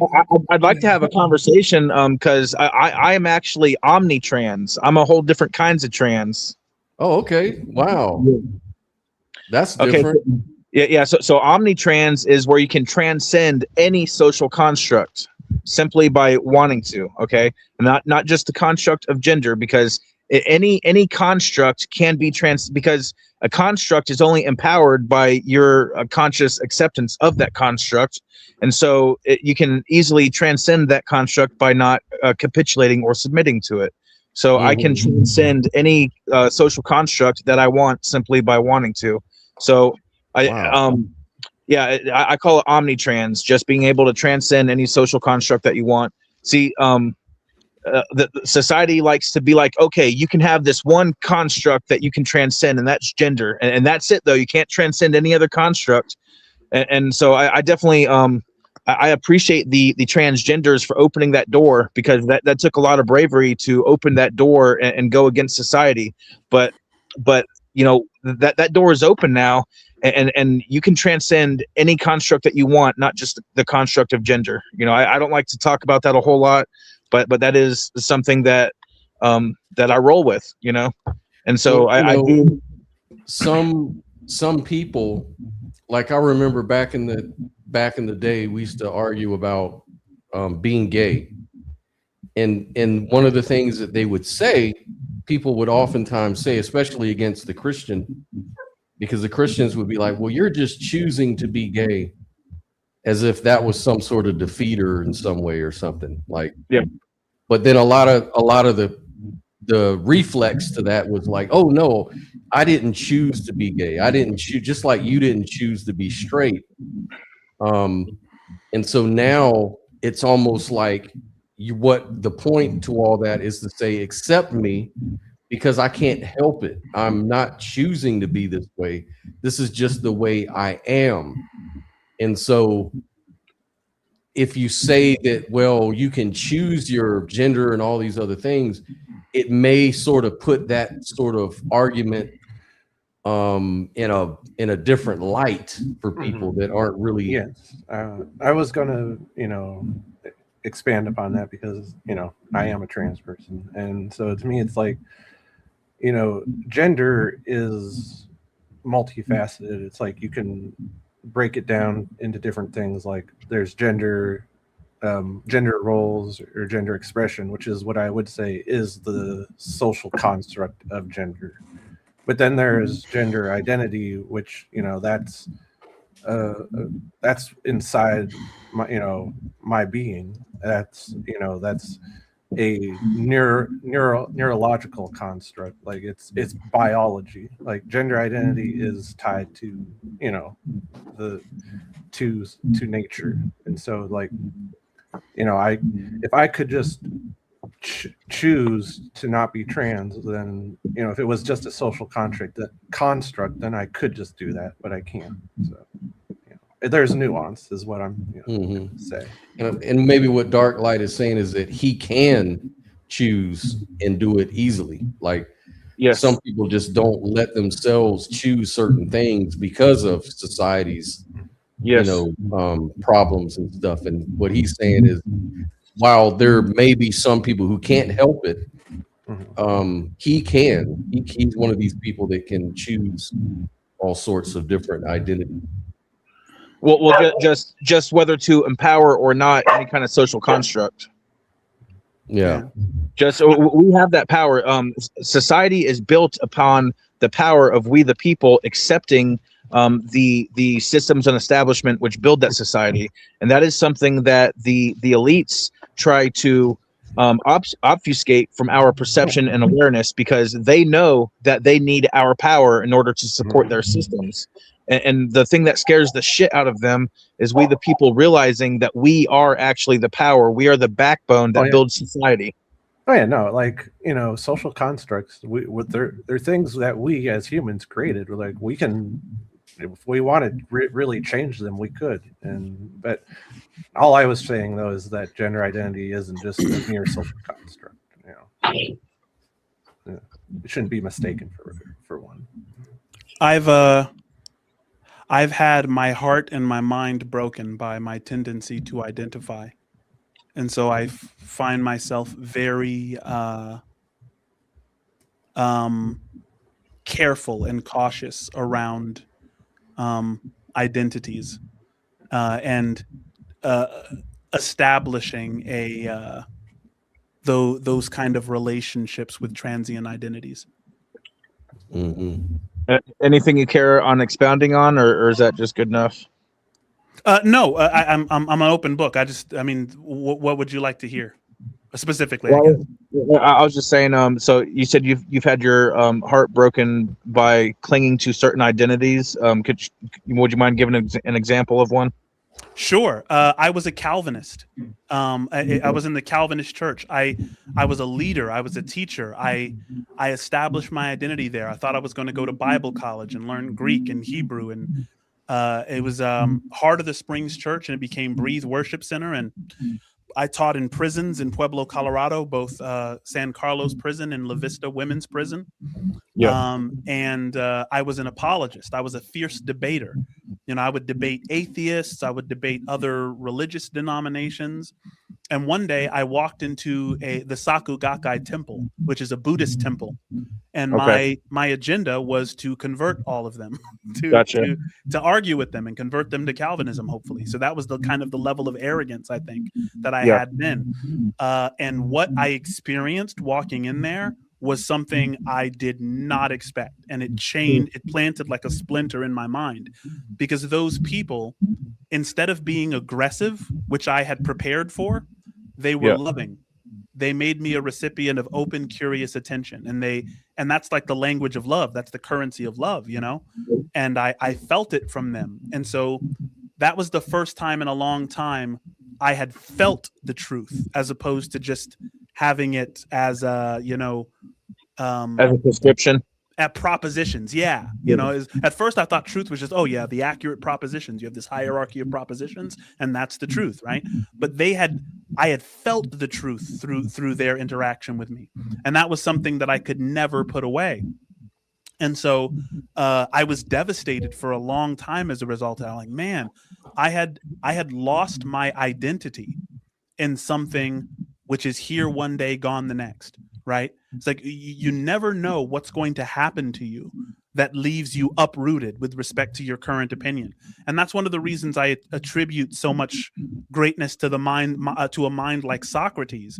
And when Socrates said, "My wisdom consists in the knowledge that I know nothing," I think what he meant by that is, I have so many epiphanies on a daily basis that the only thing I can accurately predict is that tomorrow's self will consider today's self ignorant.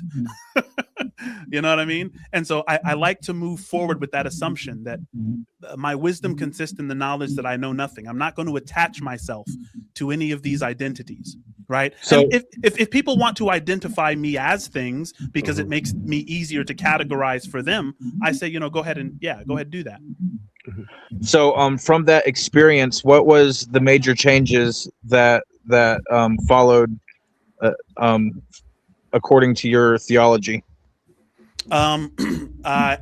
It slowly began to erode my Calvinism. There was a lot of feelings of shame about that, like I had failed and I had failed God. A lot of imaginations about hell, and maybe I would go to hell as a result of this, and yet I couldn't take this splinter out of my brain that had been planted there by this religious group. And so that started to, I started to get into psychedelics with my buddy Travis. You know what I mean? I'm ready for some, bro. I'm ready for some goddamn mushrooms. Yeah, buddy. There was just an executive order signed by Trump. Joe Rogan was standing right behind him, and it was like on psychedelic drugs, and that's like today. I think that's like during this conversation. I was just looking at my phone. It's like, yo, what's Joe Rogan doing standing behind Trump? And it's this psychedelic thing that's supposedly passing now, which is in accordance with what Terrence McKenna wanted all along. Like Terrence McKenna was like, how dare you say that we don't have the rights to expand our own minds, right? Like psychedelics can, they put you in an altered state. Human beings have a fundamental right to an altered state of their own consciousness. Like we should be allowed to see, you know, to have sovereignty over consciousness. Yeah, man, because like when the default mode network shuts down and the task-centric network shuts down, we deserve to see what that's like, because that can give us some intuition into what reality is really like, you know? Like you and I are not truly separate. Me and Scott are not truly separate. Nell and I are the same thing. And psychedelics can show you that. Where it's like, yo, this is what you want to identify with. Like this is the reality, you know what I'm saying?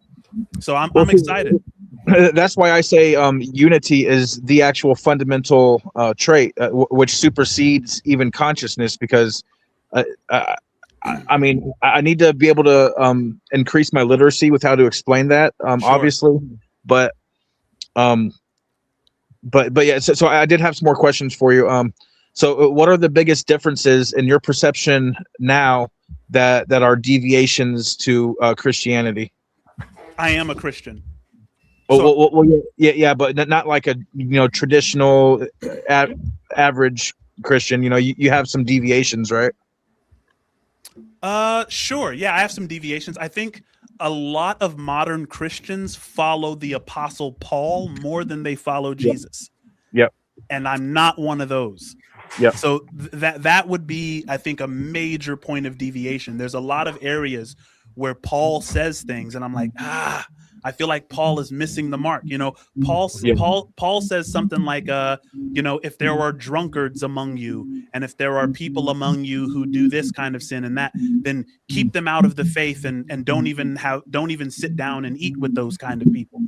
Well, Jesus drank and Jesus partied. You know what I'm saying? Like Jesus drank and he went to parties, John the Baptist didn't. He abstained from those things. But, I feel like Paul and Jesus, and then Paul said, like, if Christ be not resurrected, your faith is worthless.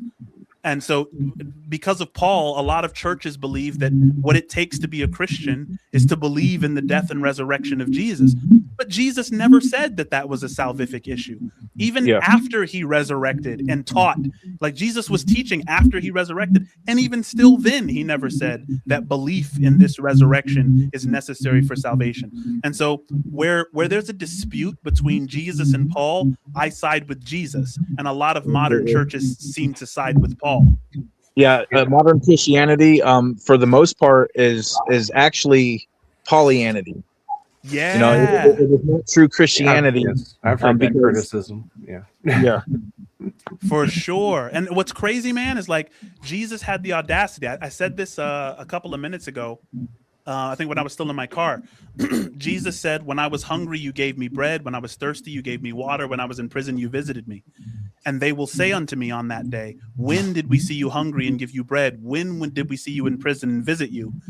And Jesus said, I will say to them, whenever you did this for the poor, you did it for me. And so that's Jesus essentially saying that there will be people who don't even know who he is, which enter the kingdom, right? They'll just be people who were naturally doing good to others and showing, that they were people who exhibited fruits of the Spirit. So I think a lot of people have kind of, unfortunately, made an idol out of Jesus as a human being instead of embracing what he thought he was, which is a way of being. But didn't Jesus said you got to believe in his resurrection to go to heaven? No. No, he did not. No. I mean, it's like Jesus, taught some radical beliefs, loving your enemy and, telling the rich man that it's like, if you want to enter the kingdom of heaven, you have to give up all of your material belongings. Like, I don't see modern day Christians doing that at all. Absolutely. They pick and choose what they want to be literal. I see that as a very standard practice within modern apologetics. Is they like to be the living cipher of what exactly is literal versus what's the other thing besides literal? Metaphor. Yeah, analogy. Yeah. They want to be the living cipher as to what is literal versus what is a literary device, such as a metaphor or some such. There's one at Rebuke and Reprove. Have you guys seen him around? But I've been trying to get him to have a discussion. I don't believe in debates. I believe in discussions. Me because too. To me, a debate requires for absolute objective truth to be valid, and I don't see that as valid. I don't believe in absolute objective truth. I believe all truth is subjective. So to me, debate isn't even a real thing. All people are doing is just discussing their perception. I don't believe it's a performance. It's like, and it's just try a show of dominance. It's like you could win a debate and still be wrong. So it's like if you're after truth, like debate isn't that useful.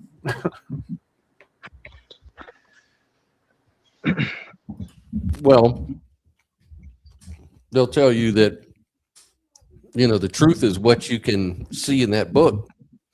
You know, that's the objective fact.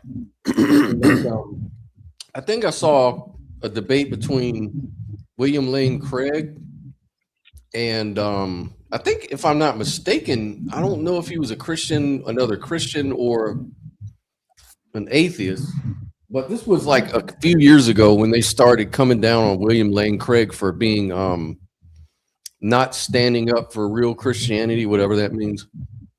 And because he was saying that the flood of Noah was not necessarily meant to be a literal event in history. But then his opponent was saying, yeah, but Jesus always referred to it in his sermons and telling people that just as in the days of Noah will it be with the Son of Man when I return. And so they went back and forth on that. And so I think the Christian or whoever it was said, it's almost like you're trying to be the authority of who gets to say what parts of the Bible are metaphor and what parts aren't. Like, are you going to say? Yeah, they all do. Like, yeah, and it's like, are you going to say now that the resurrection of Jesus was also metaphor? You know, and it's like a little gotcha moment or whatever. But I think, like, maybe it is. I don't know. See, my thing is like, what are you doing when you're reading a book? Like, what are you doing when you're watching a movie? Like, what are these things for? You know what I mean? It's like, I'm a horror movie fan, right? And a lot of people aren't horror fan. My wife hates horror movies, so when I watch them, I go watch them by myself. You know, and you know, when looking into the cognitive science about what it is that people actually get from horror movies, is you get to interact with an intercategorical threat from a safe and repeatable location. That's what monsters are. Monsters are threats you can't categorize. A zombie is both alive and dead. Freddy Krueger is both alive and in the dream worlds. Like, which one is he? You can't categorize the threat. And we know that we live in our real lives, there are threats that we can't categorize. And so watching those horror films, for some of us, is like it shows us that we can contend with these intercategorical threats in a safe and repeatable way. So it's almost like flexing a muscle. In the same way, I think the biblical narratives, when you're reading the Bible, you should be looking for tools, because these ancient stories, like, people didn't just carry stories around for no reason, right? Like, these ancient stories, if they got passed down, it's because they were useful. You know what I'm saying? Like, it was useful for survival, because it was way tougher to survive thousands and thousands and thousands and thousands of years ago.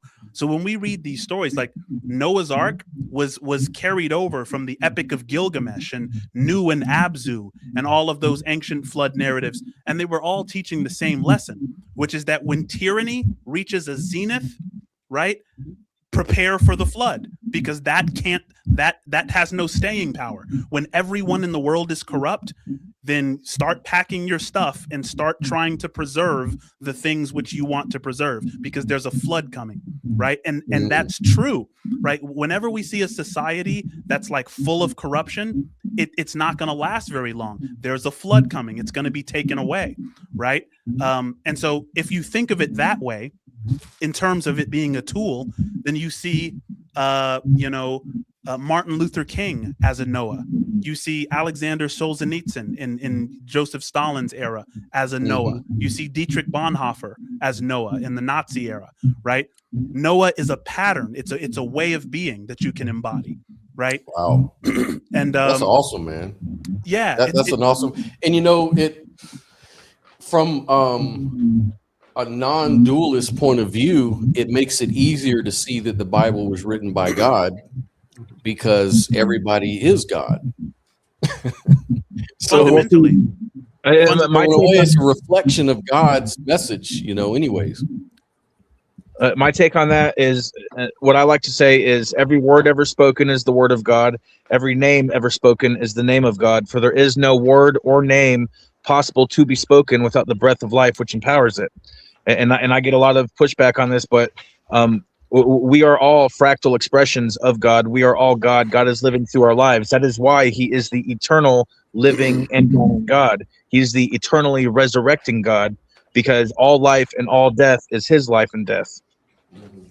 My only pushback to that would be I think there is good and evil behavior because God is one. And so what that means is associative behaviors would be good behaviors because God is pure association.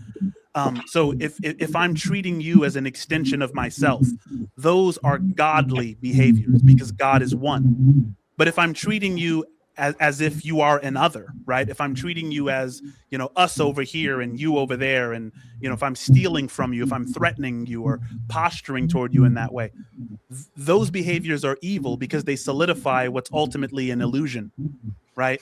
So I think not everything spoken can be the word of God, even though you're right that we're only able to speak because we are fundamentally the breath of God. That's what we are. We're God breath. But I think that some people embrace the illusion while other people, fight to embrace reality, right? And if you're embracing the illusion, then, that's not a righteous act. I don't believe in evil and sin personally. So I don't see the way see things that through the lens that you just prescribed right there. I don't believe in evil and sin because I believe in a perfect creator. So if the creator is perfect, okay, then the creator is the tree, and the creation is the fruit of the tree. And to say that there is a evil fruit or a sinful fruit is to say that the tree, the creator, is evil and sinful. Now, just me personally, I don't capitulate to those perceptions. Now, I do say bad, but I make a distinction between bad and evil.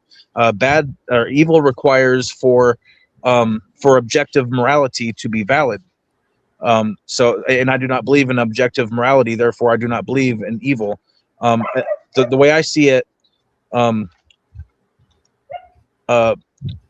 reality is the pure expression of freedom, okay? And then good and evil are just labels that we as observers put upon that expression. So we are state dependent beings, okay? We require certain states in order to survive and thrive, and anything which challenges or threatens our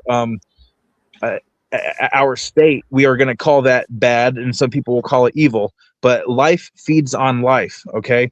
And the thing that is getting eaten, they will say, hey, this is bad. But the thing that is eating that thing, in order for it to live, they will say, hey, this is good. But that is just how life is set up. Life feeds on itself in order to perpetuate itself. Sure. Yeah. I agree. I like David Bohm's definition of evil. David Bohm was a physicist.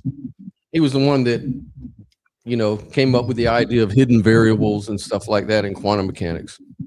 But he defined evil as the result of incoherent thought operating as though it were coherent. So he said, if you think about that in any situation, you see evil. So that's the lack of intentionality, pretty much. Yeah. That sounds like a Kantian deontology, because Immanuel Kant had a similar idea that to be evil is to be irrational. Now, I agree that we can colloquially call things evil. Like I like the term bad, but I do make a distinction between bad and evil. But like, sure, there's plenty of things that I disagree with. If someone killed all my dogs, I wouldn't like that. I still wouldn't call it evil. Evil would be what I do to the motherfuckers that kill my dogs, you know? Yeah. I wouldn't even call it evil, but someone else might. If you thought killing my dogs is bad, wait till you see what I do to these motherfuckers that killed my dogs, you know? Right. Well, hey, it's like I did a show the other day, a little video I put together because I was just reading a lot of information, and it just triggered a lot of thoughts and ideas about language and how a lot of our metaphysics is really shaped by our language. Our language is like a shaping principle. And so, you know, it's kind of like you were pointing at one thing that people usually say, Mr. Biscuit, is like, oh, I've regained consciousness. I'm conscious. I have consciousness.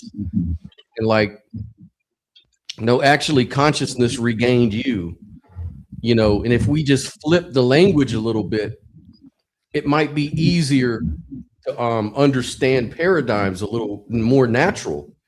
Like a lot of the reasons why physicalism is so intuitive is because of our dualistic language.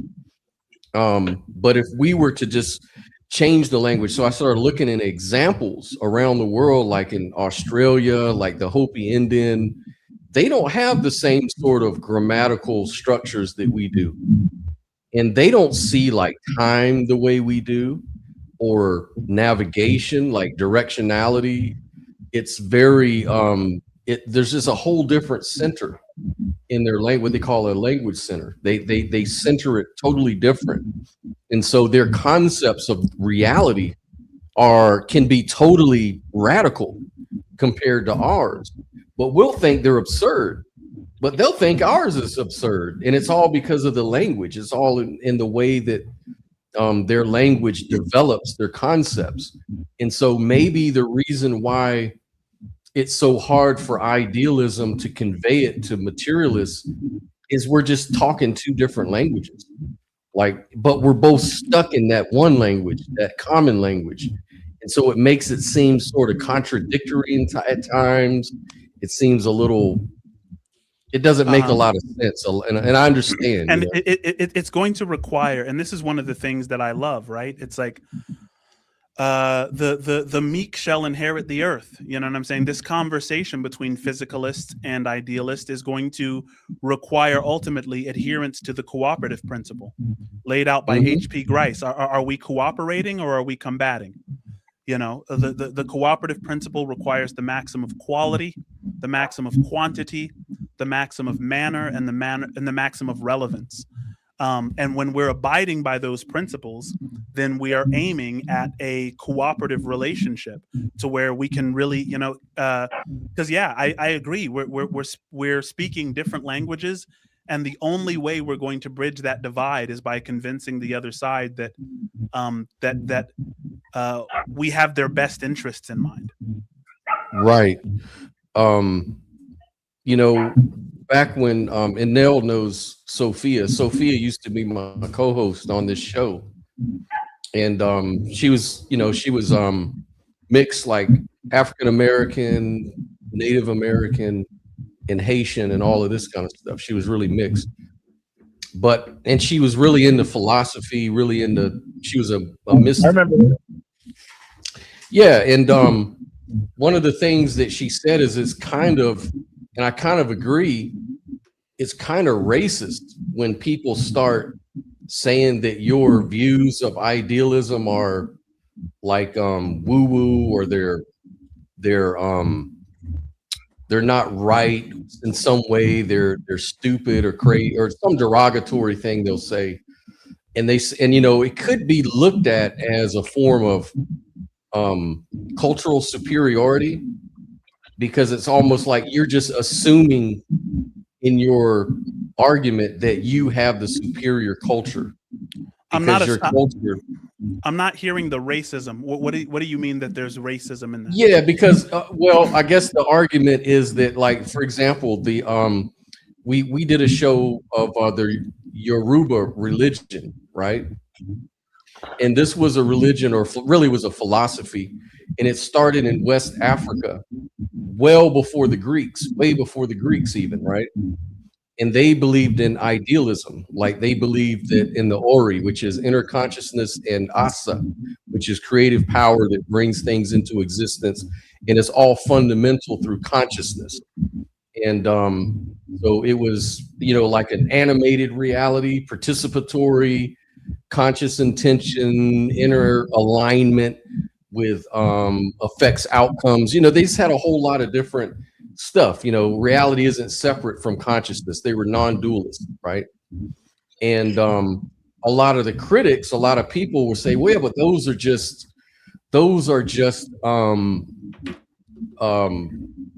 primitive cultural ideas that we can discard. They're no longer applicable to anything reasonable anymore, right?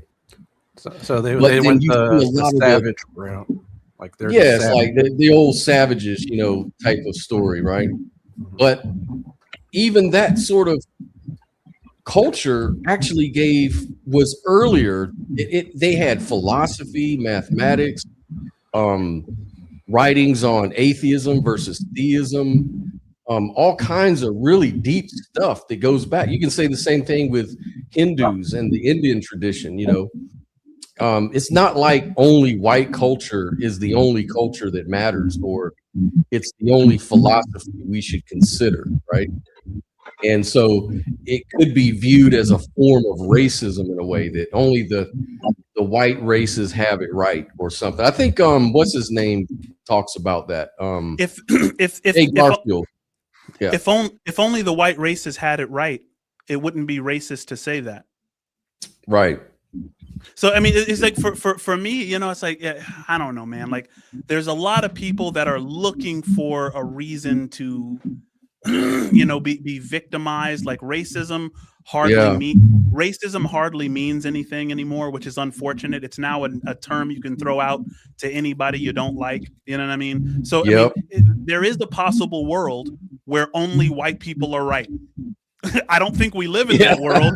I don't think that there's evidence that we live in that world. But if we did live in that world, it wouldn't be a racist thing to say. There's a possible world where only black people are right, and Morgan Freeman is God. Yeah, it's.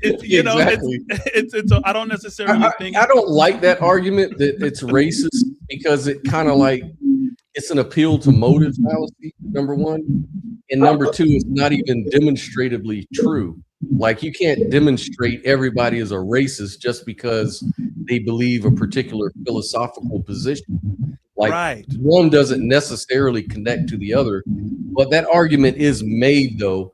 And like, as far as like what you say with racism, I totally agree. It's an overused term to where it doesn't mean anything anymore. It's like, and the thing is, look, man, hang on. Did you guys have a falling out, Scott? Yeah, we did. Unfortunately, we really did, man. And man, it's kind of sad because I kind of miss Sophia, man. She was funny as fuck, man. I think I saw some of your videos with her. She seemed pretty smart too. Oh yeah, she's very smart, man, and really cool. It's just that sometimes you get into disagreements, man, and it's like some people take it very personal and they get very upset. And it comes to a point where it gets, for some reason, it gets into name calling and derogatory and yelling. And it's like, dude, it's just philosophy. It's okay. You can have your own ideas. Yeah. Like, I don't care. Like, I'm just challenging you to be a challenge. Like, you can challenge me. Like, I'm good with it. You know what I mean? You have to expect disagreements, You can disagree and still be friends. Right. Yeah, that's what I'm saying. Sure. It doesn't have to go that deep, Yeah. Unfortunately, the thing with me too, though, is I suffer from a lot of anxiety in my life. So I just have a problem with anxiety, and I have to really back away sometimes with people if they get too serious with me, because then I start freaking out, and I just have to I'm sorry, I gotta. Well, life's too short for that shit, man. Yeah, it's like I can't do it, And anxiety shit, yeah. I love you, man, but I'm gonna love you from a distance. fast. That's part of being a man, and maintaining your borders, maintaining your boundaries. Yeah, Because I never want to see myself act out of my own skin. Like, I don't want to start finding myself calling names back and yelling back. Like, that's not me. Like, why would I do that? I used to be very depressed. I used to be very suicidal, and I changed a lot of things about myself. And for anyone struggling with that, you just have to start doing the things you love and start getting rid of the things that stress you the fuck out in life. Yeah. And that kind of mirrors what you were talking about, where something was stressing you out, so you had to get rid of it. Yeah, that's right, man. And we have architect. What is that? I put this. Was that architect of humanity? Scott, what's up? May I hop on the panel? Yeah, I just put the link out there, so it's right here. Click on it. You can jump right in. See, I would say it depends though on the sort of depression you're dealing with, because I mean, there's situational depression where there is something causing you to in the outside world to be depressed, and then there's clinical depression where it's much harder to treat and deal with. Yeah, I know. And you got to know yourself. Like, this is why I'm a non-dualist and an idealist to begin with. I think I'm trying to manage my life. Like, I'm trying to manage shit in a way that keeps me grounded, positive, and treating others the way I want to be treated. Like, treat the world well. Because if I keep going that way I was going, dude, I was off the fucking chain, man.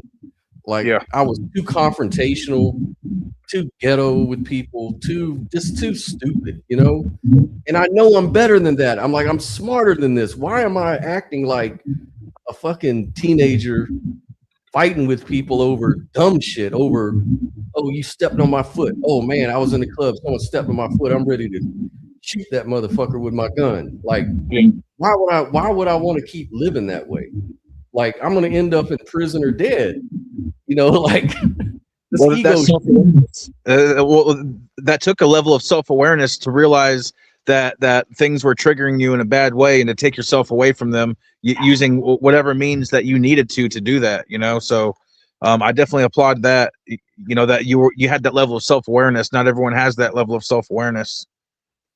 Yeah, man, and it's sad that you cut people off so quick, but I'm doing it to protect not just me. I'm actually trying to protect you too. You know what I mean? Like, I don't mean to sound crazy or nothing, but I'm just saying, like, a lot of the things I do, it's not because I'm being petty. I'm just really trying to look after you right now.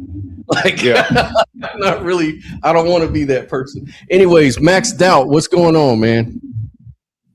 Just hanging out, man. I saw you were live. So let me hop on. Yeah, man. Good topic, man. Definitely seems like in some ways, possibly. I think there's some background noise. I don't know what it is, like a gurgling. But it could be me, man. Yeah. Maybe the mic. Oh, yeah. Thank you.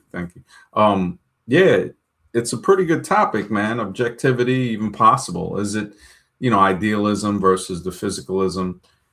I think that, of course, we're emotional beings. If we can learn how to control our emotions a little better, the more objective we can be. So that right there is very, very important. A set of rules and reason why the rules are in position is something that's very important. Like, I don't know if you've ever looked into books by Larkin Rose, Most Dangerous Superstition, The End of All Evils by Jeremy Locke, that they're like kind of anarchist based. And, it makes a good point. Government power itself is a fiction. Government is a fictional entity, creates another. Creates authority, and then the authority creates a law, which makes, it can make people it's insane, because nobody benefits from a polluted river, from a polluted sky, from a polluted land. And that tells people, well, the law says you can have this much amount of pollution. It's like, no. And that's where I think that the reason and the common sense has to be in the equation, man. Definitely. Oh yeah, we are trained to be good followers from the time we're children. They put us in these indoctrination camps they call school, public school, where they teach us what to think, what to remember, what's important to remember, what's not so important to remember, what values you should have, how you should talk, what language you can use, and what polite society does not like. And this stuff is supposed to go on unquestioned because your grades depend on it. You don't get a good grade by doing independent thinking and research. No, you get a good grade by finding the answer in the textbook that the teacher told you to study by. And so all of your answers should be in accordance with the curriculum that the government has put in place for you. And that's why school system sucks. It's why we, are deficient in that area. No one's really taught to be skeptical. Everyone's just taught to sort of parrot what they've been told, and what we're told to think and teach. And yeah, you're exactly right. And like I had yesterday, or maybe was it yesterday, a day before? His name is Alchemist 369. He studies a lot of out-of-body experiences, astral projection, but along with his views are things like flat earth and denial of certain science that we're taught, in school. And he says that, I was an avid believer in all that, evolution, flat earth, the science, all of this stuff. But ever since I had his enlightenment or his experience of navigating the world, he's come to realize that most people are just believing these things because they were actually just taught these things and indoctrinated into them. But it's so ironic that a lot of these people that are indoctrinated themselves are pointing the finger at people who don't go along with it as if they were the ones who were indoctrinated. Absolutely. What I found how serious do you take your skepticism is what his point was. Yeah. I mean, I've said it before, evolution is possibly the worst religion I've encountered. And because it disguises as science, and the criteria for a religion, but belief, instilling a behavior to seek a belonging. We see that with the evolutionary religion, the religion of atheism. It's a belief. People say they believe there's no creator. And I'm not religious. I'm a person that looks for a scientific answer. I know science cannot explain everything. Combined with logic and reason, we can get pretty far. Of course, we're never going to know everything. As I studied more evolution, now when I speak to younger people in the schools, they say they have to say it's a fact to pass. So to get the passing grade, like they grade us like eggs in a supermarket, grade A, grade B. And this creates, it creates a real problem. People come out with psychosis, with expectations built by the cage of society. So they can't think freely. Now they hit them. And this is something I really always had a problem with in schools. I just noticed it on the elementary school I used to go to. They have the tigers and and all of these sports things. And when I look at sports in schools, it tells us that physical prowess should be held way above any type of intelligence. So creating, and they put so much funding into this. But science shows real science, not evolution, saying, look, technical science. I tell evolutionists, look, if I went by what they believed, they're saying, okay, you need feathers on an airplane to fly. No, we can test it and fly without feathers on the wing of an airplane. It's so entrenched that we have what I call churches disguised as universities, preachers disguised as professors. And they're put in positions with their paychecks to indoctrinate the youth into believing that they're not religious and they're scientific. And I asked them, I said, do you even understand the difference between inference and a fact? And most people don't. I'd say, well, if you see somebody going to the beach with a towel, it's logical. You might think that, okay, they're going to go in the water. That's inference. But most of the time they're not going to go in the water. So we see when they find something like a fossil and they try to tell me, well, this was formed over millions of years. And I say, well, everything in this fossil is exactly the way it looked like it was living if it was pressed into the sediment. You know, that doesn't seem like millions of years. It seems like an exact kind of catastrophe. Now, again, I'm not religious. People will start to say, oh, he's religious. No, I'm scientific. I'm saying these things cannot be formed over such a long period of time without degradation. And we're seeing fossils of water mammals giving birth, fossilized in that position. Animals that are eating another animal, fossilized in that position. So using the scientific method, we would say, no, this happened rapidly.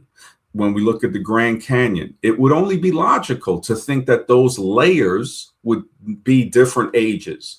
But when we look at Mount St. Helens, when it erupted in 1980 and over the last 40 years, that we see that, wait a second, within days, it formed sedimental layers.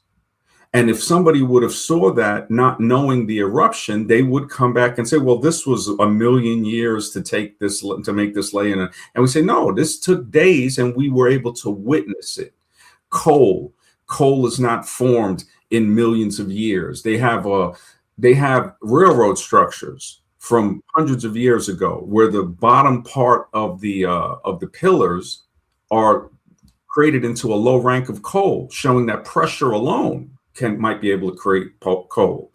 We see many examples in front of our face, but the schooling system, like you said, it indoctrinates people so hard that they think junk food is okay to eat, which is the beginning of a problem. If a person, what you put in your body is going to affect how you think, how you act.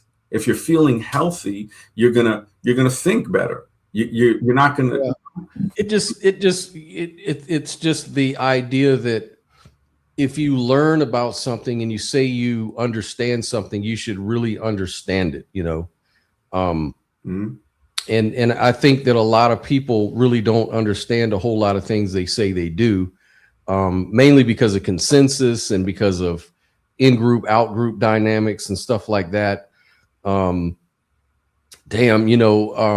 Evolution is one of those big conversations. I'm not even that well versed in biology and stuff like that to really discuss it. I'm one of those people that needs to do their homework. But I would just say that, yeah, it would not surprise me at all. Nothing really surprises me. Like if they turned around and then the consensus totally changed and said, actually, you know what, man? Evolution was wrong. We were wrong about all the things. We were wrong about all of it. In a way, it would be kind of like, you know, wow. But in another way, it'd be like, well, I'm not really that surprised. Like, it's kind of like when people talk about miracles. Like I was on this one Christian show, right? And they were talking about, oh, but Scott, look at this case here. And they showed me this Christian miracle.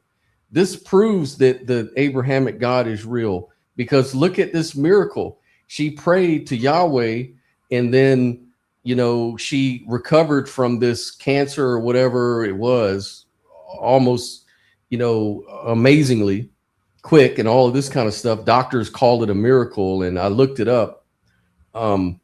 But the thing is that there was problems with the story. Number one, it was anecdotal and nobody signed off on anything they were claiming. But beyond that, even if it was true, even if all that, it wouldn't really be all that impressive for me. I guess because of my worldview is that I've embodied non-dualism and idealism so much.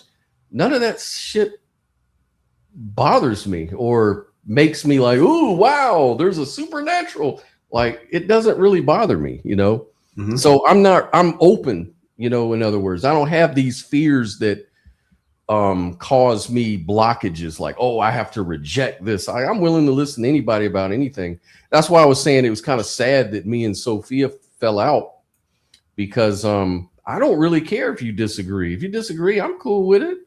I'm not going to get mad, you know? Really? What happened? Mad at me, you know? Why did you guys fall out? It's just a little small, slight difference in worldview. Like, I think like with idealism, I'm saying consciousness is fundamental, and what we call the physical world is not the objective reality, but it's just an appearance. Right. Mm-hmm. And then she's saying, no, it's like, for me, it's like there's primordial consciousness, and then the physical really exists, but it exists as an expression of consciousness. And I'm like, so you agree with me? And she's like, yeah, but no, you're saying that the physical are imaginary or something. I'm like, no, they're not really imaginary. It's just that it's an appearance within the mind, the greater mind or whatever, right? And we can see it as physical. We label it physical. That's just my view. But she was like, no, what's going on is there's real physical things that happen. Like it exists outside of an experience. You know, and I'm saying, oh, okay, well, I understand, but I disagree. And she's like, well, why? And I'm like telling her why. And she's like, why are you arguing with me about this shit? And I'm like, I'm not arguing. You're just asking me for my reason why I don't understand what you're saying. I'm just giving it to you. We actually did it live on YouTube. But yeah, it became like just a lot of emotional, taking it too personal. And then it was taken to other groups, and it just got ugly, you know. And I'm like, man, I can't do it, you know. Wow. Yeah, you know, the fact that you're open to change and I'm open to change, other people, when they're not open to that, I've had falling out. Really, I think it's basically them falling out with me, because I always welcome them back. And I say, look, I love studying, learning, and that's what got me into researching and going into ancient civilizations. I want to know where we come from. The more I search, the more questions I have. And I do see that consciousness logically and reasonably seems to precede the physical. It's like, you know, making a cup to get water from a lake. You're not going to make the cup if there's no water. The water comes first. And it kind of like the consciousness would be first. Some religions look at it as a spirit verse, and then it coalesced matter to, you know, hold. Right. And this is exactly why I don't take the physical, and I would include all events like evolution and stuff like that. Even if the entire story of evolution is logically coherent and it's traceable and it's all makes sense, it still isn't true. You know what I'm saying? If idealism is right, it's only true within that framework, within that interpretation, or within that model.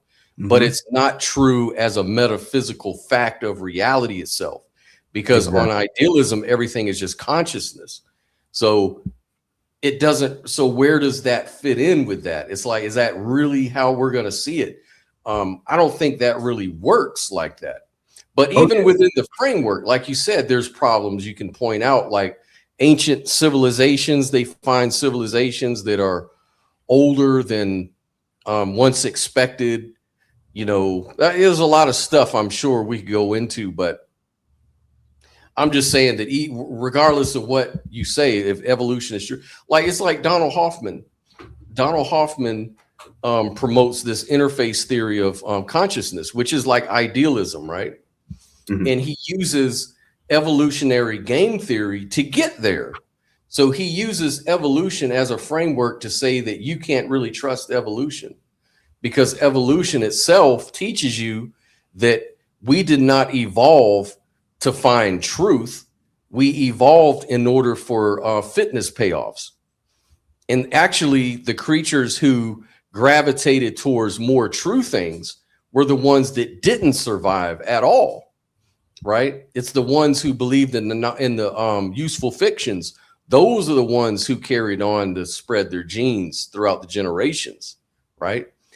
And so that's sort of self-refuting, though, because it's like, well, where does that leave the theory of evolution? If you can't trust, if we evolve to not know truth, then how do we know evolution is true? How do you even know that claim itself is true? You know, that's a good point. Well, that's where you transcend it through mathematics.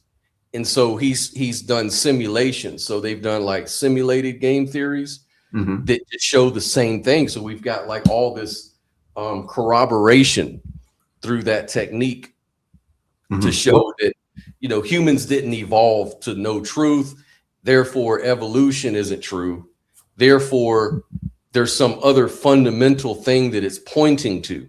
So even space-time itself is doomed. It's like it's not really fundamentally real. It's an emergent property of something even deeper, something called understanding, you know, or consciousness, or something like, he calls it a network of cognitive agents is what creates reality. And really interesting stuff. So there's all kinds of ways you can go with that, you know. None of that stuff would surprise me, though, either way. Yeah, that's pretty deep. I mean, even mathematics on the genetic scale, when I presented to people and I said, well, you could just do an easy experiment about amino acids forming a protein, say 20. When you look at that forming by chance to make a protein, which usually it's more, maybe 100, say 65, you're looking at 10 to the 20th power. So you're looking at, you know, you're going beyond a trillion, a quadrillion, you're going into 100 quintillion possibilities to where it's improbable. And that's just forming a protein, not the lipid, not the cell wall, not the nucleus. So you look at it and you say, this is, the number's so small, it's almost equivalent to zero. So nothing's impossible, but this is extremely improbable. And not to mention things that cannot form by chance. Blood clotting. You need 12 major factors. If one's missing, the organism bleeds to death. You look at the right hand and the left hand. So you're looking at mirror images. You look at the male and the female. There's so many things to present that you would say, wait a second, evolution, this is just so unscientific. And it's not just the science of logic or reason. It's mathematics that disproves it. You know, people have single-celled organisms, but there's no 2 or 3 or 4 or 5-celled organisms. They just magically jump it to hundreds and thousands of cells, you know, telomeres with thousands, tens of thousands of amino acids, where when you get into these numbers that are so large, if you try to go by chance, you say to yourself, this doesn't make sense. Logically and reasonably, I tell people, okay, a spoon, a regular spoon from a kitchen drawer, you will never see that form in a billion years because it hasn't, you know, as they claim the earth is billions of years old. So something, you know, we could say like a skateboard, which has moving parts, but we go even simpler, a spoon.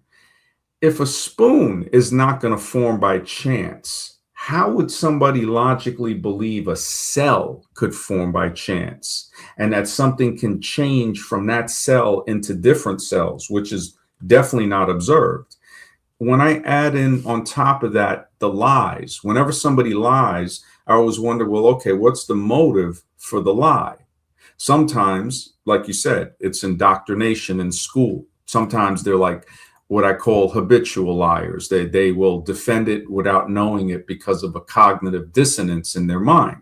They'll say, well, you know, I believe it's true. And right there, I tell them, well, science isn't based on belief. It's based on observational facts, empirical science, things you can repeat and measure. And like, we can't breathe underwater. We can't breathe water. We can test that. Anybody can test it where it's at. That's a fact. Now, you can use an apparatus, but you're breathing air underwater. You can't breathe the water. That's a fact. Well, so there are that's things a that we good can, point. yeah. That's a really good point because, you know, there's certain assumptions made under evolution that haven't been tested to really verify that they may make sense within the story, but there's a lot of these assumptions that are kind of baked into the models. And it's only now that a lot of this stuff has been tested. And so there's this biologist and others, Michael Levin is the one that comes to mind. And he has experiments that show and suggest strongly that life is organized around goal-seeking processes that would make the purely blind, you know, mechanical explanations incomplete at best, right? And he's got, you know, experiments that show this, you know. So it challenges like this strict reduction, which evolution models fall for, like the pure bottom-up explanation. And what it does do, it says, well, if even cells behave like goal-seeking agents, then where does that goal directness come from? So he looks at bioelectric fields and has tests on that, like with tetrabots and stuff like that, where he's kind of created like new life forms, totally against what evolution, the theory of evolution by natural selection, would have predicted. So it tested it. And so these things are now sort of, you know, this is mainstream. This is not controversial anymore. And so there are other factors that are challenging the narrative that we have that sort of tie these things together a lot better.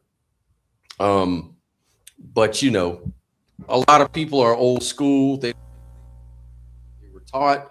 They won't look into the new cutting edge science that shows the challenges that I'm talking about. They won't do it. You know, they'll just say, oh, you got it wrong. You didn't pay attention in high school to fucking 9th grade science class.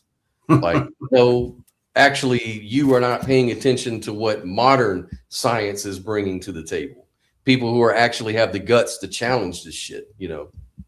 Absolutely. That's how science moves forward, to challenge, to revise, and move forward into what we don't know by changing what we do know. And yeah, and coming up with experiments, a way, not just saying, you know, things, but actually I can show you why you're wrong. You know, it's like you said, the idea of the, you know, the principle, you can go underwater and try to breathe. It ain't gonna happen. You know, exactly. Like you can demonstrate this shit, you know. Or somebody who can't swim. You can encounter, say, even a whole tribe of people that can't swim, and they could have a belief that no, you know, you can't swim, and you can prove to them, yes, you can. If look this way, you can float, you can swim, and even if none of them are able to do it, it's still showing that one person can do it, and it is possible. So like a boat, if somebody says, well, I don't think there's any way that's going to float on water. Well, we build the model. Some boats won't float. If it's built improperly, it'll sink. But if it's built properly, it will float. Sometimes they'll say, well, you won't be able to sail it across this distance. And you say, all right, maybe not that model, but we can build a ship that's seaworthy, and that will flow. So like you were saying, it's testable, repeatable. This is how things form. And when I looked into things like boats and planes and other type of mechanical apparatuses, I started to see that these things existed back in antiquity. It's like with Galileo, when he was persecuted, they didn't even want to look through the telescope. When he said, look, you know, the telescope is showing what appears to be like planets and stuff like that. And they were like, listen, you're going to recant what you said, or we're going to persecute you. And he goes, well, can you at least look through the telescope? Nope. So, you know, so I see people, they're not even willing to look through the telescope, basically, look at the evidence to say, hey, you know, can you just at least look at this, at the mathematics? Say, no, man, that's just your opinion. Oh, yeah. Even if you bring up, like, I could bring up Michael Levin's papers. I could bring up, you know, Donald Hoffman's papers. I could bring up all these things, and they'll just say, oh, you're just making it up, man. You're just being anti-science. It's like, well, you didn't even look at the science papers I sent you. It's like, I reject those. You know, it's like, okay. It's like, I just don't care anymore to go down those sort of things, because people are going to believe what they want, and nobody really got time for all that, man. But actually, I have to kind of get out of here because it's running into 5.5 hours. Yeah. Did you want to say something before we head out? Yeah, I'll stream tonight. I usually stream every night. So okay. Yeah, can you put your link it in the live chat so people can see it, and I'll check it out too. Okay. Well, it won't let me link it because you got to be a mod to put your link in Oh, there. damn. Okay. Yeah. So it's What just is? at Architects of Humanity. So that's the name of the channel. Oh, okay. Architects of Humanity. And I stream usually like around 9-10 p.m. Eastern time. I'm in New York, and yeah, I try to stream every night. And sometimes if it's not 10, I'll go on as late as 11. But usually I try to start at 10 p.m. And yeah, tonight probably going into ancient civilization. I'm looking into some Roman and Greek architecture that seems to not have been built by them, but you know, they built things to go with it, just like Egypt and other cultures seem to have added to it, but not built the main certain structures. And That's fascinating stuff, especially in relation. I've heard a lot. I mean, I don't know, but there's a lot of people that talk about, like, you know, you talk about all these UAPs and, you know, biologics, you know, other biologics. They don't say they're necessarily aliens, or they could be like another civilization that has been around a lot longer than us. Maybe they live in the ocean or some shit. But yeah. Well, you know, you got a really good point there, because the Ons, which are spoke of in many ancient civilizations, have drawings of people with what appear to be fish heads, you know, like a helmet, and then the fish back going down the back. But it looks like a humanoid wearing a fish costume. And it's very, very close to the headgear of the Pope. And I saw that. I remember seeing that. Yeah. So yeah, it makes you wonder that, you know, are these things or beings controlling humans? And it would be smart to rule by secrecy, to say, okay, you know, let them think that the priests and the kings and all of this are the hierarchy, and we'll just continue pushing our experiment on, because Earth, the physical Earth, seems like some type of experiment is going on, and our consciousness is experiencing that somehow. But yeah, very interesting, man. I'll hop on again. I just happened to see you on. I said, let me see what's up. But it was a pleasure, man. I appreciate it. And yeah, I'll stream later tonight, man. Thank you for putting my links in there, and we'll talk soon, man. Yeah, man. We'll do that. We'll see you later on today. All right, Nell. Nell, did you want to say anything before we head out? Because I know you've been quiet. Well, I mean, when it comes to evolution, there's a lot that could be said, but we're just ending, so you know, yeah. I mean, if we ever wanted, we'll have to do a whole show on that, man. We'll do a whole show on evolution, the pros and the cons, and the this and the that. But yeah, man, I got to get on out and definitely go on this hike, man. Get some fresh air. I've been sitting here too long.